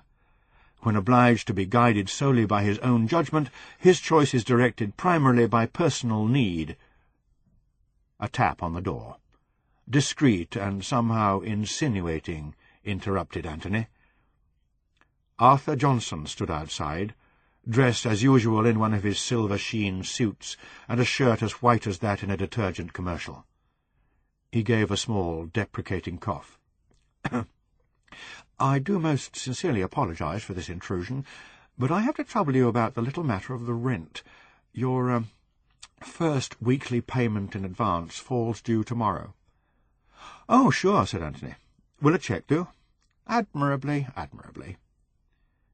While Anthony hunted out his cheque-book, which was sandwiched between Sokolov's The Conditioned Reflex and Stein's Role of Pleasure in Behaviour, Arthur Johnson, in a finicky manner, waved at him a small red rent-book and a brown envelope on which was printed, with a touching attention to detail, Mr. Anthony Johnson, Room 2, 142 Trinity Road, London, W15 6HD.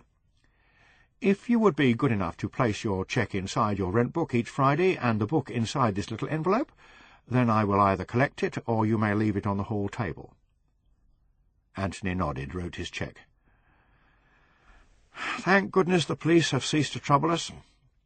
They haven't troubled me at all yet, said Anthony. Of course, there can be no doubt in anyone's mind that Mr. Kotovsky is guilty. He's known to be in South America, but he will be extradited. Oh, rubbish, said Anthony, rather more roughly than he intended. And there's plenty of doubt in my mind. I don't believe for a moment he did it. Arthur had been rather perturbed during the previous week to observe that on 2 mornings the post had been taken in by someone else. But that hadn't happened since Saturday, thanks to his watching from his living-room window for the postman to appear round the corner of Camera Street, and taking care to be down in the hall in good time. In any case, no further mauve-grey envelopes had arrived. The woman wouldn't write again. She had now been twice rebuffed, and she wouldn't risk a further snub. Tuesday, 19th of November, and Wednesday, 20th of November, went by. Those were crucial days, but they brought Anthony Johnson only a letter from York, from his mother. Arthur felt more relaxed and peaceful than he had done since the night of the 5th of November, and although it gave him a certain bitterness to notice, now when it was too late and unimportant, that twice this week already no light had fallen from the window of Room 2 onto the courtyard in the evenings, the cause of Anthony Johnson's absence from the house pleased him. Very little that went on escaped Arthur. He had seen that black woman call at the house with her black child. He had seen her call alone. Sometimes he had seen their silhouetted faces cast on the green stones of the yard. And when he saw Anthony Johnson depart with a bottle of wine under his arm, he knew whose home he was bound for. Much as Arthur deplored the idea of a clean, fair-haired young Englishman getting involved with a black woman, it would divert Anthony Johnson's attention from Bristol. Friday, the 22nd of November, dawned cold and wet. Arthur saw Anthony Johnson leave the house at 8:30, and Winston Mervyn follow him 5 minutes later. Then Li Chan emerged. She stood at the front gate under a red pagoda umbrella, scanning the cars that turned into Trinity Road from Magdalen Hill. Then the front door slammed with a Dean-like crash, and Arthur heard her platform soles clumping up the stairs. He opened his door and put it on the latch. Lily was on the phone. "You say you'll come at 8:30. You are oversleeping? Why don't you buy an alarm clock? I'm late for my work." "You would not oversleep if I sleep with you?" Arthur clicked his tongue at that one. "Perhaps I will, perhaps I won't. Of course I love you. Now come quick before I get sacked from my job."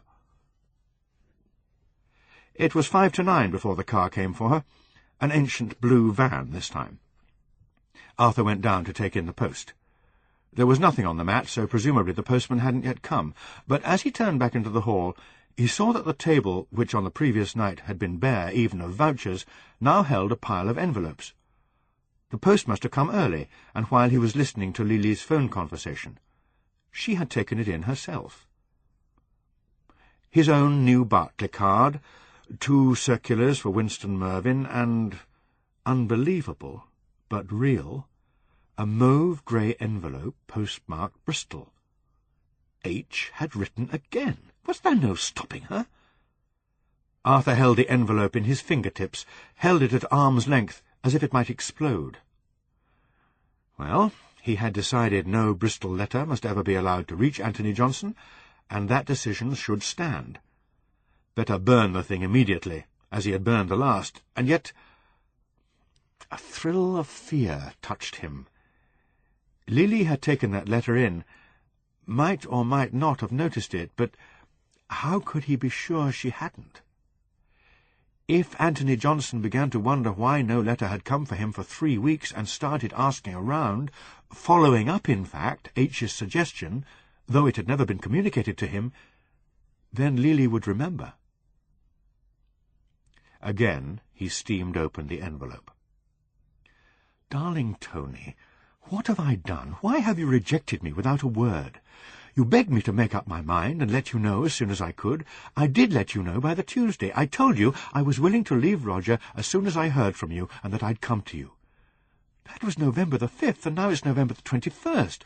Please tell me what I did and where I went wrong. Is it because I said I couldn't promise to love you forever? Oh, God knows I've wished 1,000 times I'd never written those words. Or is it because I said I hadn't told Roger? I would have told him. You must believe me as soon as I'd heard from you. I think I've lost you. Insofar as I can think rationally at all, I think I shall never see you again. Tony, you would have pity on me if you knew what black despair I feel, as if I can't go on another day. I would even come to you, only I'm terrified of your anger.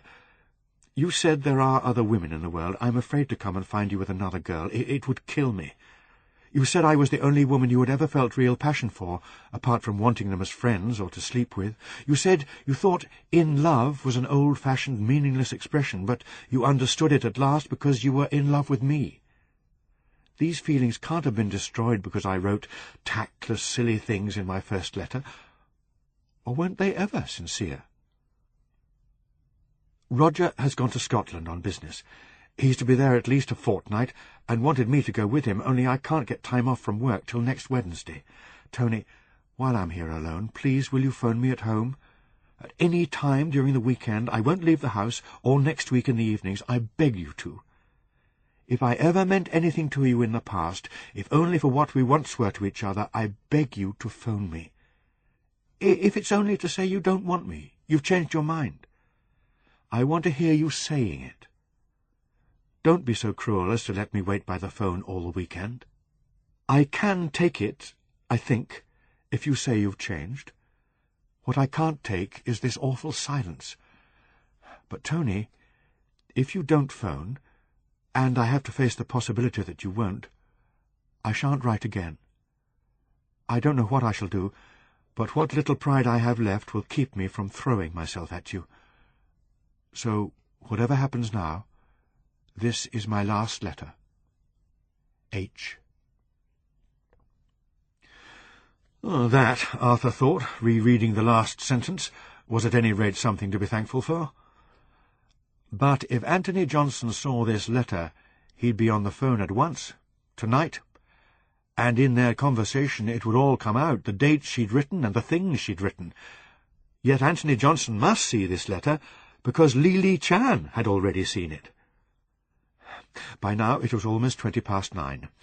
Arthur considered not going to work, phoning Mr. Granger and saying he'd got this gastric bug that was going about. He seemed to see Auntie Gracie loom before him, shaking her head at his deceit and his cowardice. Besides, he'd have to go back tomorrow or the next day. Shivering, as if he were really ill, he dragged on his raincoat and took his umbrella from the rack in the hall. What to do with H's letter? Take it to work, and try to think of some solution. He could come home at lunchtime anyway, in good time to restore it, if he could find no alternative but to deliver it and himself into Anthony Johnson's hands. He was late, of course. Late for the first time in years. Drizzle speckled the office window, then rain gushed in sheets against the glass. In a wretched state that was intensely nervous, and at the same time apathetic, Arthur opened Granger's post, though he felt he never wanted to see another envelope as long as he lived. The handwriting of potential customers who wanted roofs retiled and central heating installed danced before his eyes. He typed 2 replies full of errors, but at last there was nothing for it but to take H's letter out of his briefcase and scrutinize it once more. Should he take a chance on Lily's having failed to notice it? The chances were she hadn't noticed it among so much other stuff. Since there seemed no alternative, this was a risk he would have to take.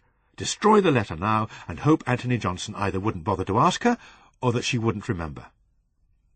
He had closed his fist over the 2 sheets of flimsy paper when he realized with a new terror that even if Anthony Johnson didn't get this latest of H's letters, he would still discover the injury that had been done him, for on Wednesday the 27th of November, next Wednesday, the last Wednesday in the month, he would phone H, as he always did, and the whole thing would come out. Arthur ground 2 sheets of paper into his typewriter and struggled with a reply to a Mr. P. Coleman, who wanted Granger's advice on the conversion of his 19th-century coach-house into a dwelling for his mother-in-law. H's letter would have to go back to 142 Trinity Road by 1, and it was 11 now. He'd brazen it out, that was all.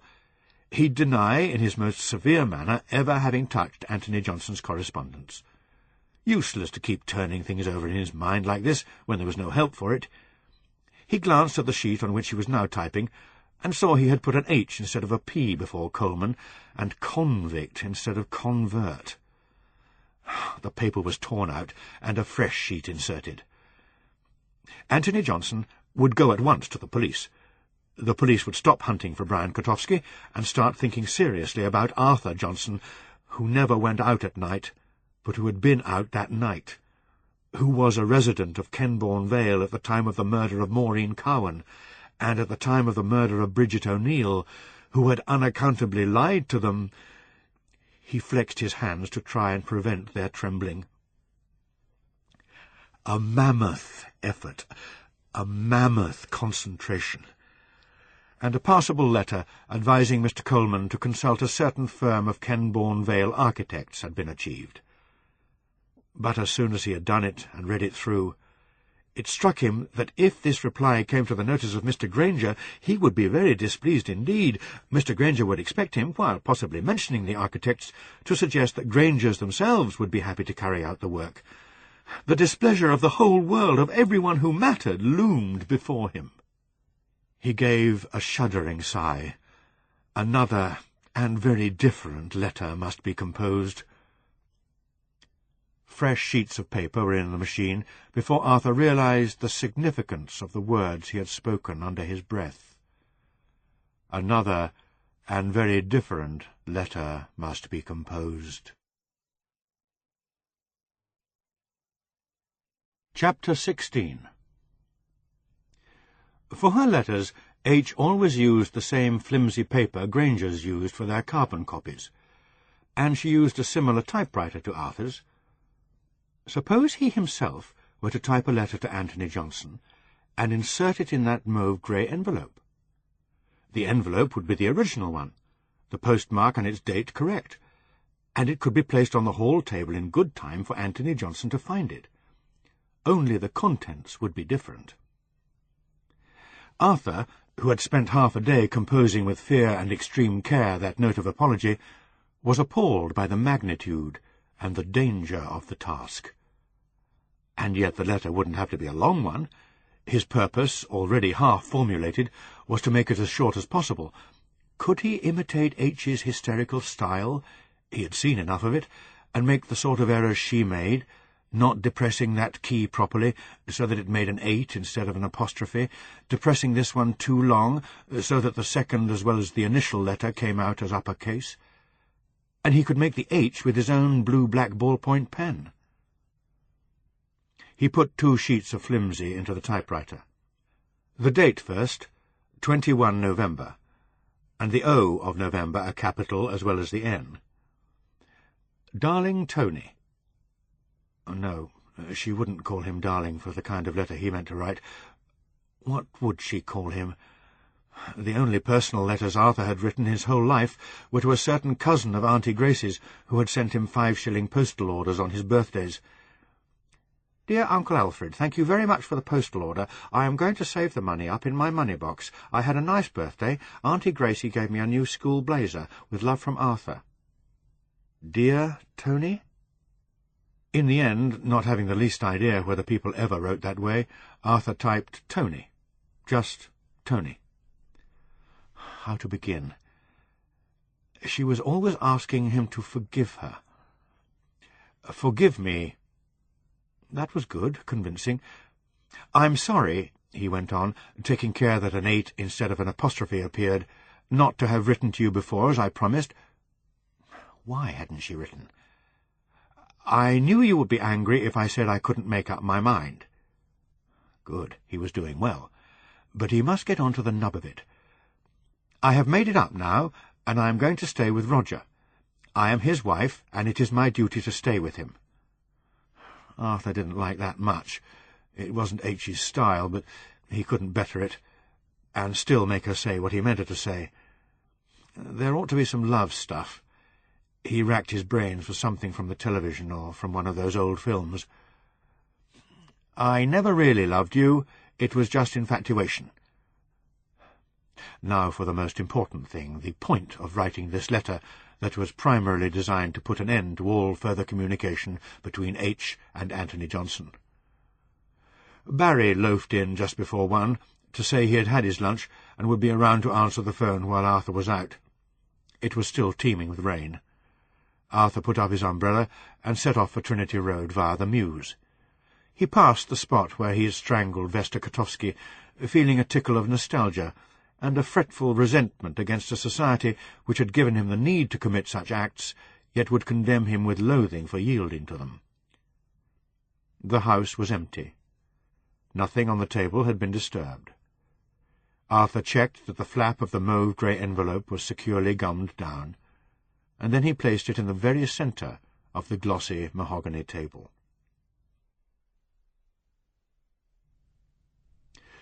The house was semi-detached, with the uncluttered lines of 60s building, of pale red bricks with big windows to let in ample light.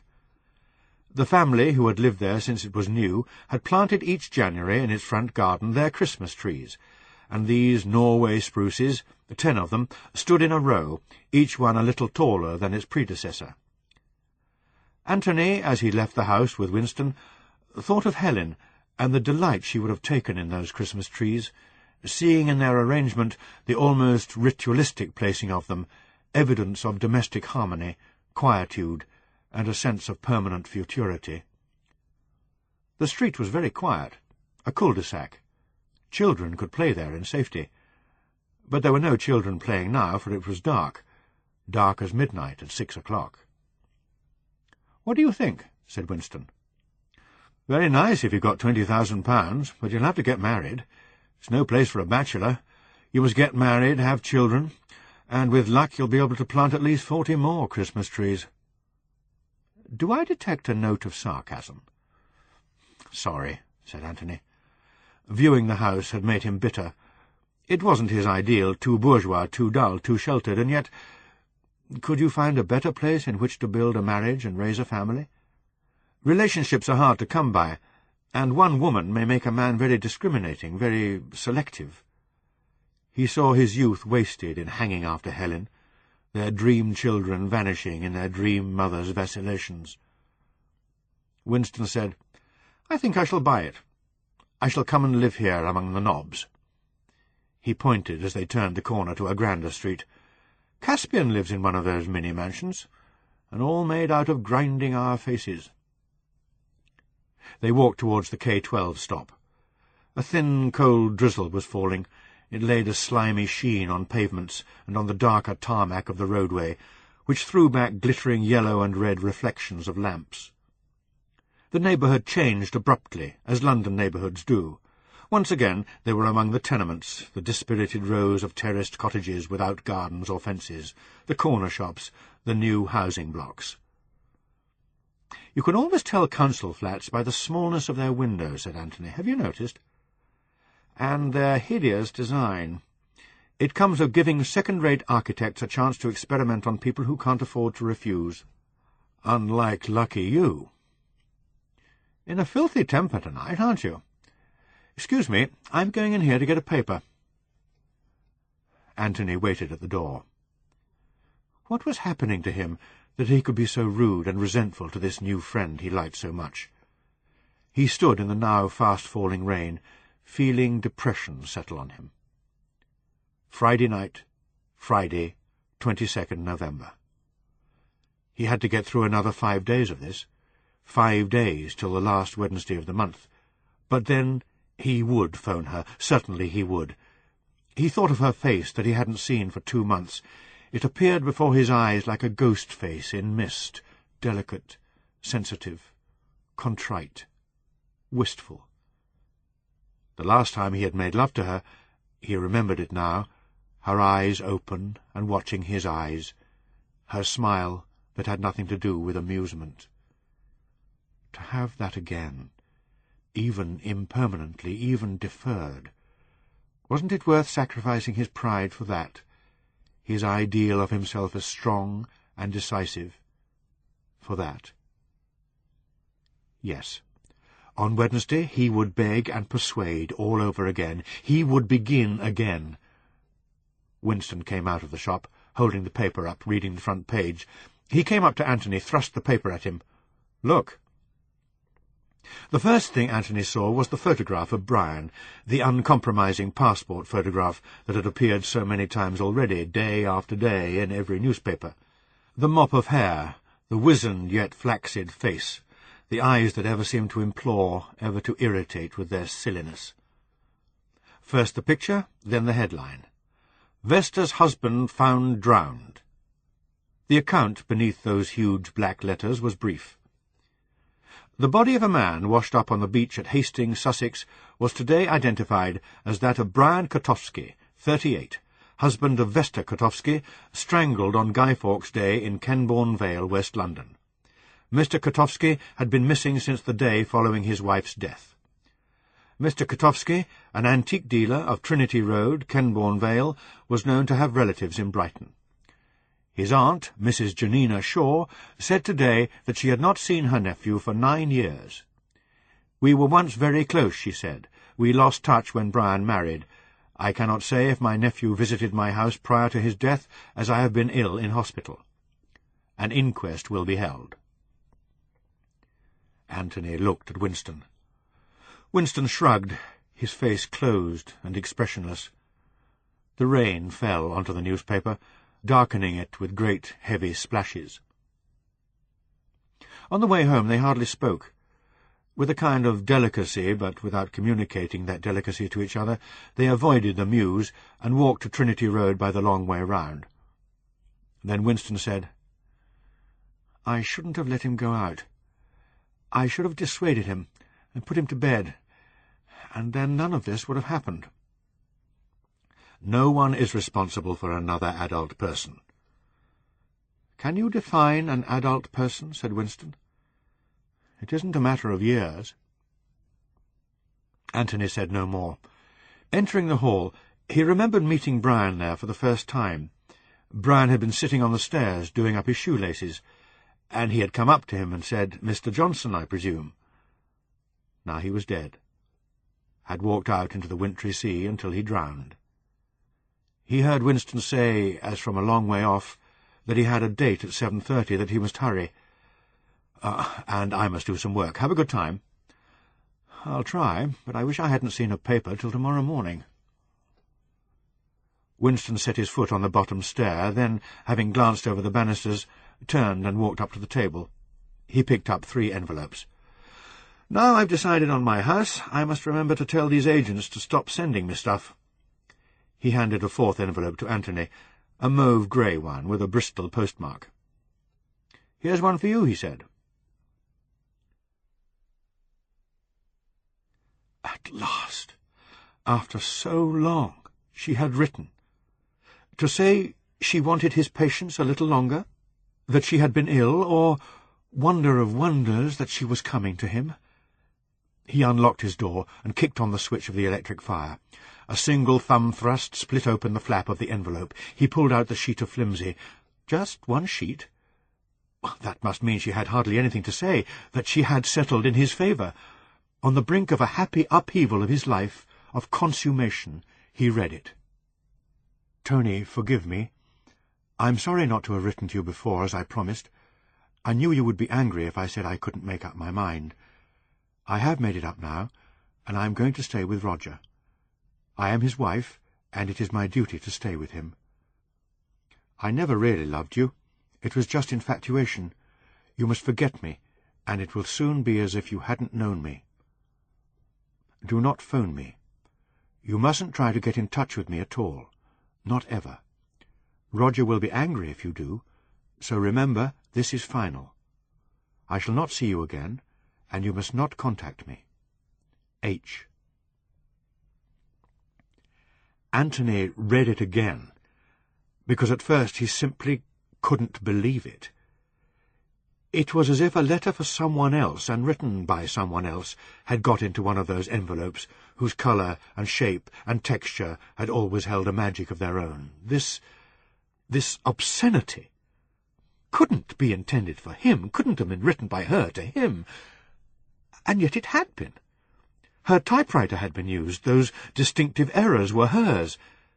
He read it a third time, and now rage began to conquer disbelief. How dare she write such hideous, cliché-ridden rubbish to him?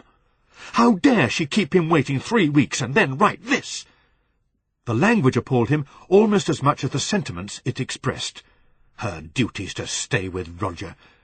And then that Lonely Hearts novelette word, infatuation. Contact, too. Journalese for approach or communicate. He examined the letter, analysing it, as if close scrutiny of semantics could keep him from facing the pain of it. The truth flashed upon him. Of course. She had begun it, and the remainder had been dictated by Roger. Instead of serving to pacify him, this realization only made him angrier. She had confessed to Roger, and he had compelled her to write like this. But what sort of a woman was it who would let a man take her over to that extent? And when did she think she was living? She who was self-supporting and had the franchise and was strong and healthy 100 years ago? A deep humiliation enclosed him, as he imagined them composing that letter in concert, the woman abject and grateful for forgiveness, the man domineering, relegating him, Anthony, to the status of some gigolo. You give that presumptuous devil his marching orders. Let him know whose wife you are and where your duty lies. And put in something about not contacting you if he values his skin. For God's sake, Helen, make him see it's final. Final. He screwed the letter up, then unscrewed it, and tore it into tiny shreds, so that the temptation to read it again was removed. Chapter 17. The news of Brian Kotowski's death reached Arthur at 9 o'clock that night by way of the television. The announcer didn't say much about it, only that a drowned corpse had been identified and that there would be an inquest. But Arthur was satisfied. He had never even considered that honourable promptings of conscience might bring him qualms when Brian was tried for Vesta's murder. Brian Kotowski was nothing to him, his indifference towards the dead man tempered only by a natural dislike of someone who got drunk and was noisy. But Kotowski might have been acquitted. Nothing could now acquit him. His self-dealt death marked him as plainly a murderer as any confession or any trial could have done. The police would consider the case as closed. He slightly regretted his forgery of the morning.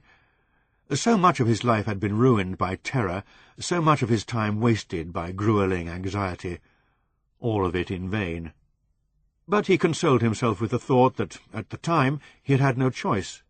Undoubtedly, Kotowski's death hadn't appeared in the early editions of the evening papers, so, even if he had bought one, he still wouldn't have known in time to avoid the substitution of the letter. But now, if Anthony Johnson were to find him out, there was no damaging action he could take. The police had a culprit, dead and speechless. And so to get on with the business of living. Arthur watched a very old film about the building of the Suez Canal, starring Loretta Young as the Empress Eugenie and Tyrone Power as de Lesseps, till 11. He enjoyed it very much, having seen it before with Auntie Gracie when he was 13. Those were the days. In euphoric mood, he really thought they had been. Saturday tomorrow. The new attendant at the laundrette was Mr. Granger's nephew's wife, earning a bit of pin money, and he thought he could safely leave his washing with her while he went to the shops. Maybe he'd treat himself to a duck for Sunday by way of celebration. There are ways and ways of ending a love affair. Anthony thought of the ways he had ended with girls in the past, and the ways they had ended with him. Cool discussions, rows, pseudo-noble renunciations, cheerful, let's-call-it-a-day farewells. But it had never been Helen's way.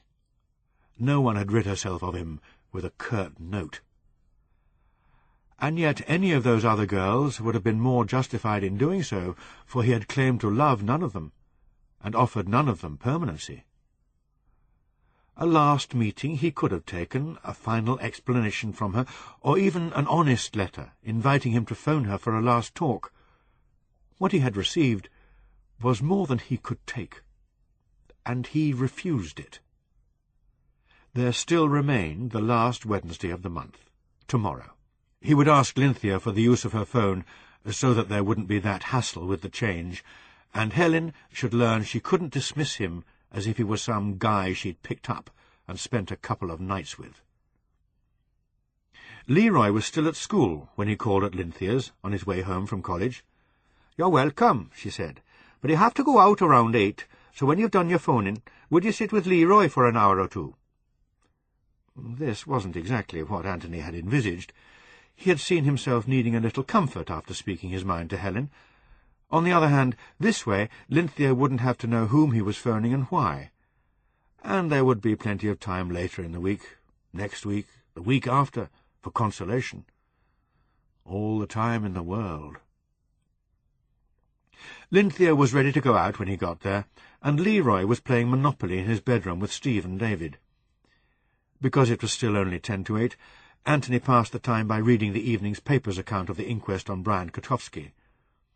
Evidence was given of the murder of Brian's wife 3 weeks before, of his disappearance, but not a hint was breathed that Brian might have been responsible for that murder. The body had been in the sea for a fortnight, and identification had been difficult.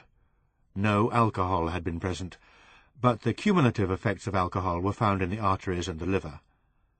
The verdict, in the absence of any suicide note or prior-to-death admission of unhappiness on Brian's part, was one of misadventure. In a separate paragraph, Chief Superintendent Howard Fortune, head of Kenbourne Vale CID, was quoted as saying simply, "I have no comment to make at this stage."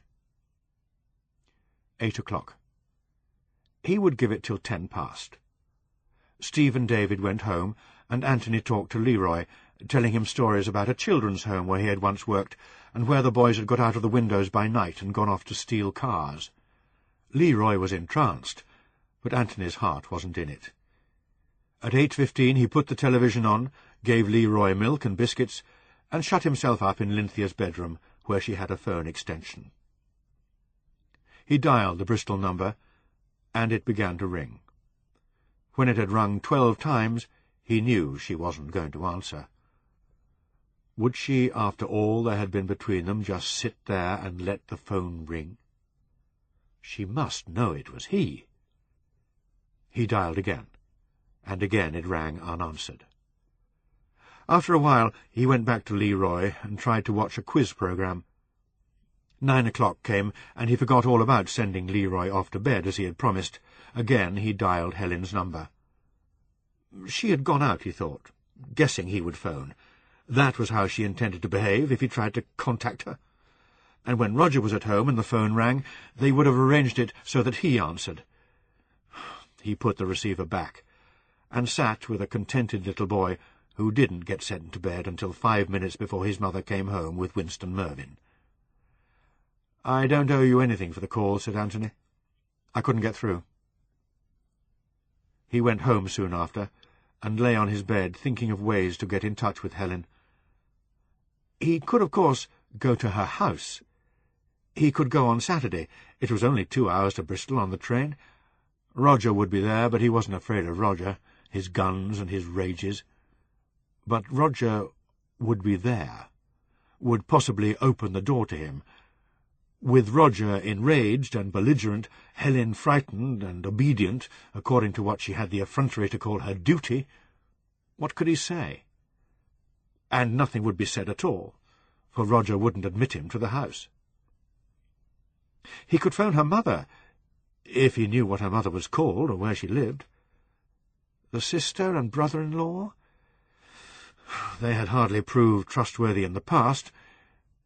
In the end he fell into an uneasy sleep. When he awoke at 7, it occurred to him that he could phone her at the museum. He had never done so before, because of her absurd neurosis about Roger's all-seeing eye and all-seeing ear, but he'd do it now, and to hell with Roger.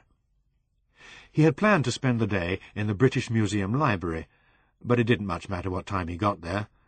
At 9 he went out, and bought a couple of cans of soup at Winter's in order to get some change.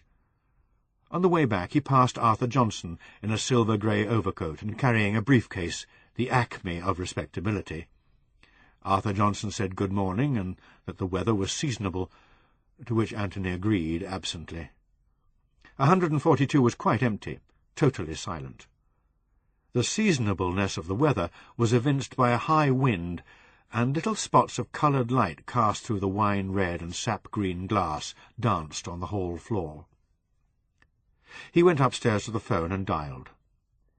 Beep, beep, beep, and in went the first of his money. A girl's voice, but not hers. Frobisher Museum, can I help you? I want to speak to Helen Garvist. Who is that calling? It's a personal call, said Anthony. I'm afraid I must have your name. Anthony Johnson. She asked him to hold the line. After about a minute she was back. I'm afraid Mrs. Garvist isn't here. He hesitated, then said, She must be there. I'm afraid not. Then he understood. She would have come to the phone if he hadn't given his name, if he had insisted on anonymity, but because she didn't want to talk to him, was determined at any cost not to talk to him, she had got the girl to tell this lie. Let me speak to the curator, he said firmly. I'll see if he's available. The pip started. Anthony put in more money. Norman Lequec speaking, said a thin, academic voice. I'm a friend of Mrs. Helen Garvist, and I'm speaking from London, from a call box. I want to speak to Mrs. Garvist. It's very urgent. Mrs. Garvist is taking a fortnight of her annual leave, Mr. Johnson. How readily the name came to him. He had been forewarned. In November? She can't be. I beg your pardon. I'm sorry, but I don't believe you. She told you to say that, didn't she? There was an astonished silence. Then the curator said, I think the sooner we terminate this conversation, the better. And he put the receiver down. Anthony sat on the stairs. It is very easy to become paranoid in certain situations, to believe that the whole world is against you. But what if the whole world, or those significant members of it, truly are against you? Why should Helen go away now, in the cold tail end of the year? She would have mentioned something about it in her last letter, if she had planned to go away. No, it wasn't paranoid. It was only feasible to believe that, wanting no more of him, she had asked Lequecs and the museum staff to deny her to a caller named Anthony Johnson. Of course they would cooperate if she said this was a man who was pestering her. Kotovsky's being cremated today, said Stanley Caspian. Arthur put the rent envelopes on the desk in front of him. Locally? He said. Up the cemetery. Don't suppose there'll be what you call a big turnout. Mrs. Caspian says I ought to put in an appearance, but there are limits. Where did I put my bag of crisps, Arthur? Here, said Arthur, producing it with distaste from where it had fallen into the waste-paper basket. Poxy sort of day for a funeral. 11:30 they're having it, I'm told. Still, I should worry. I'm laughing, Arthur. Things are looking up. 2 bits of good news I've got. One, the cops say I can re-let flat 1 at my convenience, which'll be next week. It could do with a paint, a facelift, as you might say. So could you and me old Arthur, but it's not getting it, any more than we are. I've no objection to the new tenant getting busy with a brush. May I know your other piece of good news? Reckon you'll have to, but I don't know how you'll take it. Your rent's going up, Arthur. All perfectly legal and above board, so you needn't look like that. Up to £4.50 a year, which'll be another £2 a week in that little envelope, if you please. Arthur had feared this. He could afford it. He knew the Rent Act made provision for just such an increase in these hard times, but he wasn't going to let Stanley get away with it totally unscathed. "No doubt you're right," he said distantly, "but I shall naturally have to go into the matter in my own interest. When you let me have the new agreement, it would be wise for my solicitors to look at it." As a parting shot, he added, "I fear you won't find it easy letting those rooms. 2 violent deaths, you know. People don't care for that sort of thing. It puts them off." He took his envelope and went upstairs, his equilibrium, which had prevailed, though declining for a week, now shaken. He hoped that any prospective tenants of the Kotovskis' flat would come round while he was at home, in which case he would take care to let them know all. A gloomy day of thin fog and fine rain. Not enough rain, though, for his umbrella. The orange plastic bag of laundry in one hand, the shopping basket in the other, he set off for the launderette. Mr. Granger's nephew's wife promised to keep an eye on his washing, and pleased Arthur by commenting favourably on the quality of his bed linen. He bought a Dover sole for lunch, a pound of sprouts, a piece of best end of neck for Sunday. The K-12 bus drew up outside the Water Lily, and, on an impulse, Arthur got on it. It dropped him at the cemetery gates. This was the old part, this end, a necropolis of little houses, the grey lichen-grown houses of the dead. Some years back, a girl had been found dead on one of these tombs, a family vault.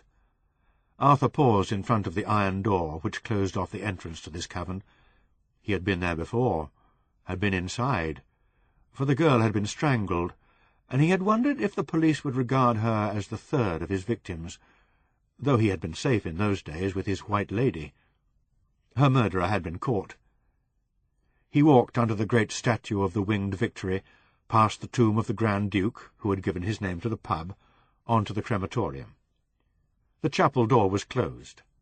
Arthur opened it diffidently.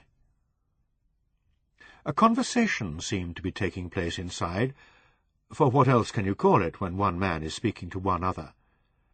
The man who was speaking was a clergyman, and the man who was listening, sole member of that congregation, was Jonathan Dean. Brian Kotovsky had only one friend to mourn him. Music began to play, but it was Muzak, really, as if the tape playing in a supermarket had suddenly taken a religious turn. The coffin, blanketed in purple baize, began to move, and silently the beige velvet curtains drew together. Brian Kotovsky, like Arthur's White Lady, had gone to the fire. Arthur slipped out. He didn't want to be seen. He walked back towards the gates along another path, much overgrown, this one, by brambles and the creeping ivy and long-leaved weeds the frost hadn't yet killed. Droplets of water clung to the stone and trembled on leaf and twig. Presently he came to the red granite slab, on which was engraved, Arthur Leopold Johnson, 1855-1921. Maria Lillian Johnson, 1857-1918. Beloved wife of the above.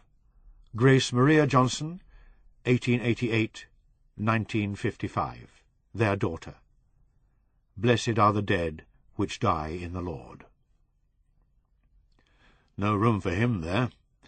No room for his mother, though perhaps she, too, was dead. Perhaps that was why she hadn't come to Auntie Grace's funeral. In his best dark suit and new black tie, he had sat in the front room of the house in Magdalen Hill, reading the paper. The paper was full of some journalists theorizing about the Kenbourne killer and his latest victim.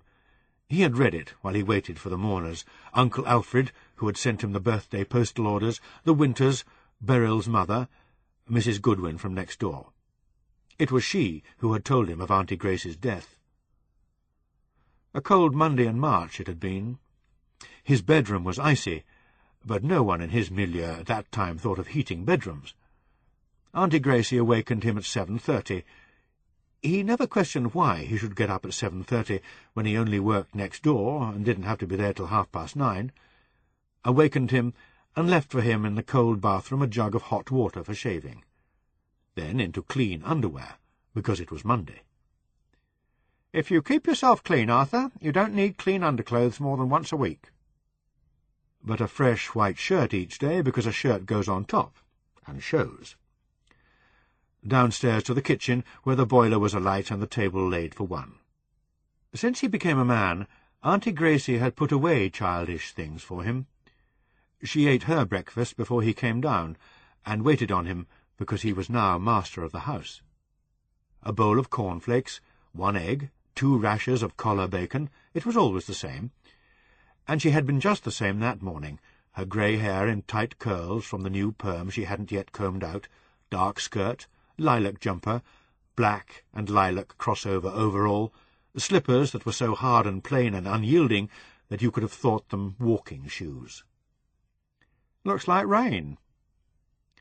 As he emptied a plate, she took it and washed it. Between washing, she stood at the window, studying the sky above the rooftops in Merton Street. "You'd better take your umbrella." Once he had protested that he didn't need an umbrella to walk 20 yards through light rain, or a hat to withstand 10 minutes' chill, or a scarf against the faintly falling snow. But now he knew better. By keeping silent, he could avoid hearing the words that aroused in him impotent anger and shame. "And when you get ill like you were last time, I suppose you'll expect me to work myself into the ground nursing you and waiting on you." So he kept silent, and didn't even attempt to argue that he might have spent a further hour in bed, rather than on a stool in front of the boiler reading the paper. She bustled about the house, calling to him at intervals, "10 to 9, Arthur! 9 o'clock, Arthur!" When he left, allowing himself 10 minutes to walk next door, she came to the front door with him and put up her cheek for a kiss. Arthur always remembered those kisses when, in his introspective moments, he reminded himself how happy their relationship had been, and he felt a savage anger against Beryl's mother for a comment she had once made. "You give that boy your cheek like you were showing the doctor a boil on your neck, Gracie." That morning he had kissed her in the usual way. Many times since he had wished he had allowed his lips to linger, or had put an arm round her heavy shoulders. But thinking this way was a kind of fantasizing, identifying with characters from films, for he had no idea how to kiss or embrace. And he blocked off the picture at this point, because after the image of that unimaginable closeness came a frightening conclusion of the embrace, the only possible ending to it.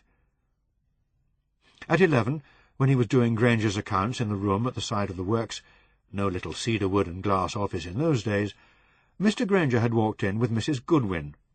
He could see them now, Mr. Granger clearing his throat, and Mrs. Goodwin with tears on her face, and then the words, "passed away. Her heart fell down before my eyes. Gone, Arthur. There was nothing anyone could do." Someone had been in and laid her out. Arthur wouldn't let the undertakers take the body till the following day. He knew what was right. The first night after death you watched by the dead. He watched. He thought of all she had done for him, and what she had been. Mother, father, wife, counsellor, housekeeper, sole friend. The large-featured face, waxen and calm, lay against a clean white pillowcase. He yearned towards her, wanting her back.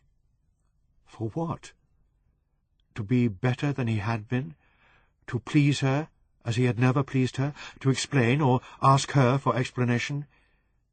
He didn't think it was for any of those things, and he was afraid to touch her, afraid even to let one of his cold fingers rest against her colder cheek.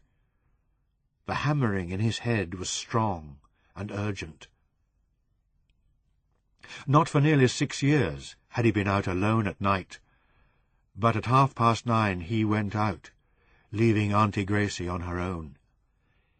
He slipped through the passage into Merton Street, and then he walked and walked, far away, to a pub where they wouldn't know him. The Hospital Arms. There he drank 2 brandies. A stretch of weed-grown bombsite separated the hospital from the embankment, the railway line, and the footbridge that crossed it. Arthur didn't need to cross the line. His way home was by way of the long lane that straggled through tenements and cottages to the High Street. But he went on to the bombsite and lingered among the rubble stacks until the girl came hurrying over the bridge. Bridget O'Neill, 20, student nurse. She screamed when she saw him, before he had even touched her, but there was no one in that empty wasteland to hear her. A train roared past, letting out its double-noted bray. She ran from him, tripped over a brick, and fell. With his bare hands he strangled her on the ground, and then he left her, returning through the dark ways to Magdalen Hill. Soon he slept, falling into a sleep almost as deep, though impermanent, as that which enclosed Auntie Gracie in her last bed. He had never tended her grave. Thick grass grew above the sides of the slab, and her Christian name was obliterated by tendrils of ivy. Death surrounded him, cold, musty, mildewed death, not the warm kind he wanted. He knew he had begun to want it again, and, frightened, wearied by this urge which only death itself could end, he went back to the bus, the launderette, and the eternal cleaning of the flat.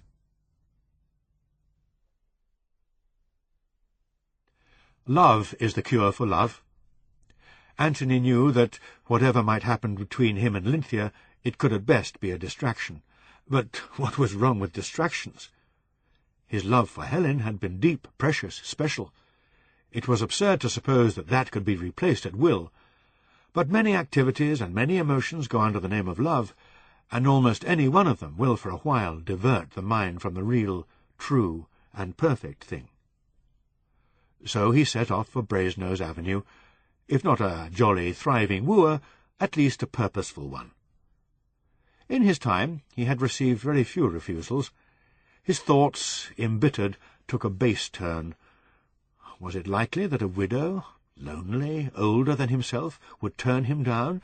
And when he rang the doorbell, it was answered almost at once by Lynthia herself, who drew him in without a word into the flat and threw her arms round his neck.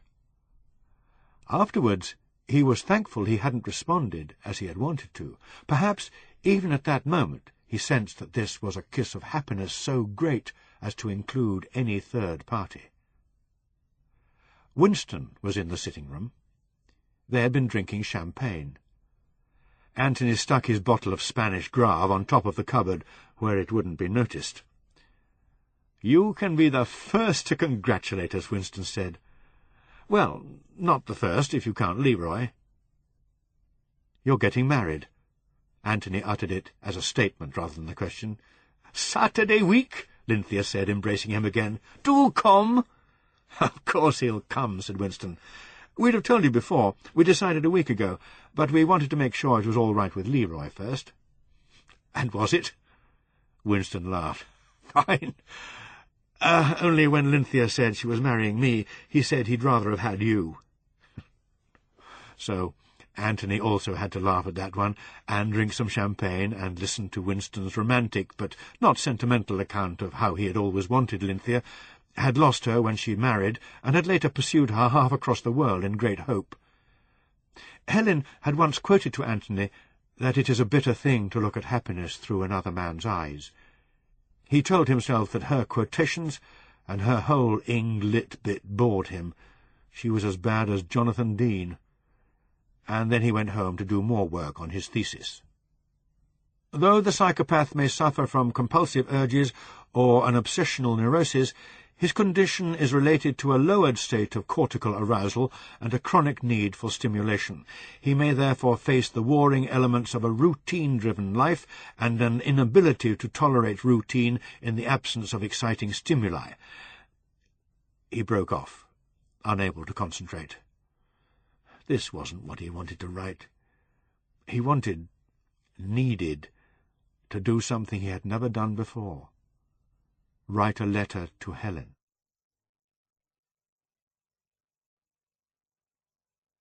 Chapter 18. He wouldn't send it to her home. That would be worse than useless. To the museum, then? Although she hadn't a secretary, he remembered her telling him there was a girl who opened the incoming post for herself and Lequex. Her mother would do only if he knew her mother's address. He tried to remember the names of friends she had spoken of when they were together. There must be someone to whom he could entrust a letter that was for her eyes only. Rereading her old letters in search of a name, a clue, was a painful exercise. "Darling Tony, I knew I'd miss you, but I didn't know how bad it would be." That was the one with the bit in it about an invitation to a dress show. If he'd known the name of the dress shop, the people she'd been to school with, to college with. He recalled only Christian names: Wendy, Margaret, Hilary. Suppose he wrote to her old college? The authorities would simply forward the letter to her home. Anyone would do that, unless he put in a covering letter expressly directing them not to. And could he bring himself to do that? Perhaps he could, especially as the letter he intended to write wasn't going to be a humble plea. He wrote it. Not simply just like that, but draft after draft, until he wondered if he was as mentally unstable as the sick people he studied. The final result dissatisfied him, but he couldn't improve on it. Dear Helen, I love you.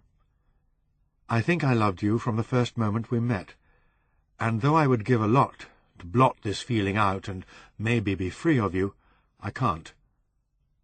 You were my whole hope for the future, and it was you who gave me a purpose for my life. But that's enough of me. I don't mean to go in for maudlin self-pity. This letter is about you. You led me to believe you loved me in the same way.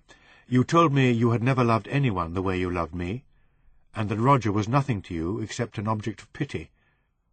You made love with me many times, many beautiful, unforgettable times, and you are not, I can tell this, you know, the kind of woman who sleeps with a man for fun or diversion. You almost promised to come away and live with me. No, it was more than that. It was a firm promise, postponed only because you wanted more time.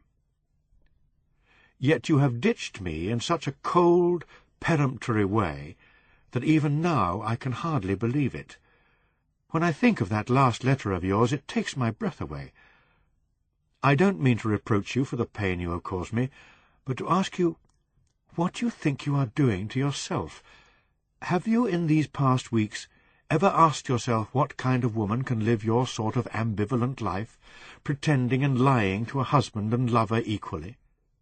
What happens to that woman as she grows older and begins to lose any idea of what truth is? Life isn't worth living for someone who is a coward, a liar, and has lost self-respect, particularly when she is sensitive, as God knows you are. Think about it. Don't think about me if you don't want to, but think about the damage, fear, and woolly-mindedness and that sort of confusion are going to do to whatever there is under that pretty exterior of yours. If you want to see me, I'll see you, but I won't commit myself to more than that now. I think I would be wilfully damaging my own self if I were ever to get back into a relationship with the kind of person you are.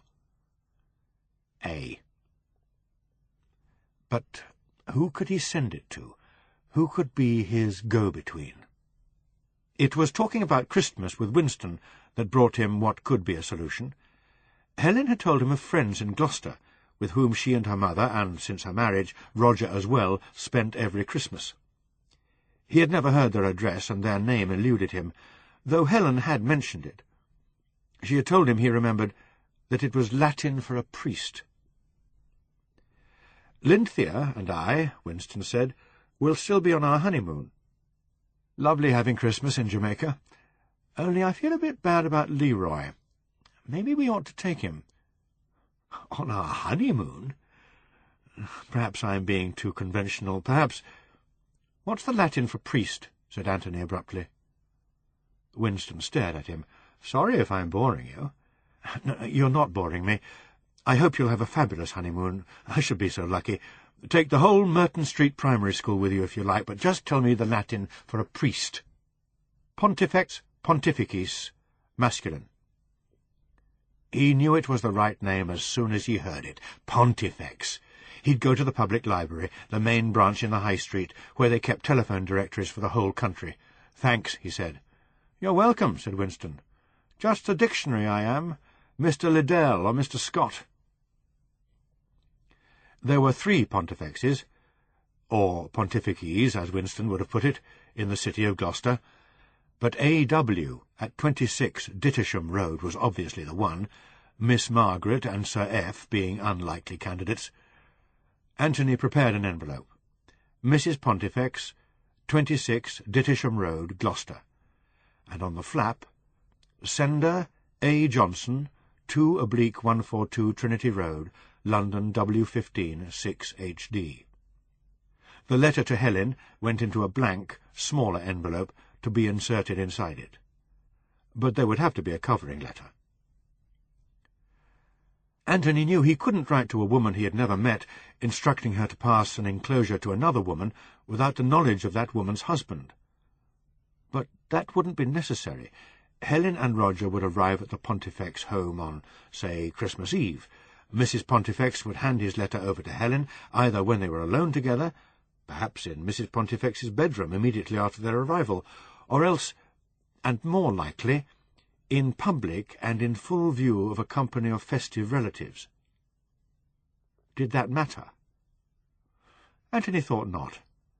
This way, even if Roger were to demand to see it, Helen would see it first. "Dear Mrs. Pontifex, I know that Mrs. Garvist will be spending Christmas with you, and I wonder if you would be kind enough to give her the enclosed when you see her. I have mislaid her present address, otherwise I would not trouble you. Yours sincerely, Anthony Johnson." It looked, he thought, peculiar, to say the least. He had mislaid the address of someone with the rare name of Garvist, whom he obviously knew well, but was in possession of the address of someone with the equally rare name of Pontifex, whom he didn't know at all. If one name could be found in the phone book, so could the other. He stuck a stamp on the envelope. He looked at this result of so much complicated effort. Was it worth it? Would any possible outcome mitigate the depression which enclosed him? The letter need not, in any case, be sent till a few days before Christmas. Pushing it to one side with a heap of books and papers and notes, he wondered if in the end he would send it at all. When Arthur spoke of "my solicitor," he meant a firm in Kenbourne Lane who had acted for him 20 years before in the matter of proving Auntie Grace's meagre will. Since then he had never communicated with this firm or been inside its offices, but he went there now, and it cost him £15 to be told that unless there were any repairs outstanding to the fabric of his flat, he hadn't a leg to stand on against Stanley Caspian in the matter of the rent increase. Although, as he put it to himself exaggeratedly, the rest of the place was falling down. Flat 2 was in fact in good order. Almost wishing that the roof would spring a leak, Arthur managed some petty revenge by telling a young couple whom he found waiting in the hall before Stanley Caspian's Saturday arrival that Flat 1 had macabre associations, and that its rent could be knocked down to £8 a week by anyone who cared to try it on. The young couple argued with Stanley, but they didn't take the Kotovskis' flat. The police had not reappeared. Everyone took it for granted Brian Kotovsky had murdered his wife. But Arthur remembered the case of John Reginald Halliday Christie. Christie had murdered, among others, another man's wife, and that man had been hanged for it. But in the end that murder had been brought home to the true perpetrator. Arthur never relaxed his surveillance of the post, or failed to put his door on the latch when he heard anyone use the telephone. Wednesday, the 27th of November, had been a bad evening, but it had passed without Anthony Johnson making a call. No letters from Bristol had come for more than a fortnight, Surely there would be none. Arthur observed Anthony Johnson coming and going at his irregular hours, a little dejected perhaps, as if some of that youthful glow and vigour which he had noticed on their first meeting had gone out of him. But we all have to grow up and face, Arthur thought, the reality and earnestness of life. Once, passing beneath his window, Anthony Johnson raised a hand and waved to him. It wasn't a particularly enthusiastic wave, but Arthur would have distrusted it if it had been. It signified to him only that Anthony Johnson bore him no malice. On the morning of Saturday, the 7th of December, he wrote a stiff letter to his solicitor deprecating the high cost of such negative advice, but nevertheless enclosing a cheque for £15. He always paid his bills promptly, having an undefined fear of nemesis descending should he be in debt to anyone for more than a day or two. At 9 he saw the postman cross the street, and he went down to take in the mail. Nothing but a rates demand for Stanley Caspian, which shouldn't by rights have come to Trinity Road at all. Lily Chan's rent envelope was on the hall table, and so was Winston Mervyn's. Anthony Johnson's, however, was missing. Arthur listened warily outside the door of room 2. Silence, then the clink of a teacup against a saucer. He knocked softly on the door, and gave his apologetic cough. "Yes? It's Mr. Johnson, said Arthur, feeling this was ridiculous, but not knowing how else to put it. 1 minute. About a quarter of a minute passed, and then the door was opened by Anthony Johnson, in jeans and a sweater, which had obviously been pulled on in haste. The room was freezing, the electric fire having perhaps only just been switched on. From the state of the bed, and the presence on the bedside table of a half-consumed cup of tea, it was evident that Anthony Johnson had been having a lie-in, and to his caller's extreme disapproval he intended to resume it, for, having offered Arthur a cup of tea which was refused, he got back into bed fully clothed. "I hope you'll excuse the intrusion, but it's about the little matter of the rent." "Oh, you needn't have bothered. I'd have put it out before Caspian came." Anthony Johnson finished his tea. "It's on the table," he said casually, "among all that other stuff." All that other stuff was a formidable array, or muddle, as Arthur put it to himself, of books, some closed, some open and face downwards, scattered sheets of foolscap, dog-eared notebooks, and a partially completed manuscript. "With your permission," Arthur said, and delicately picked about in the mess, as if it were a pile of noxious garbage. He came upon the brown rent envelope under a weighty tome entitled Human Behaviour and Social Processes. "The rent book and my cheque are in there." Arthur said nothing. Under the rent envelope was another, stamped and addressed, but without his glasses he was unable from this distance to read the address. At once it occurred to him that this letter might be to H. in Bristol. He thought quickly, said almost as quickly, "I have to go to the post with a letter of my own. Would you care for me to take this one of yours?" Anthony Johnson's hesitation was unmistakable. Was he remembering that other occasion on which Arthur had posted a letter for him, and the unfortunate antagonism that action had led to? Or did he perhaps suspect a tampering with his post? Anthony Johnson threw back the bed-covers, got up and came over to the table. He picked up the envelope and looked at it in silence, indecisively, deep in thought. Arthur managed a considerate, patient smile, but inwardly he was trembling. It must be to her. It must be. Why else would the man linger over it like this, wondering, no doubt, whether posting it would risk a violent confrontation with the woman's husband? At last Anthony Johnson looked up. He handed the letter to Arthur with a funny, swift gesture, as if he must either be rid of it quickly or not at all. "Okay," he said. "Thanks." Once more in the hall, and alone, Arthur held the envelope up to within 2 inches of his eyes. Then he put on his glasses to make absolutely sure.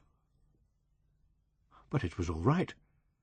The letter was addressed to a Mrs. Pontifex in Gloucester. He was savouring his relief when Stanley Caspian banged in, sucking a toffee.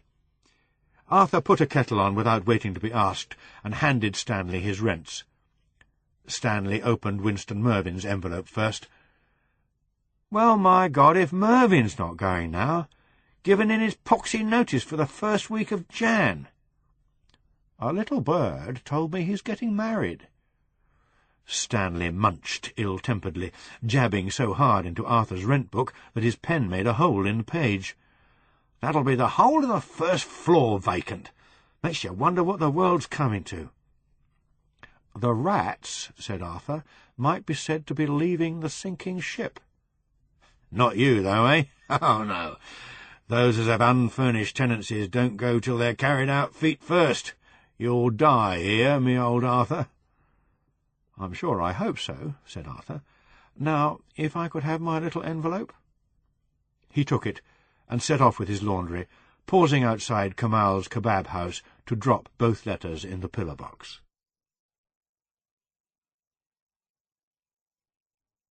Chapter 19.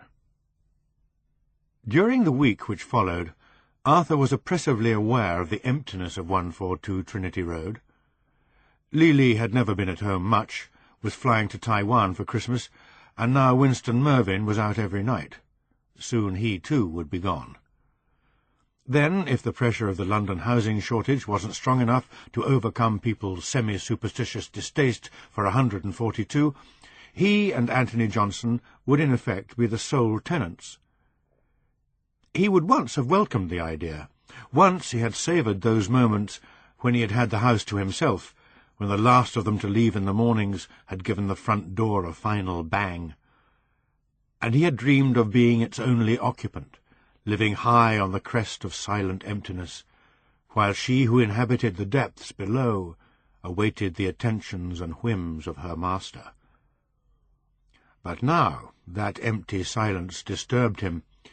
For 3 nights out of the 7 no light fell onto the court from the window of room 2, and the dark well he could see below him when he drew his curtains brought him temptations he had no way of yielding to.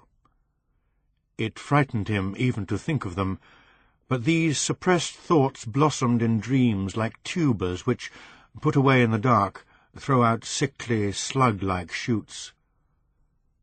Not since he was a young man had he dreamed of that act he had 3 times performed, but he dreamed of it now, and awoke one morning hanging half out of bed, his hands clenched as if in spasm round the leg of his bedside table, which, unknowingly, he had dragged towards him.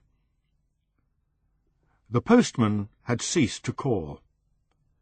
In all the years Arthur had been there, no such week as this without a single letter had passed. It was as if the post office were on strike. Of course it was easily explicable. Winston Mervyn had seldom received any post, except that from estate agents. Lily's father wouldn't write when he expected to see his daughter next week. Little had ever come for Anthony Johnson but those mauve-grey Bristol envelopes. And yet this also seemed to contribute to Arthur's feeling that all the forces of life were withdrawing from the house and leaving it as a kind of mausoleum for himself. But on the morning of Saturday the 14th of December, something resembling a convulsion took place in it, like a death-throe. The phone ringing wakened him. It rang for Winston Mervyn 3 times before 9 o'clock. Then he heard Winston Mervyn running up and downstairs, Anthony Johnson in Mervyn's room, Anthony Johnson and Mervyn talking, laughing. He went down to see if there was, by chance, any post. There wasn't. The door of room 1 was open, music playing above the whine of the vacuum cleaner. Lily had decided, unseasonably and uniquely, to spring-clean her room, and Stanley Caspian, usually so mindful of the fabric of his property, added to the noise by slamming the front door so hard that plaster specks lay scattered on his car coat like dandruff. Stanley detained him so long with moans about the rates, the cruelty of the government towards honest landlords, and the fastidiousness of prospective tenants, that he was late in getting to the shops. Every machine at the launderette was taken.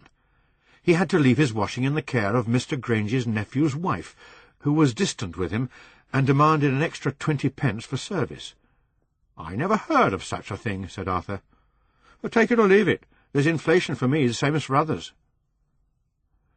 Arthur would have liked to say more, but he was afraid it might get back to Mr. Granger, so he contented himself with a severe, "I'll call back for it at 2 sharp."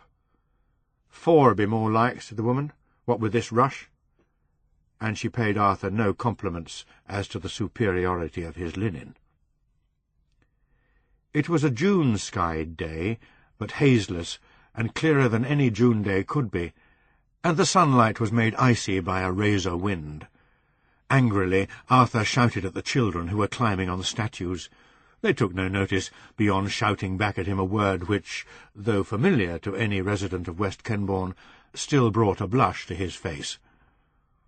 A taxi stood outside 142, and as he approached, Winston Mervyn and Anthony Johnson came out of the house and went up to it. Arthur thought how awkward and embarrassed he would feel if called upon to say to a taxi driver what Winston Mervyn now said. "Kenbourne Register Office, please." He said it in a bold, loud voice, as if he were proud of himself, and favoured everyone with a broad smile. Arthur would have liked to pass on up the steps without a word, but he knew better than to neglect his social obligations, particularly as Stanley Caspian had told him this coloured fellow, obviously well off, was buying a house in North Kenbourne. "Let me offer you my best wishes for your future happiness, Mr. Mervyn," he said. "Thanks very much." "A fine day for your wedding," said Arthur, "though somewhat chilly." He went indoors, and passed Lily going out, her rare effort at cleaning finished or abandoned. Again he was alone. He cooked his lunch, scoured the flat, watched Michael Redgrave in The Captive Heart on television. It wasn't till darkness began to close in, and lights came on in the tall houses opposite, that he remembered he still had to collect his washing. Winston had engaged one of the dining-rooms at the Grand Duke for his wedding reception, and there at 1:30 the bride and groom, Leroy, Anthony, Winston's brother and sister-in-law, and Lynthia's sister and brother-in-law sat down to lunch. Lynthia gave Anthony a rose from the bouquet she was carrying. "There, that means you'll be the next to marry." He felt a painful squeeze of the heart. But he smiled down at the beautiful girl in her apple-green silk dress and said, "That's only for bridesmaids. For best men, too. It's an old West Indian custom." Cries of denial, gales of laughter greeted this. Anthony made a speech which he felt was feeble, though it was received with applause. He could hardly bear to look at Winston and Lynthia, whose exchanged glances and secret, decorous smiles spoke of happiness enjoyed and anticipated. At 4 they all went back to Brasenose Avenue to collect Lynthia's luggage, and then to Trinity Road for Winston's. From the call-box on the landing, Winston phoned London Airport to check his honeymoon flight to Jamaica, and was told it had been delayed 3 hours. By this time Leroy had already been carried off by his aunt, with whom he was to stay, and Lynthia felt a dislike of going back to the empty flat. At a loose end, they were debating how they should kill the intervening time when the front door, which had been left on the latch, crashed heavily, and a voice called up the stairs, "The wedding guest, he beat his breast." Jonathan Dean. "Thought I'd try and catch you before you left, old man. Wish you Godspeed and all that." He showed, Anthony thought, no scars from grief over his dead friend, but seemed stouter and ruddier. Halfway up the stairs, he met them coming down. "Did I hear someone mention killing time? How about a quick one, or a few slow ones up the Lily?" "It's not 5, said Winston. Jonathan agreed, but said it wanted only 10 minutes, and that Tempest was fugiting as usual. At this point Lily emerged from room 1, to be met by a look of frank lechery from Jonathan, who made a joke, with heavy play on her name and that of the pub, which evoked screams of merriment from Winston's sister-in-law. And so, without much show of enthusiasm on the part of either bride or groom, the whole party, now swelled to 7, made their way towards the Water Lily. When they reached the corner of Magdalen Hill and Balliol Street, By common, unspoken consent, they avoided Oriel Mews. Anthony saw, standing on the other side of the street, waiting for the lights to change, a familiar lean figure in silver-grey overcoat and carrying an orange plastic laundry bag. The man's face had the sore, reddish look he had noticed before, and there was something prickly and resentful in his whole bearing, as if he took the persistent greenness of the traffic light and the stream of vehicles as an affront aimed personally at him. In that crowd, London working class, hippie-costumed dropouts, brown immigrants, his clothes and his air set him apart and enclosed him in loneliness. Time and change had passed him by. He was a sad and bitter anachronism. Anthony touched Winston's arm. "Should we ask old Johnson to join us for a drink? It's up to you, it's your party, but it seems a bit cold not to." Before he could finish, Winston had hailed Arthur Johnson, who had begun to cross the road. "I'm glad you saw him," he said to Anthony. "He was rather nice to me this morning, with his good wishes, and seeing everyone else in the houses here. It's the least we can do. Mr. Johnson," he called, "can you spare a few minutes to come and celebrate with us, in the Water Lily?" Anthony wasn't surprised to see that Arthur Johnson was flummoxed, even shocked by the suggestion. First came the mottled flush, then a stream of excuses. "I couldn't possibly. Most kind, but out of the question. A busy evening ahead of me. You must count me out. You really must, Mr. Mervyn." It seemed definite enough, but Anthony, and evidently Arthur Johnson, had reckoned without West Indian hospitality and West Indian enthusiastic pressure. In argument, Arthur Johnson would perhaps have won, but he was given no chance to argue, the situation being managed by Winston's brother, a man of overpowering bonhomie. And Anthony, who in the past had been irritated by and sorry for Arthur Johnson, now felt neither anger nor pity. It was all he could do to stop himself laughing aloud at the sight of this finicky and austere-looking man propelled into the saloon bar of the Water Lily between Perry Mervyn and Jonathan Dean. Arthur Johnson looked amazed and frightened. Still clutching his carrier-bag, he had the air of some gentleman burglar of fiction, apprehended by plain-clothes policemen, the bag, of course, containing the spoils of crime. And now it was Lily who took the bag from him, ignoring his protests, and thrusting it under the settle, on which she and Jonathan sat down, with their victim between them. It was a violation, a kidnapping almost, Arthur thought, too affronted to speak. He had never before entered the Water Lily, which, in his youth, had been pointed out to him by Auntie Gracie as a den of iniquity. Bewildered, crushed by shyness, he sat stiff and silent, while Jonathan Dean paid Lily compliments across him, and Lily giggled in return. The stout and very black woman who faced him added to his discomfiture by asking him in rapid succession what he did for a living, if he was married, and how long he had lived in Trinity Road. He was saved from answering her fourth question, didn't he think her new sister-in-law absolutely lovely, by Anthony Johnson's asking him what he would drink. Arthur replied inevitably that he would have a small brandy. "Claret is the liquor for boys, port for men, but he who aspires to be a hero must drink brandy." Having quoted this, Dean roared with laughter, and said it was by Dr. Johnson. Arthur didn't know what he meant, but felt he was getting at him personally, and perhaps also at Anthony Johnson. He wondered how soon he could make his escape. The brandy came, and with it a variety of longer, less strong drinks for the others, which made Arthur wonder if he had made a too expensive choice, or even committed some gross social error. Two entirely separate conversations began to be conducted round the table, one between Lily, Dean, and Mervyn's sister-in-law, the other between the bridal couple and Mervyn's brother. And Arthur was aware of the isolation of himself and the other Johnson, both of whom were left out of these exchanges. Anthony Johnson looked rather ill. Had drunk too much, Arthur supposed, at whatever carousing had been going on since lunchtime, and he began turning over in his mind various opening gambits for a conversation between them. As the only English people present, for the loathsome Dean didn't count, and was very likely an Irishman anyway, it was their duty to present some sort of solid front.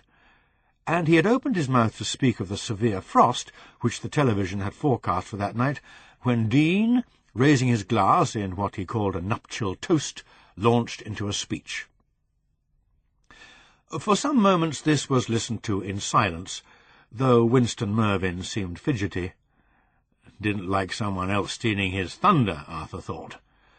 And Dean was certainly airing his education, spouting streams of stuff which couldn't have been thought up on the spur of the moment, but must have been written down first. It was all about love and marriage, and Arthur actually chuckled when Dean levelled his gaze on Mervyn's stout brother-in-law, and said that in marriage a man becomes slack and selfish and undergoes a fatty degeneration of his moral being. At the same time, he was aware that under the table a heavily shod foot was groping across his ankles to find a daintily shod foot. He drew in his knees. "To marry," said Dean, "is to domesticate the recording angel. Once you are married, there is nothing left for you, not even suicide, but to be good." Only Lily laughed. The Mervyn relatives looked blank. Winston Mervyn got up abruptly and stalked to the bar, while Anthony Johnson, with a violence which alarmed Arthur because he couldn't at all understand it, said, "For God's sake, shut up! Do you ever stop and think what you're saying?" Dean's face fell. He blushed.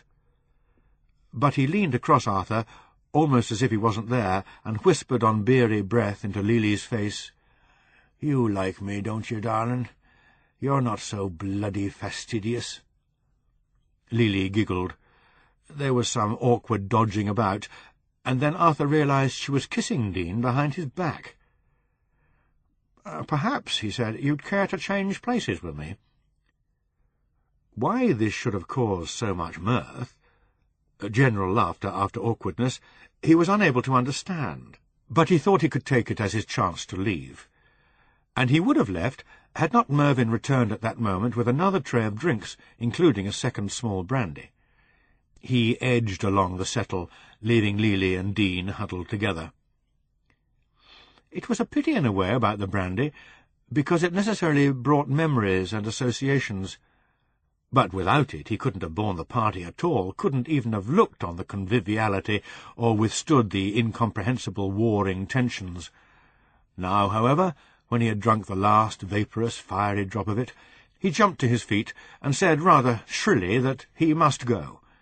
He must no longer trespass on their hospitality. He must leave. "Stand not upon the order of your going, but go at once," said Dean.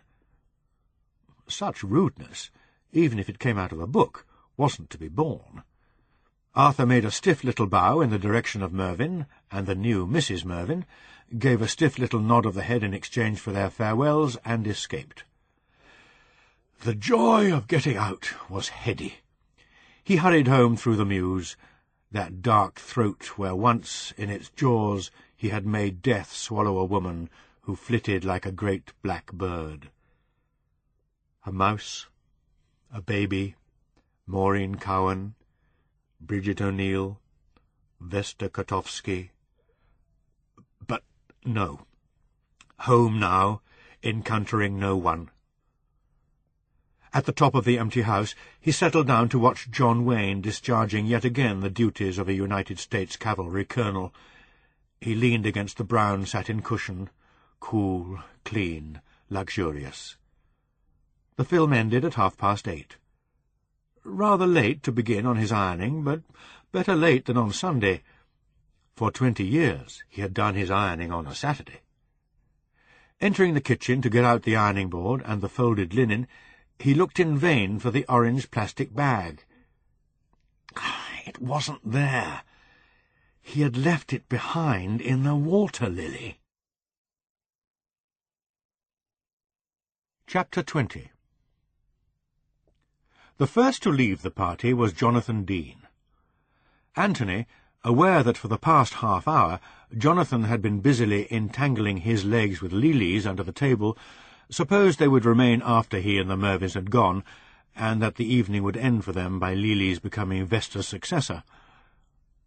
things happened differently. Lily departed to the passageway that housed the ladies' lavatory.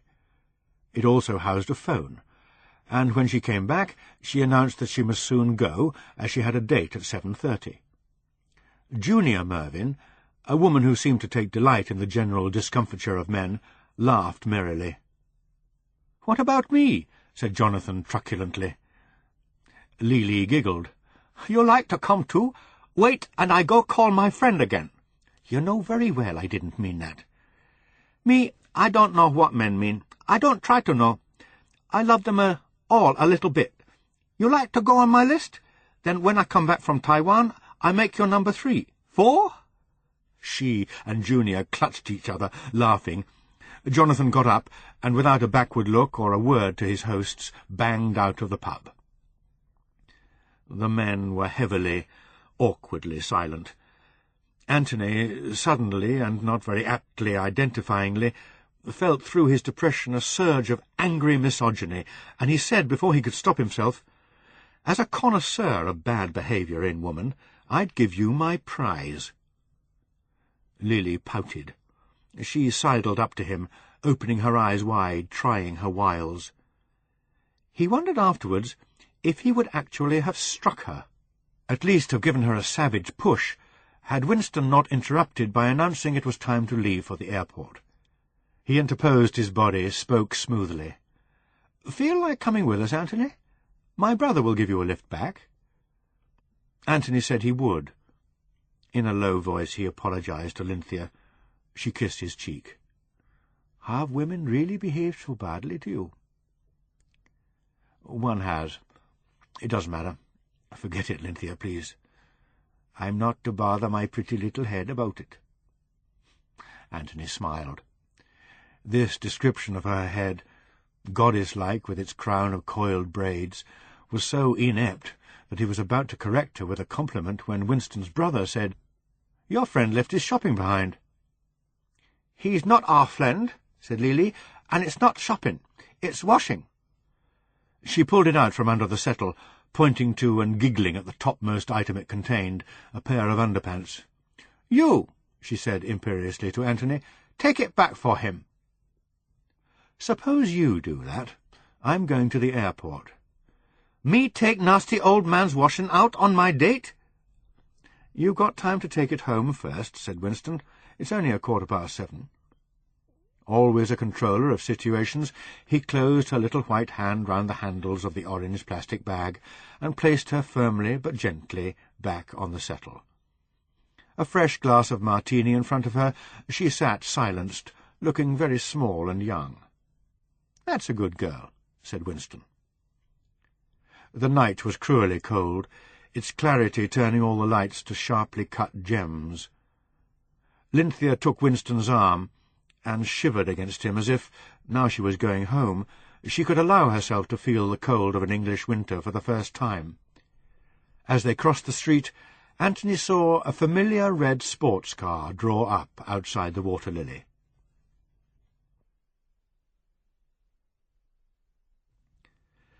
The contents of the bag were worth, Arthur calculated, about £50.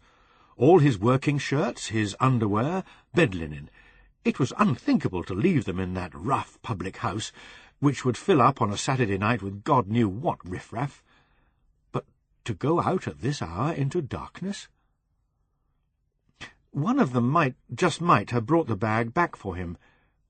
He went out onto the landing, and the light from his own hall shed a little radiance as far as the top of the stairs. But below was a pit of blackness. There was nothing outside his door, nothing at the head of the stairs.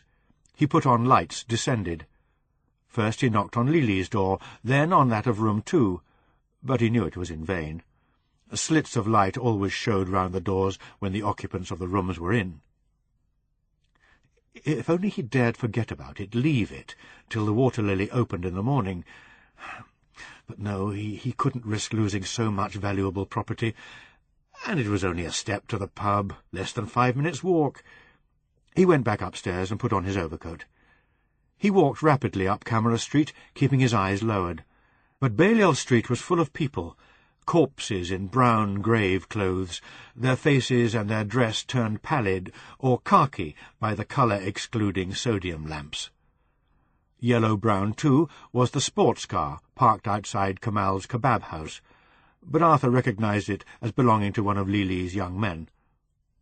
Only the traffic lights were bright enough to compete with that yellow glare. Their green and scarlet hurt his eyes and made him blink. Entering the Water Lily on his own recalled to him those 3 previous occasions on which he had gone into a public house alone. He pushed away the memory, reminding himself how near he was to Trinity Road. The pub was crowded now, and Arthur had to queue. He asked for a small brandy, though he hadn't meant to buy a drink at all. But he needed the warmth and the comfort of it to combat the agonies of embarrassment he passed through while the licensee asked the barman and the barman asked the barmaid, in bellowing, amused voices, for a Mr. Johnson's laundry bag. "You were with those people who got married, weren't you?" Arthur nodded. "An orange-coloured bag? That Chinese girl took it. I saw her go out of the door with it." He gave a gasp of relief. Lili was in Kamal's, and his laundry, no doubt, was in that very car he had walked past.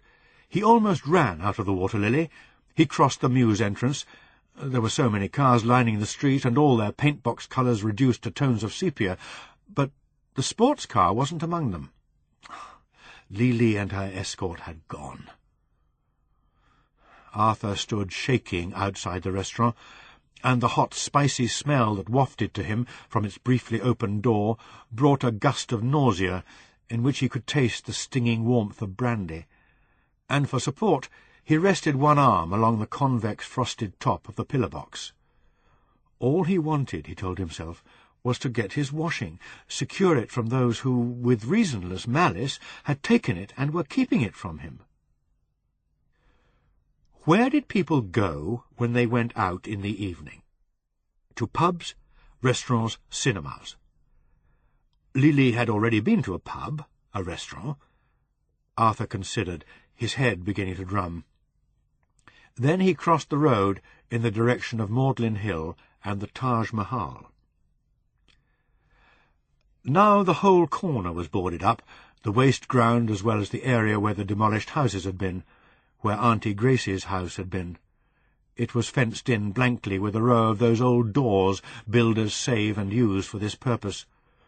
As Arthur passed close by, he could see through the yellow glare that each was painted in some pale bathroom shade, pink, green, cream.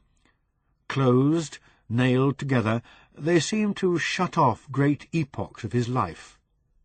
He went past Granger's and the station. A train running under the street made strong vibrations run up through his body. The film showing at the Taj Mahal wasn't truly Indian, but something from further east. The slant-eyed faces, the heads crowned with jewelled pagoda-shaped headdresses on the poster outside, told him that, and this gave force to his feeling that it was here Lili had come. But there was no parking space in Kenbourne Lane, with its double yellow band coursing the edge of the pavement.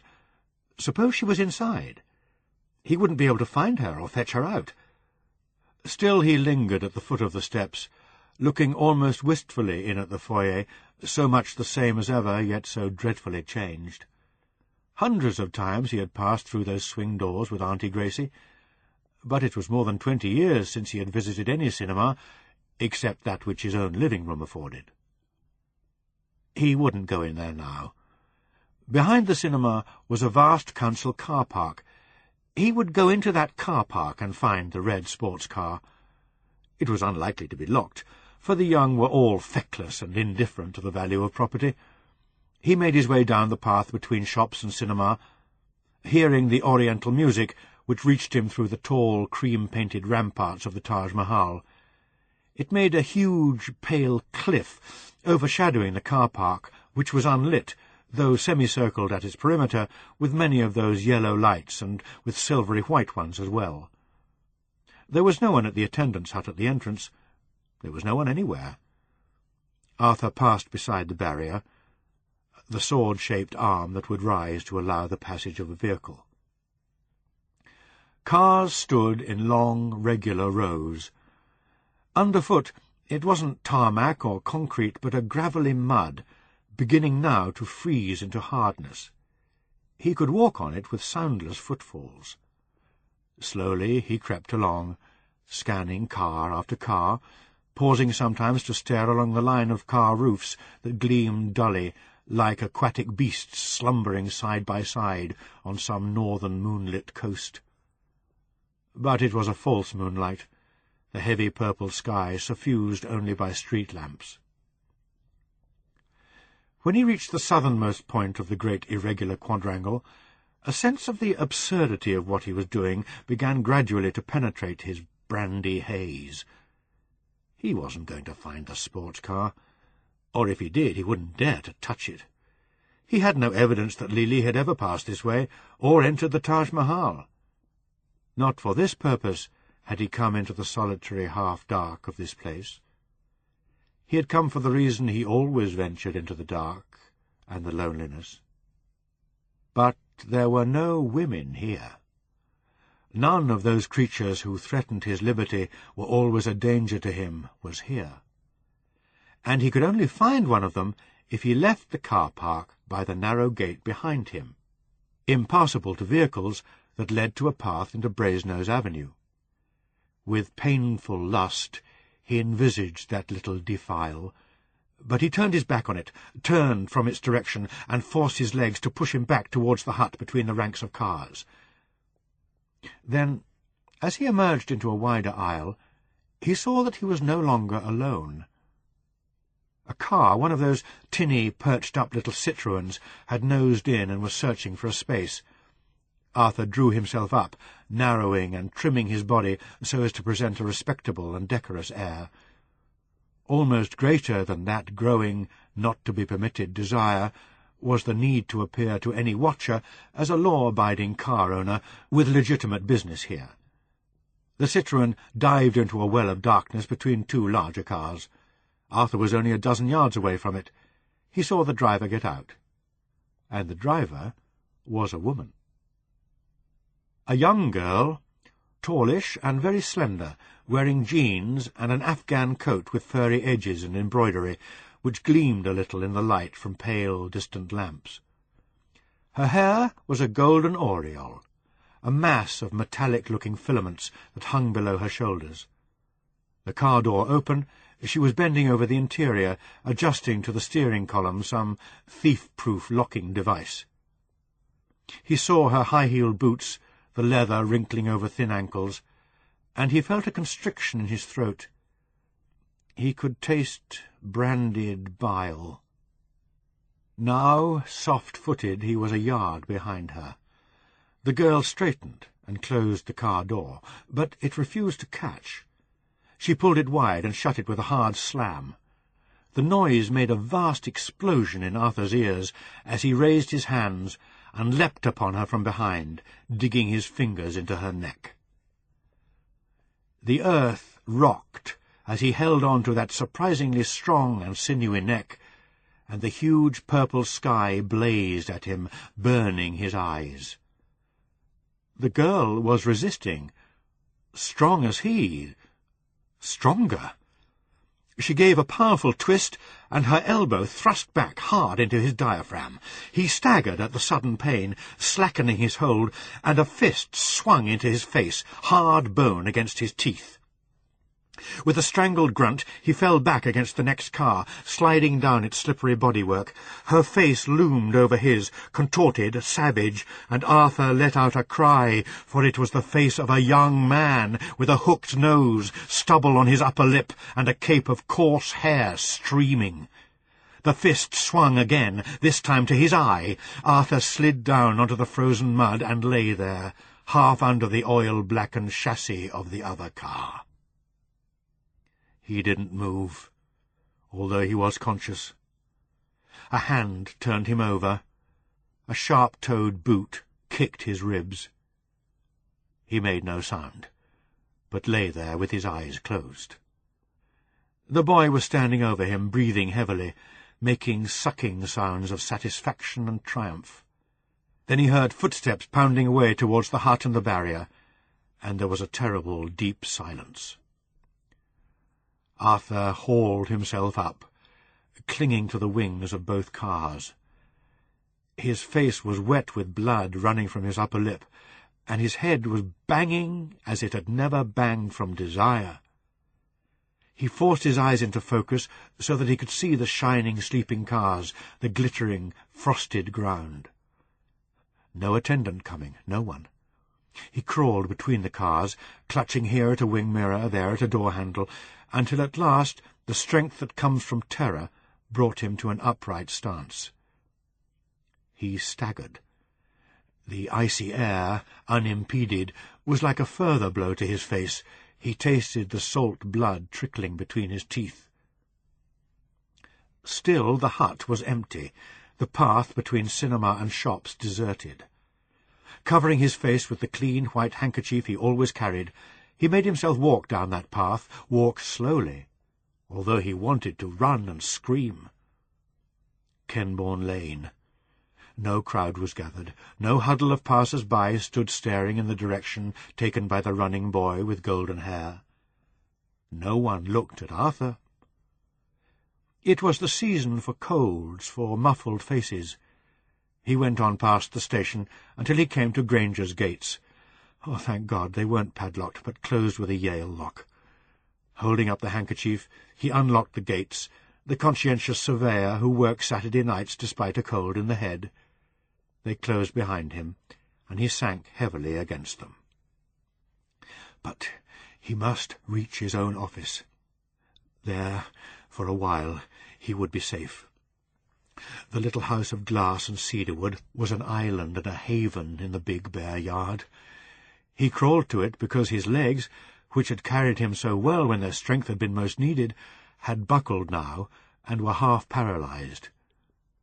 From the ground, slippery with frost, he reached up and unlocked the door. It was cold inside, colder than in the open air.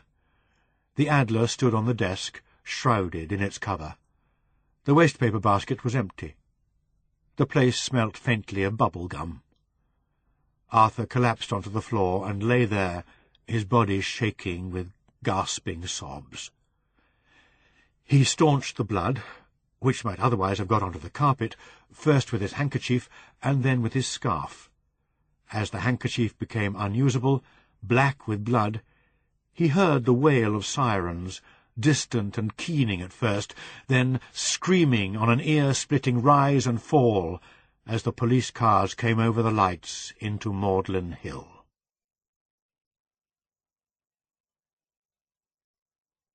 Chapter 21. West Kenbourne was populated with police.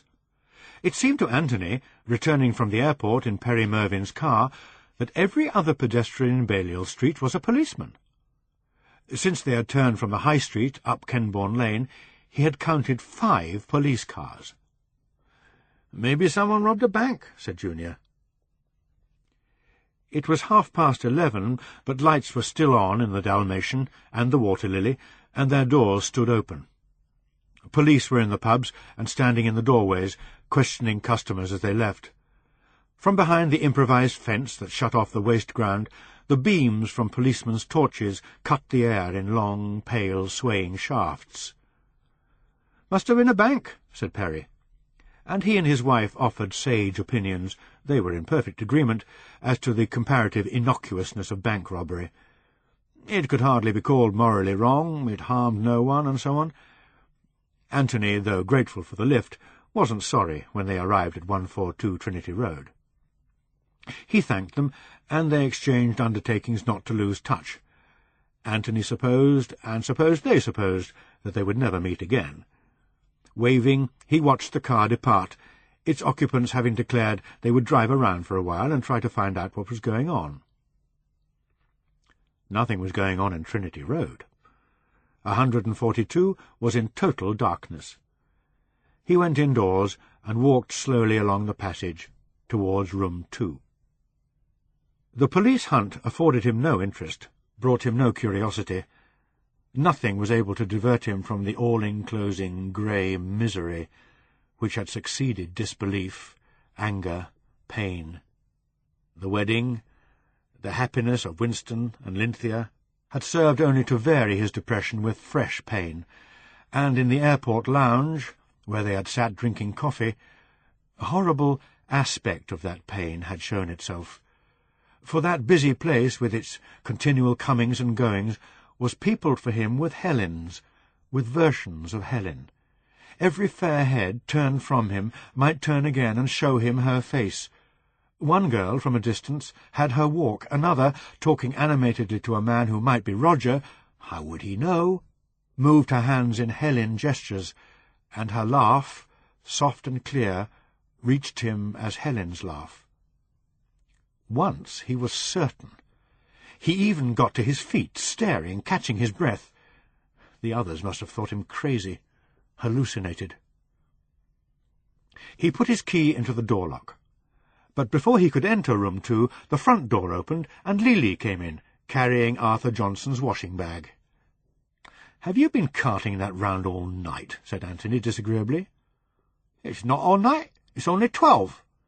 She waved the bag at him. "There, you shall take it to him now. He'll be so pleased to have it safe." "Knowing him, I should think he's nearly gone out of his mind worrying about it, and you can take it to him yourself." But as Lily, with a pout and a giggle, disappeared round the first bend of the stairs, Anthony thought he had better follow her. He caught up with her as she was mounting the second flight. "He'll be asleep. He always goes to bed early. Leave it outside his door." "OK." Lily dropped the bag on the landing. "Nasty, nasty to be old, go to bed at midnight." She gave Anthony a sweet, provocative smile. "You like some Chinese tea?" "No, thanks. I go to bed at midnight, too." He walked into room 2 and closed the door firmly. It was some time before he fell asleep, for Lily, preparing for her journey on the following day, revenged herself by packing noisily, banging her wardrobe door, and apparently throwing shoes across the room until after 3. Arthur heard the police get Granger's doors open half an hour after he had hidden himself in the office. He saw the beams of their torches searchlighting the yard.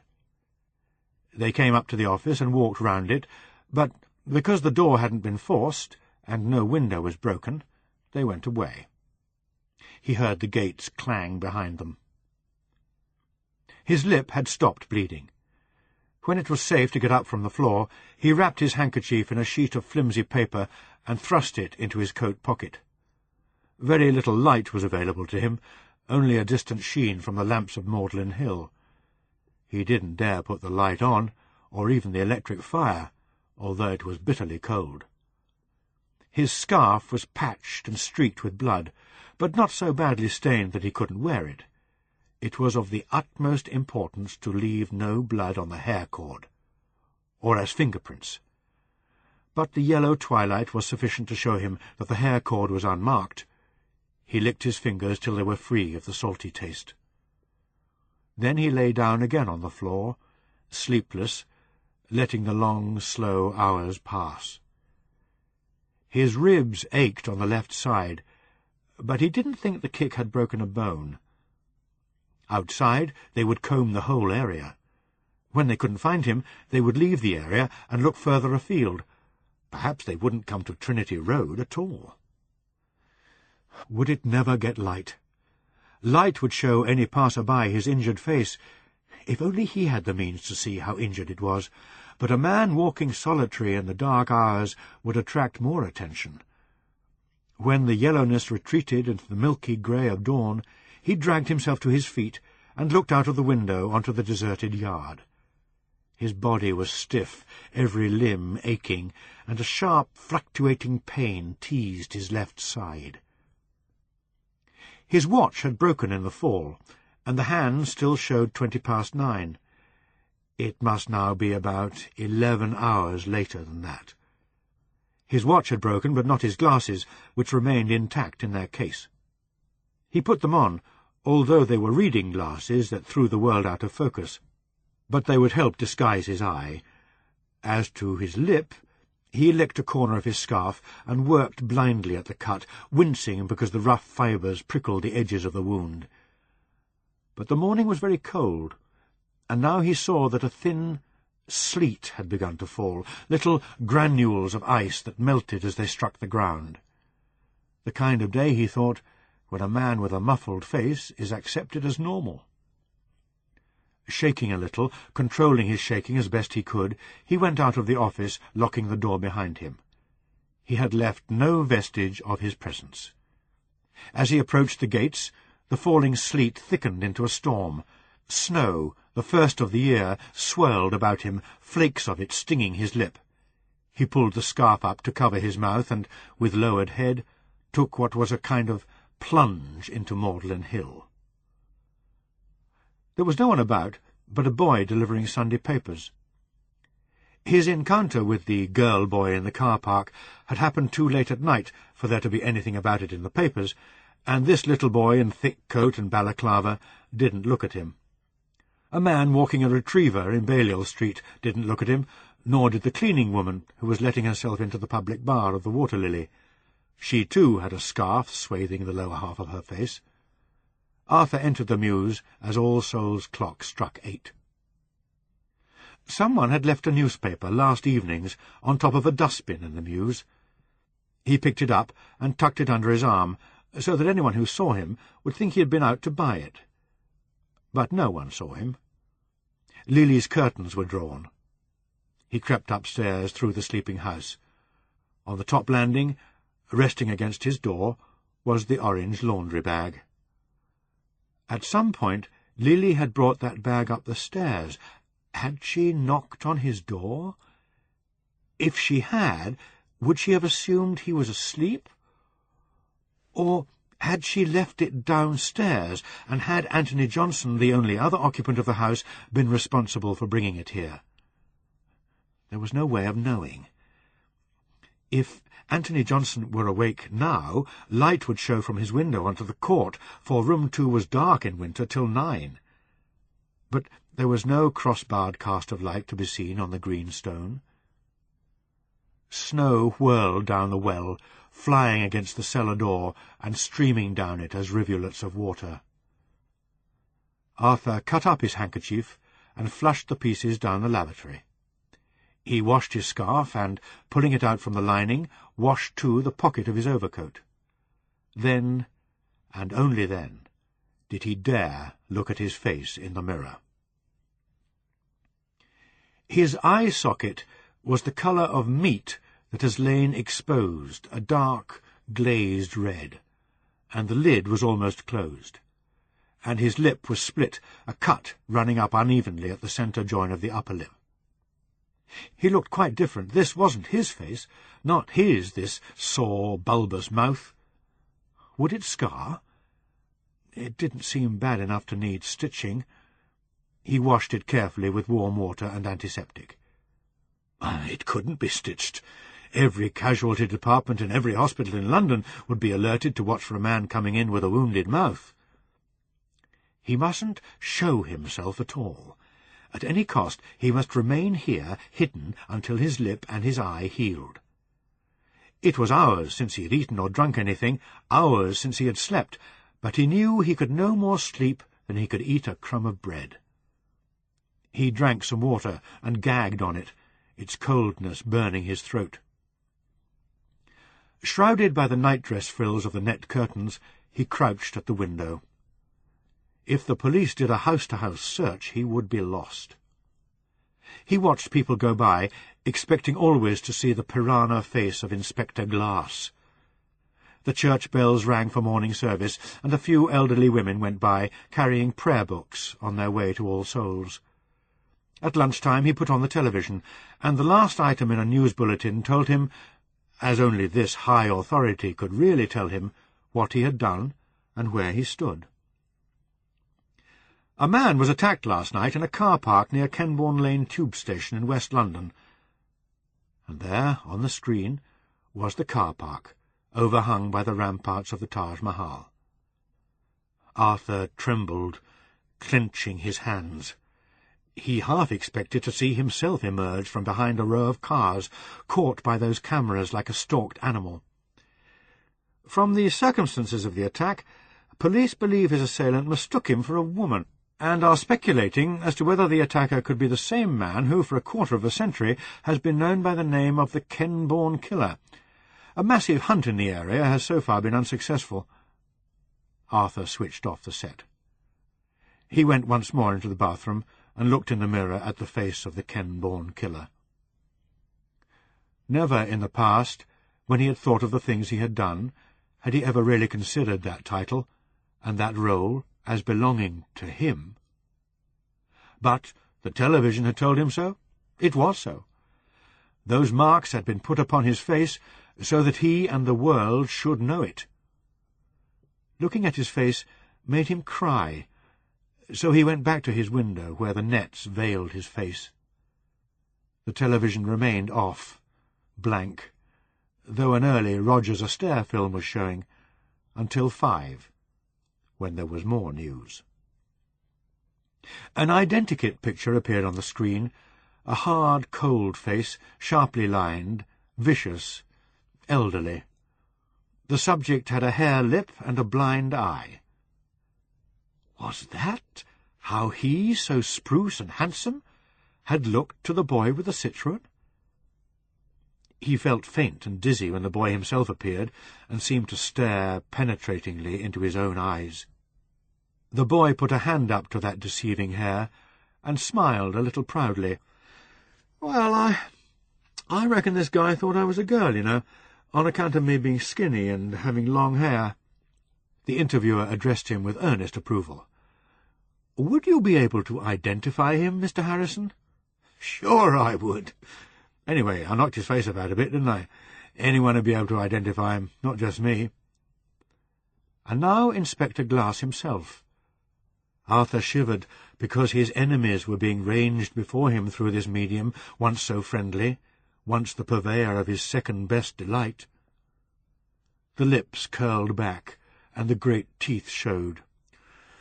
"You can take it as certain that the police won't rest until we've got this chap and put him out of harm's way. It's only a matter of time.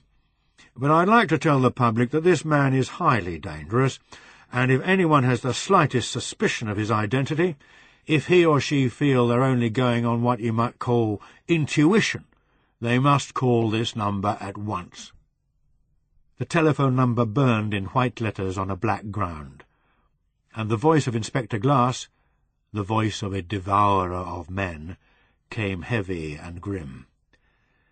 "Any time of the day or night you can call this number, and if you hesitate, remember that next time it could be you, or your wife, or your mother, or your daughter." The diesel rattle of a taxi called Arthur back to the window. Lily came out of the house carrying 2 suitcases. There was another gone who might see his face and not hesitate. Snow had begun to fall again through the bitter cold darkness. He watched her get into the taxi. And now he was alone in the house with Anthony Johnson.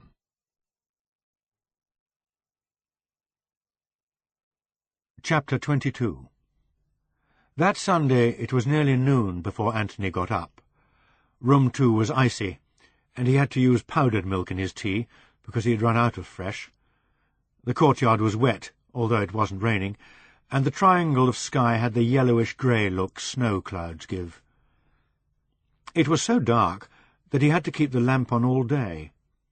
He sat under it, leafing through the draft of his thesis, wondering if it was any good, but into his concentration, or what passed for concentration, fragmented images of Helen kept breaking. He found himself recalling conversations they had had in the past, reading duplicity into phrases of hers that had once seemed beautifully sincere, and this obsession displaced everything else. He sat staring dully at the pink and green translucent shade that swayed with a slow, gentle rhythm in the draught from the window-frame crack, hypnotized by it, subdued into apathy. Soon after 5, when he had heard Lily leave, he put on his coat and set off for Winters.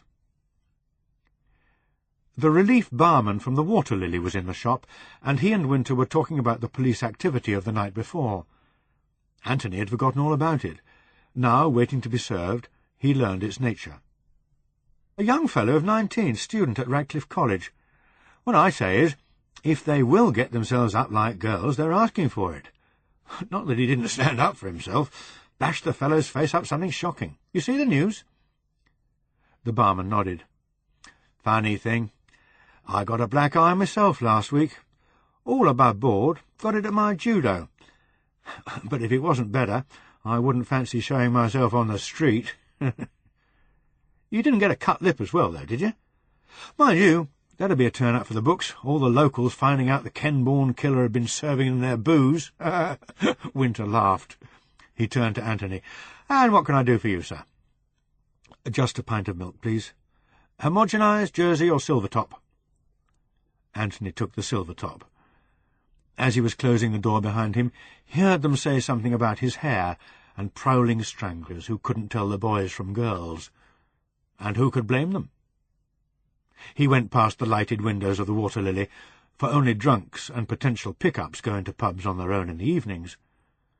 The snow had settled in little drifts between the cobbles of Oriel Mews, where there was no light or heat to melt it. It floated thinly over Trinity Road, making a thinner, webbier curtain over the draped nets at Arthur Johnson's window, behind which Anthony thought he could vaguely make out a watcher. Room 2 had grown cold again in his absence. He kicked on the electric fire, drank some milk straight out of the bottle. It was so cold it made his teeth chatter. He crouched over the fire, and into his mind came a clear and sweet vision of Helen as she had been in the summer, running along the platform at Temple Meads to meet his train when he came to her from York. He felt, closing his eyes, her hands reach up to hold his shoulders, her warm breath from her parted lips on his lips. And he felt real pain, a shaft of pain in his left side, as if he had been kicked where his heart was. Then he lay face downwards on the bed, hating himself for his weakness, wondering how he would get through the time ahead, the long, cold winter of isolation, with only Arthur Johnson for company. Upstairs on the landing, the telephone began to ring. Arthur heard the phone, but didn't answer it. The only people who were likely to receive phone calls had gone away. He went into the bedroom and looked again at his face. Impossible to consider going to work tomorrow. The phone had stopped ringing. He looked out of the window down to the court below. Anthony Johnson's light was on, and Arthur wondered why he hadn't answered the phone. There was plenty of food in his fridge, including the Sunday joint he hadn't been able to face, and couldn't face now. The food he had would last him for days. He managed to swallow a small piece of bread and butter. Then he looked at his face again, this time in the bathroom mirror. While he was wondering if ice would ease the swelling, if anyone would believe him if he said he had cut himself shaving, and presumably also knocked his eye with the razor, the phone started ringing again. He opened his front door and emerged onto the dark landing. Obscurely he felt that, whoever this might be phoning, it would be safer were he to answer it himself. He lifted the receiver, and Stanley Caspian's voice said, "That you, Arthur? That time, too. I buzzed you 5 minutes ago." Light flooded him suddenly from the hall below. He turned, covering his mouth with his left hand, and called in a muffled voice, "It's all right. It's, Mr. Caspian's for me." Anthony Johnson said, "OK," and went back into room 2. Arthur wished the light would go out. He hunched over the phone. "Listen, Arthur, I've got a chap coming to have a deco at flat 1 tomorrow around 5. Can you let him in?" "I'm not well," Arthur said, sick with panic. "I've got a virus infection. I shan't be going out to work, and I can't let anyone in. I'm going to have the day in bed." "My God, I suppose you can get out of your poxy bed just to open the front door." "No, I can't," Arthur said shrilly. "I'm ill. I should be in bed now." "Charming. After all I've done for you, Arthur, that's a bit thick. I suppose I'll have to fix it a bit earlier with this chap and come myself. I'm sorry, I'm not well. I have to go and lie down. Stanley didn't answer, but crashed down the receiver. Arthur stumbled up to his own door. It was almost closed. A slight draught, a tiny push, and he would have been locked out. He who never neglected such precautions had forgotten to drop the latch. Shivering at the thought of what might have happened, he went into the bathroom to contemplate his lip and his eye. Tears began to course down his face, stinging the bruised flesh. The second time the phone rang, Anthony got off his bed to answer it. But the hopes he had had, hopes that were against all reason, were dissipated by the voice calling from the landing, "It's Mr. Caspian for me." Because the voice sounded thick and strange, Anthony, who in his disappointment would otherwise simply have drifted back into room 2, glanced up at the figure on the landing. Arthur Johnson was covering his mouth with his left hand, and he turned away quickly, huddling over the phone, but not before Anthony had noticed one of his eyes was swollen and half closed. The phone conversation went on for a few moments, Arthur Johnson protesting that he was ill, but from a virus infection, not some sort of facial injury. Anthony closed the door. He sat on the bed. An hour before, he would have given a lot for some subject to come overpoweringly into his mind and crowd Helen out of it. But this? Did he want this? And could he cope with it? A series of images now. A man, evidently nervous, paranoid, repressed, saying, "You are the other Johnson. I have been here for 20 years. In the cellar, a shop window model with a rent in her neck. Fire burning that figure, and that very night, the night of the 5th of November, Anthony looked out of the window and up to that other window 2 floors above. No light showed, though that was Arthur Johnson's bedroom, and he had said he was ill and ought to be in bed. Well, perhaps he was, in the dark. Anthony went out into the street and looked up. There was light up there, orange light, turning the draped muslin stuff to gold, and behind that shimmering stuff a light, flickering movement. He went quickly indoors and up the 2 flights of stairs. He had thought of no excuse for knocking on Arthur Johnson's door, but excuses seemed base and dishonest. Besides, once he had seen, he would need no excuse. But there was no answer to his knock, no answer when he knocked again, and that told him as much as if the damaged face had presented itself to him 6 inches from his own. To knock again, to insist, would be a cruelty that revolted him, for in the silence he fancied he could sense a concentrated, breath-held terror behind that door. He knew now. He would have laughed at himself if this had been a laughing matter, for the irony was that he who was writing a thesis on psychopathy, who knew all about psychopaths, had lived 3 months in the same house as a psychopath, and not known it. So, of course, he must go to the police. Knew? Did he? Well, he was sure. Certain. When we say that, Helen had once said, we always mean we are not quite sure, not quite certain. He shivered in the hot, fuggy, yet draughty room. It had been a shock. Presently he began looking through his books, finding Arthur Johnson or aspects of him in every case history, finding what he well knew already, that if hardly anything is known of the causes of psychopathy, even less has been discovered of ways to cure it.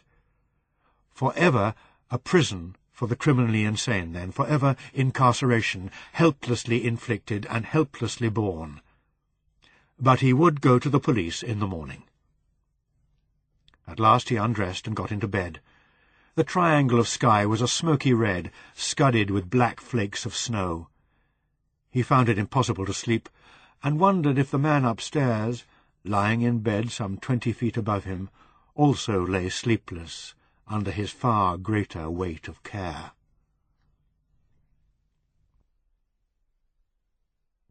At 8:30 in the morning, Arthur phoned Mr. Granger at home. He wouldn't be coming in, would have to take at least 3 days off. While he was on the phone, he heard Anthony Johnson go into the bathroom, but the man didn't come to the foot of the stairs. Why had he knocked on his door last night? To borrow something? To get change for the phone? Still fresh with him, still aching in his bruised ribs, was the terror those repeated knocks had brought. But nothing would have made him let Anthony Johnson in to see his face. For hours he had hunched over the window ledge, intermittently leaving his post to look at his face, to listen by the door for Anthony Johnson to phone the police, watching for Anthony Johnson to go out and fetch the police. By midnight, when nothing had happened and the little court had gone dark, he had lain down, spent but sleepless. The last of 4 lectures by a distinguished visiting criminologist was to be given at the college that morning. Anthony had attended them all, been rather disappointed that they were more elementary than he had hoped, and now he took notes abstractedly. He was tired and uneasy.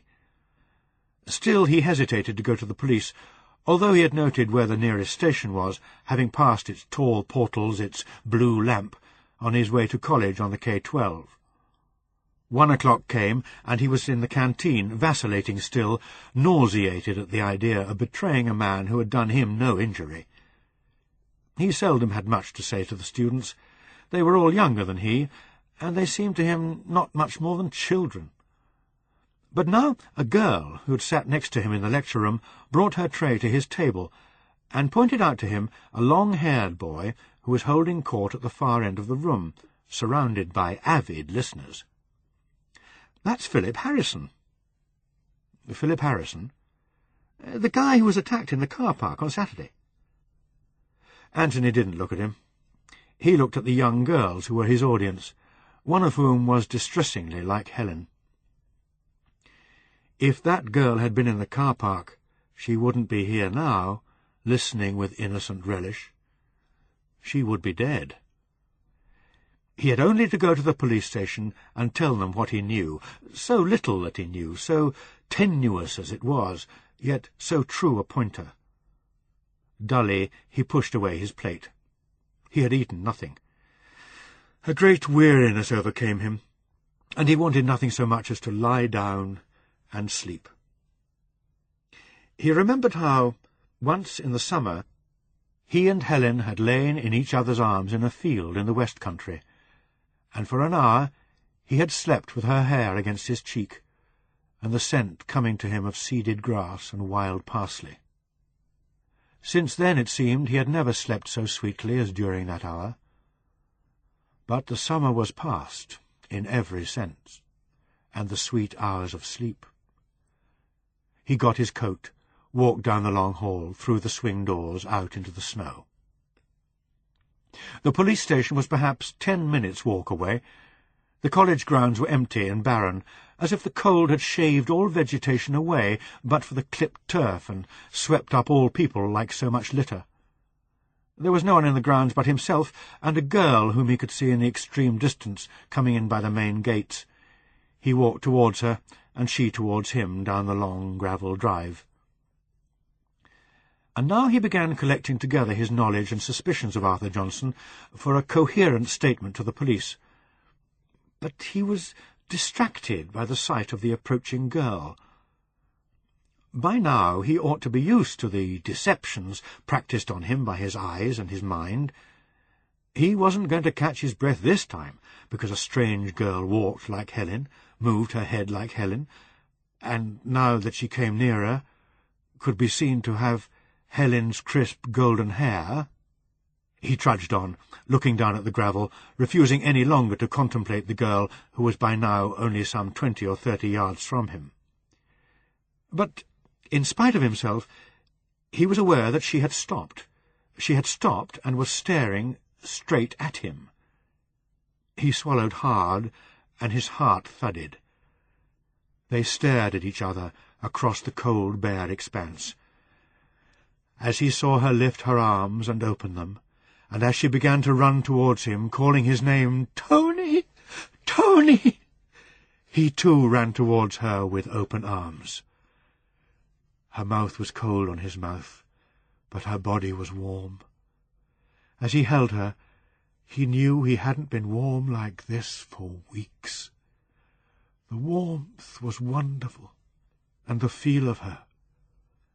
But he was afraid to look at her face. "Helen," he said, "is it really you?"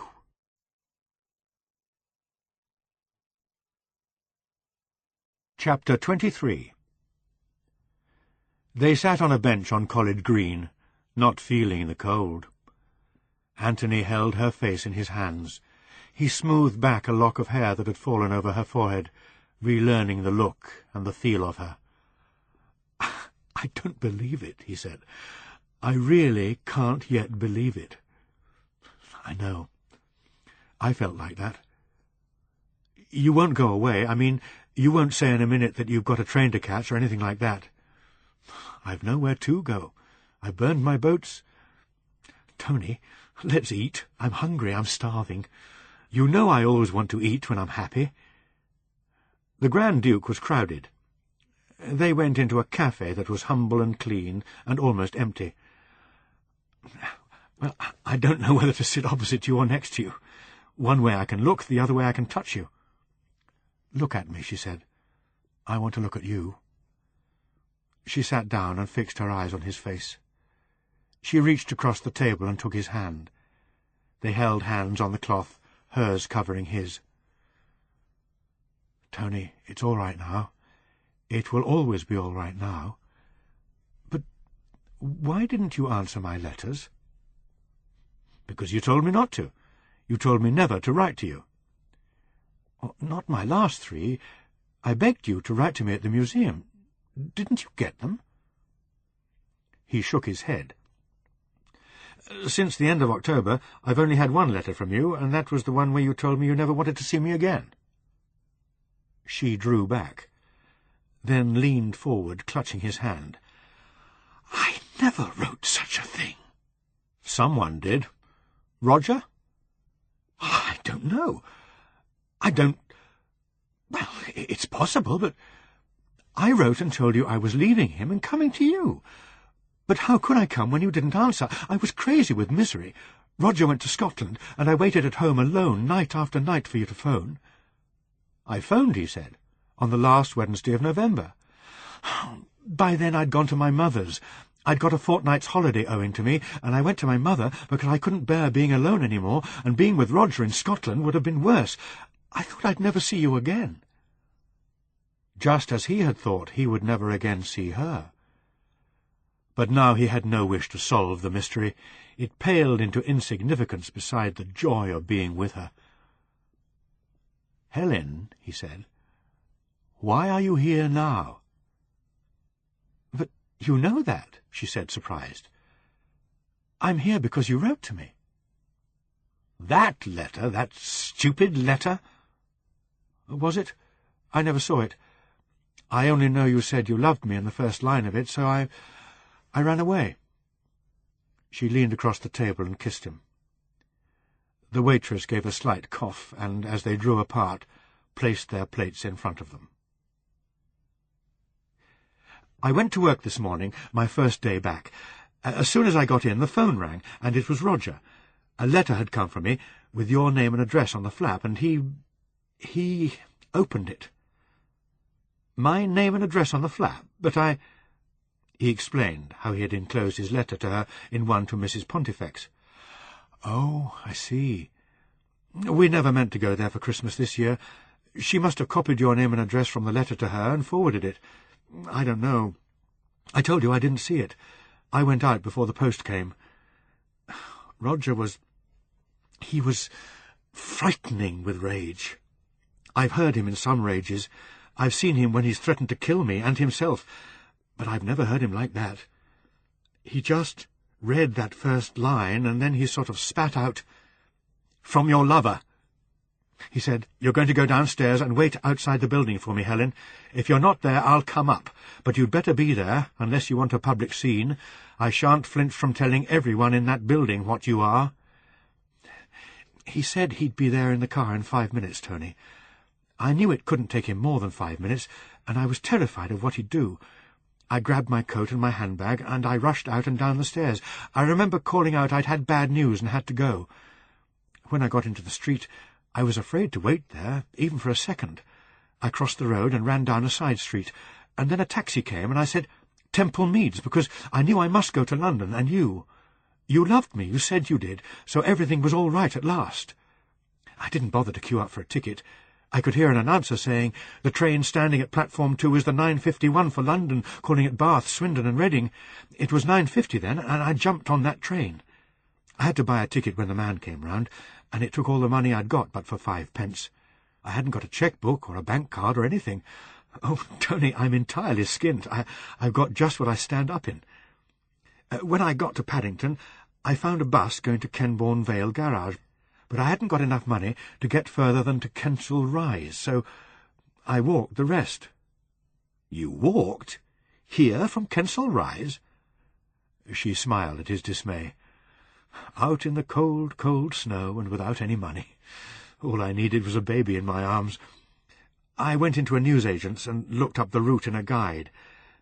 I was going to go to Trinity Road, but then I thought you might be here, so I came here, and here I am.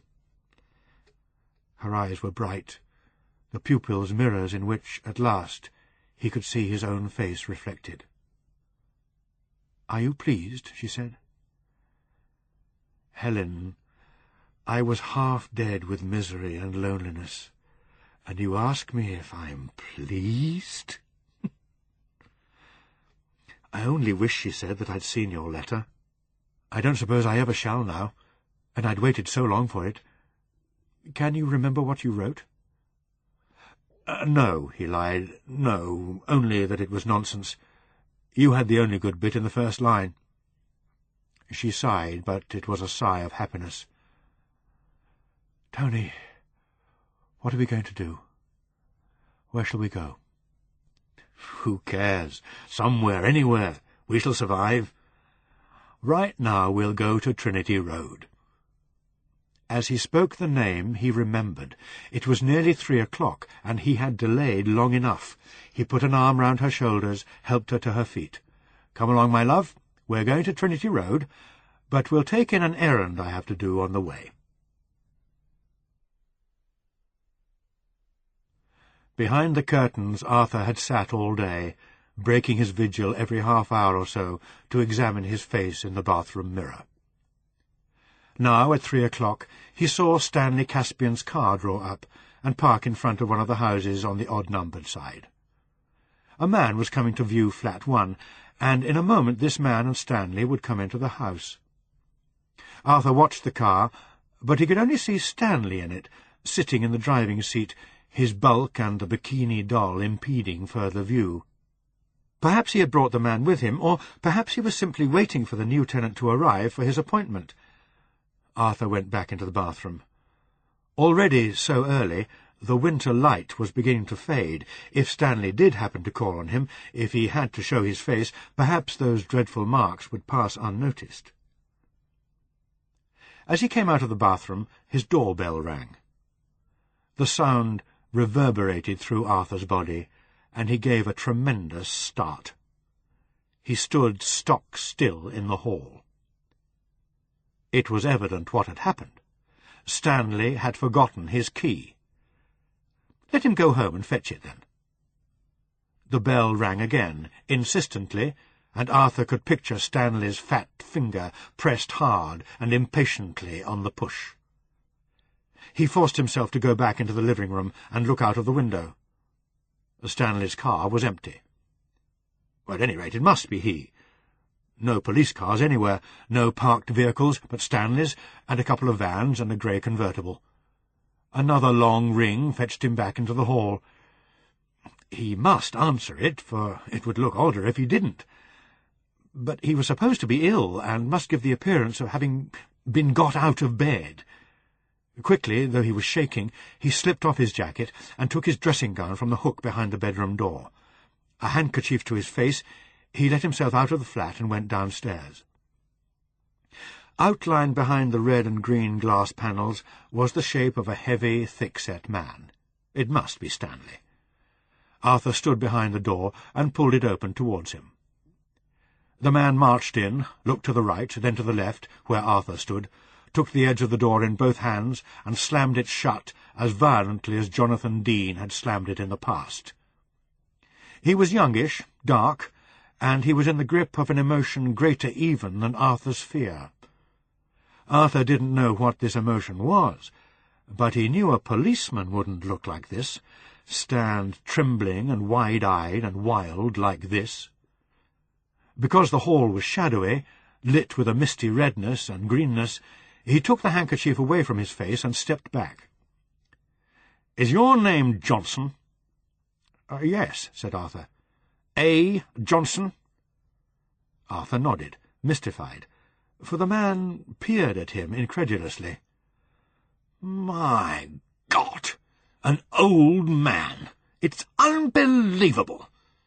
But he did believe, and when he said hoarsely, "Where is she?" Arthur also knew and believed. Once it would have been threatening, dreadful. Now it was only a relief. "You want the other Johnson," Arthur said coldly and stiffly. "Sit down and wait for him if you like. It's no business of mine." "The other Johnson? Don't give me that!" His eyes travelled over Arthur's dressing-gown. He clenched his fists and said again, "Where is she?" Arthur turned his back and climbed the stairs. He must get to his flat, shut himself in, and pray that Stanley would soon come to turn this intruder out before violence drew the police. And now, realizing what could happen, he ran up the second flight to push open his own front door. A cry of dread broke from him. He had no key, hadn't dropped the latch, and the door had closed fast behind him. He stood shaking, his back to the door, his hands creeping to shield his face. Out here, what chance had he when Stanley came with a new tenant, when trouble broke out between Anthony Johnson and H's husband, and now the man had reached the head of the stairs and was facing him? Arthur looked into the barrel of a small gun. A pistol or a revolver, he didn't know which. Television hadn't taught him that. "Open that door." "I can't. I've no key. I've left my key inside." "My wife is in there. Open that door, or I'll shoot the lock off. I'll give you 30 seconds to open that door." His front door, shattered, swinging on its hinges, would be worse than his front door locked against him. Arthur, who had moved aside when he saw the gun, brought his gaze first to the smooth circle of metal surrounding the keyhole, then, with greater dread, to the smooth metal cylinder pointed at that keyhole.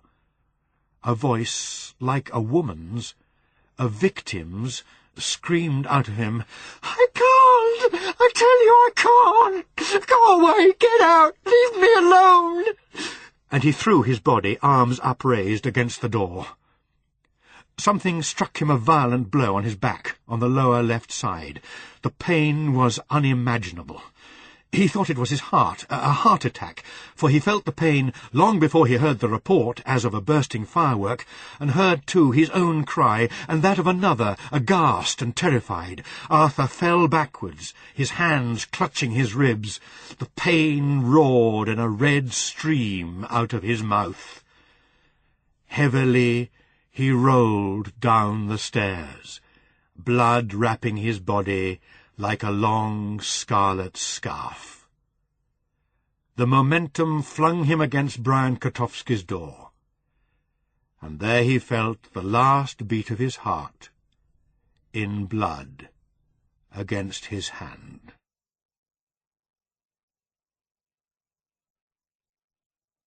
That was A Demon in My View by Ruth Rendell, read by Julian Glover.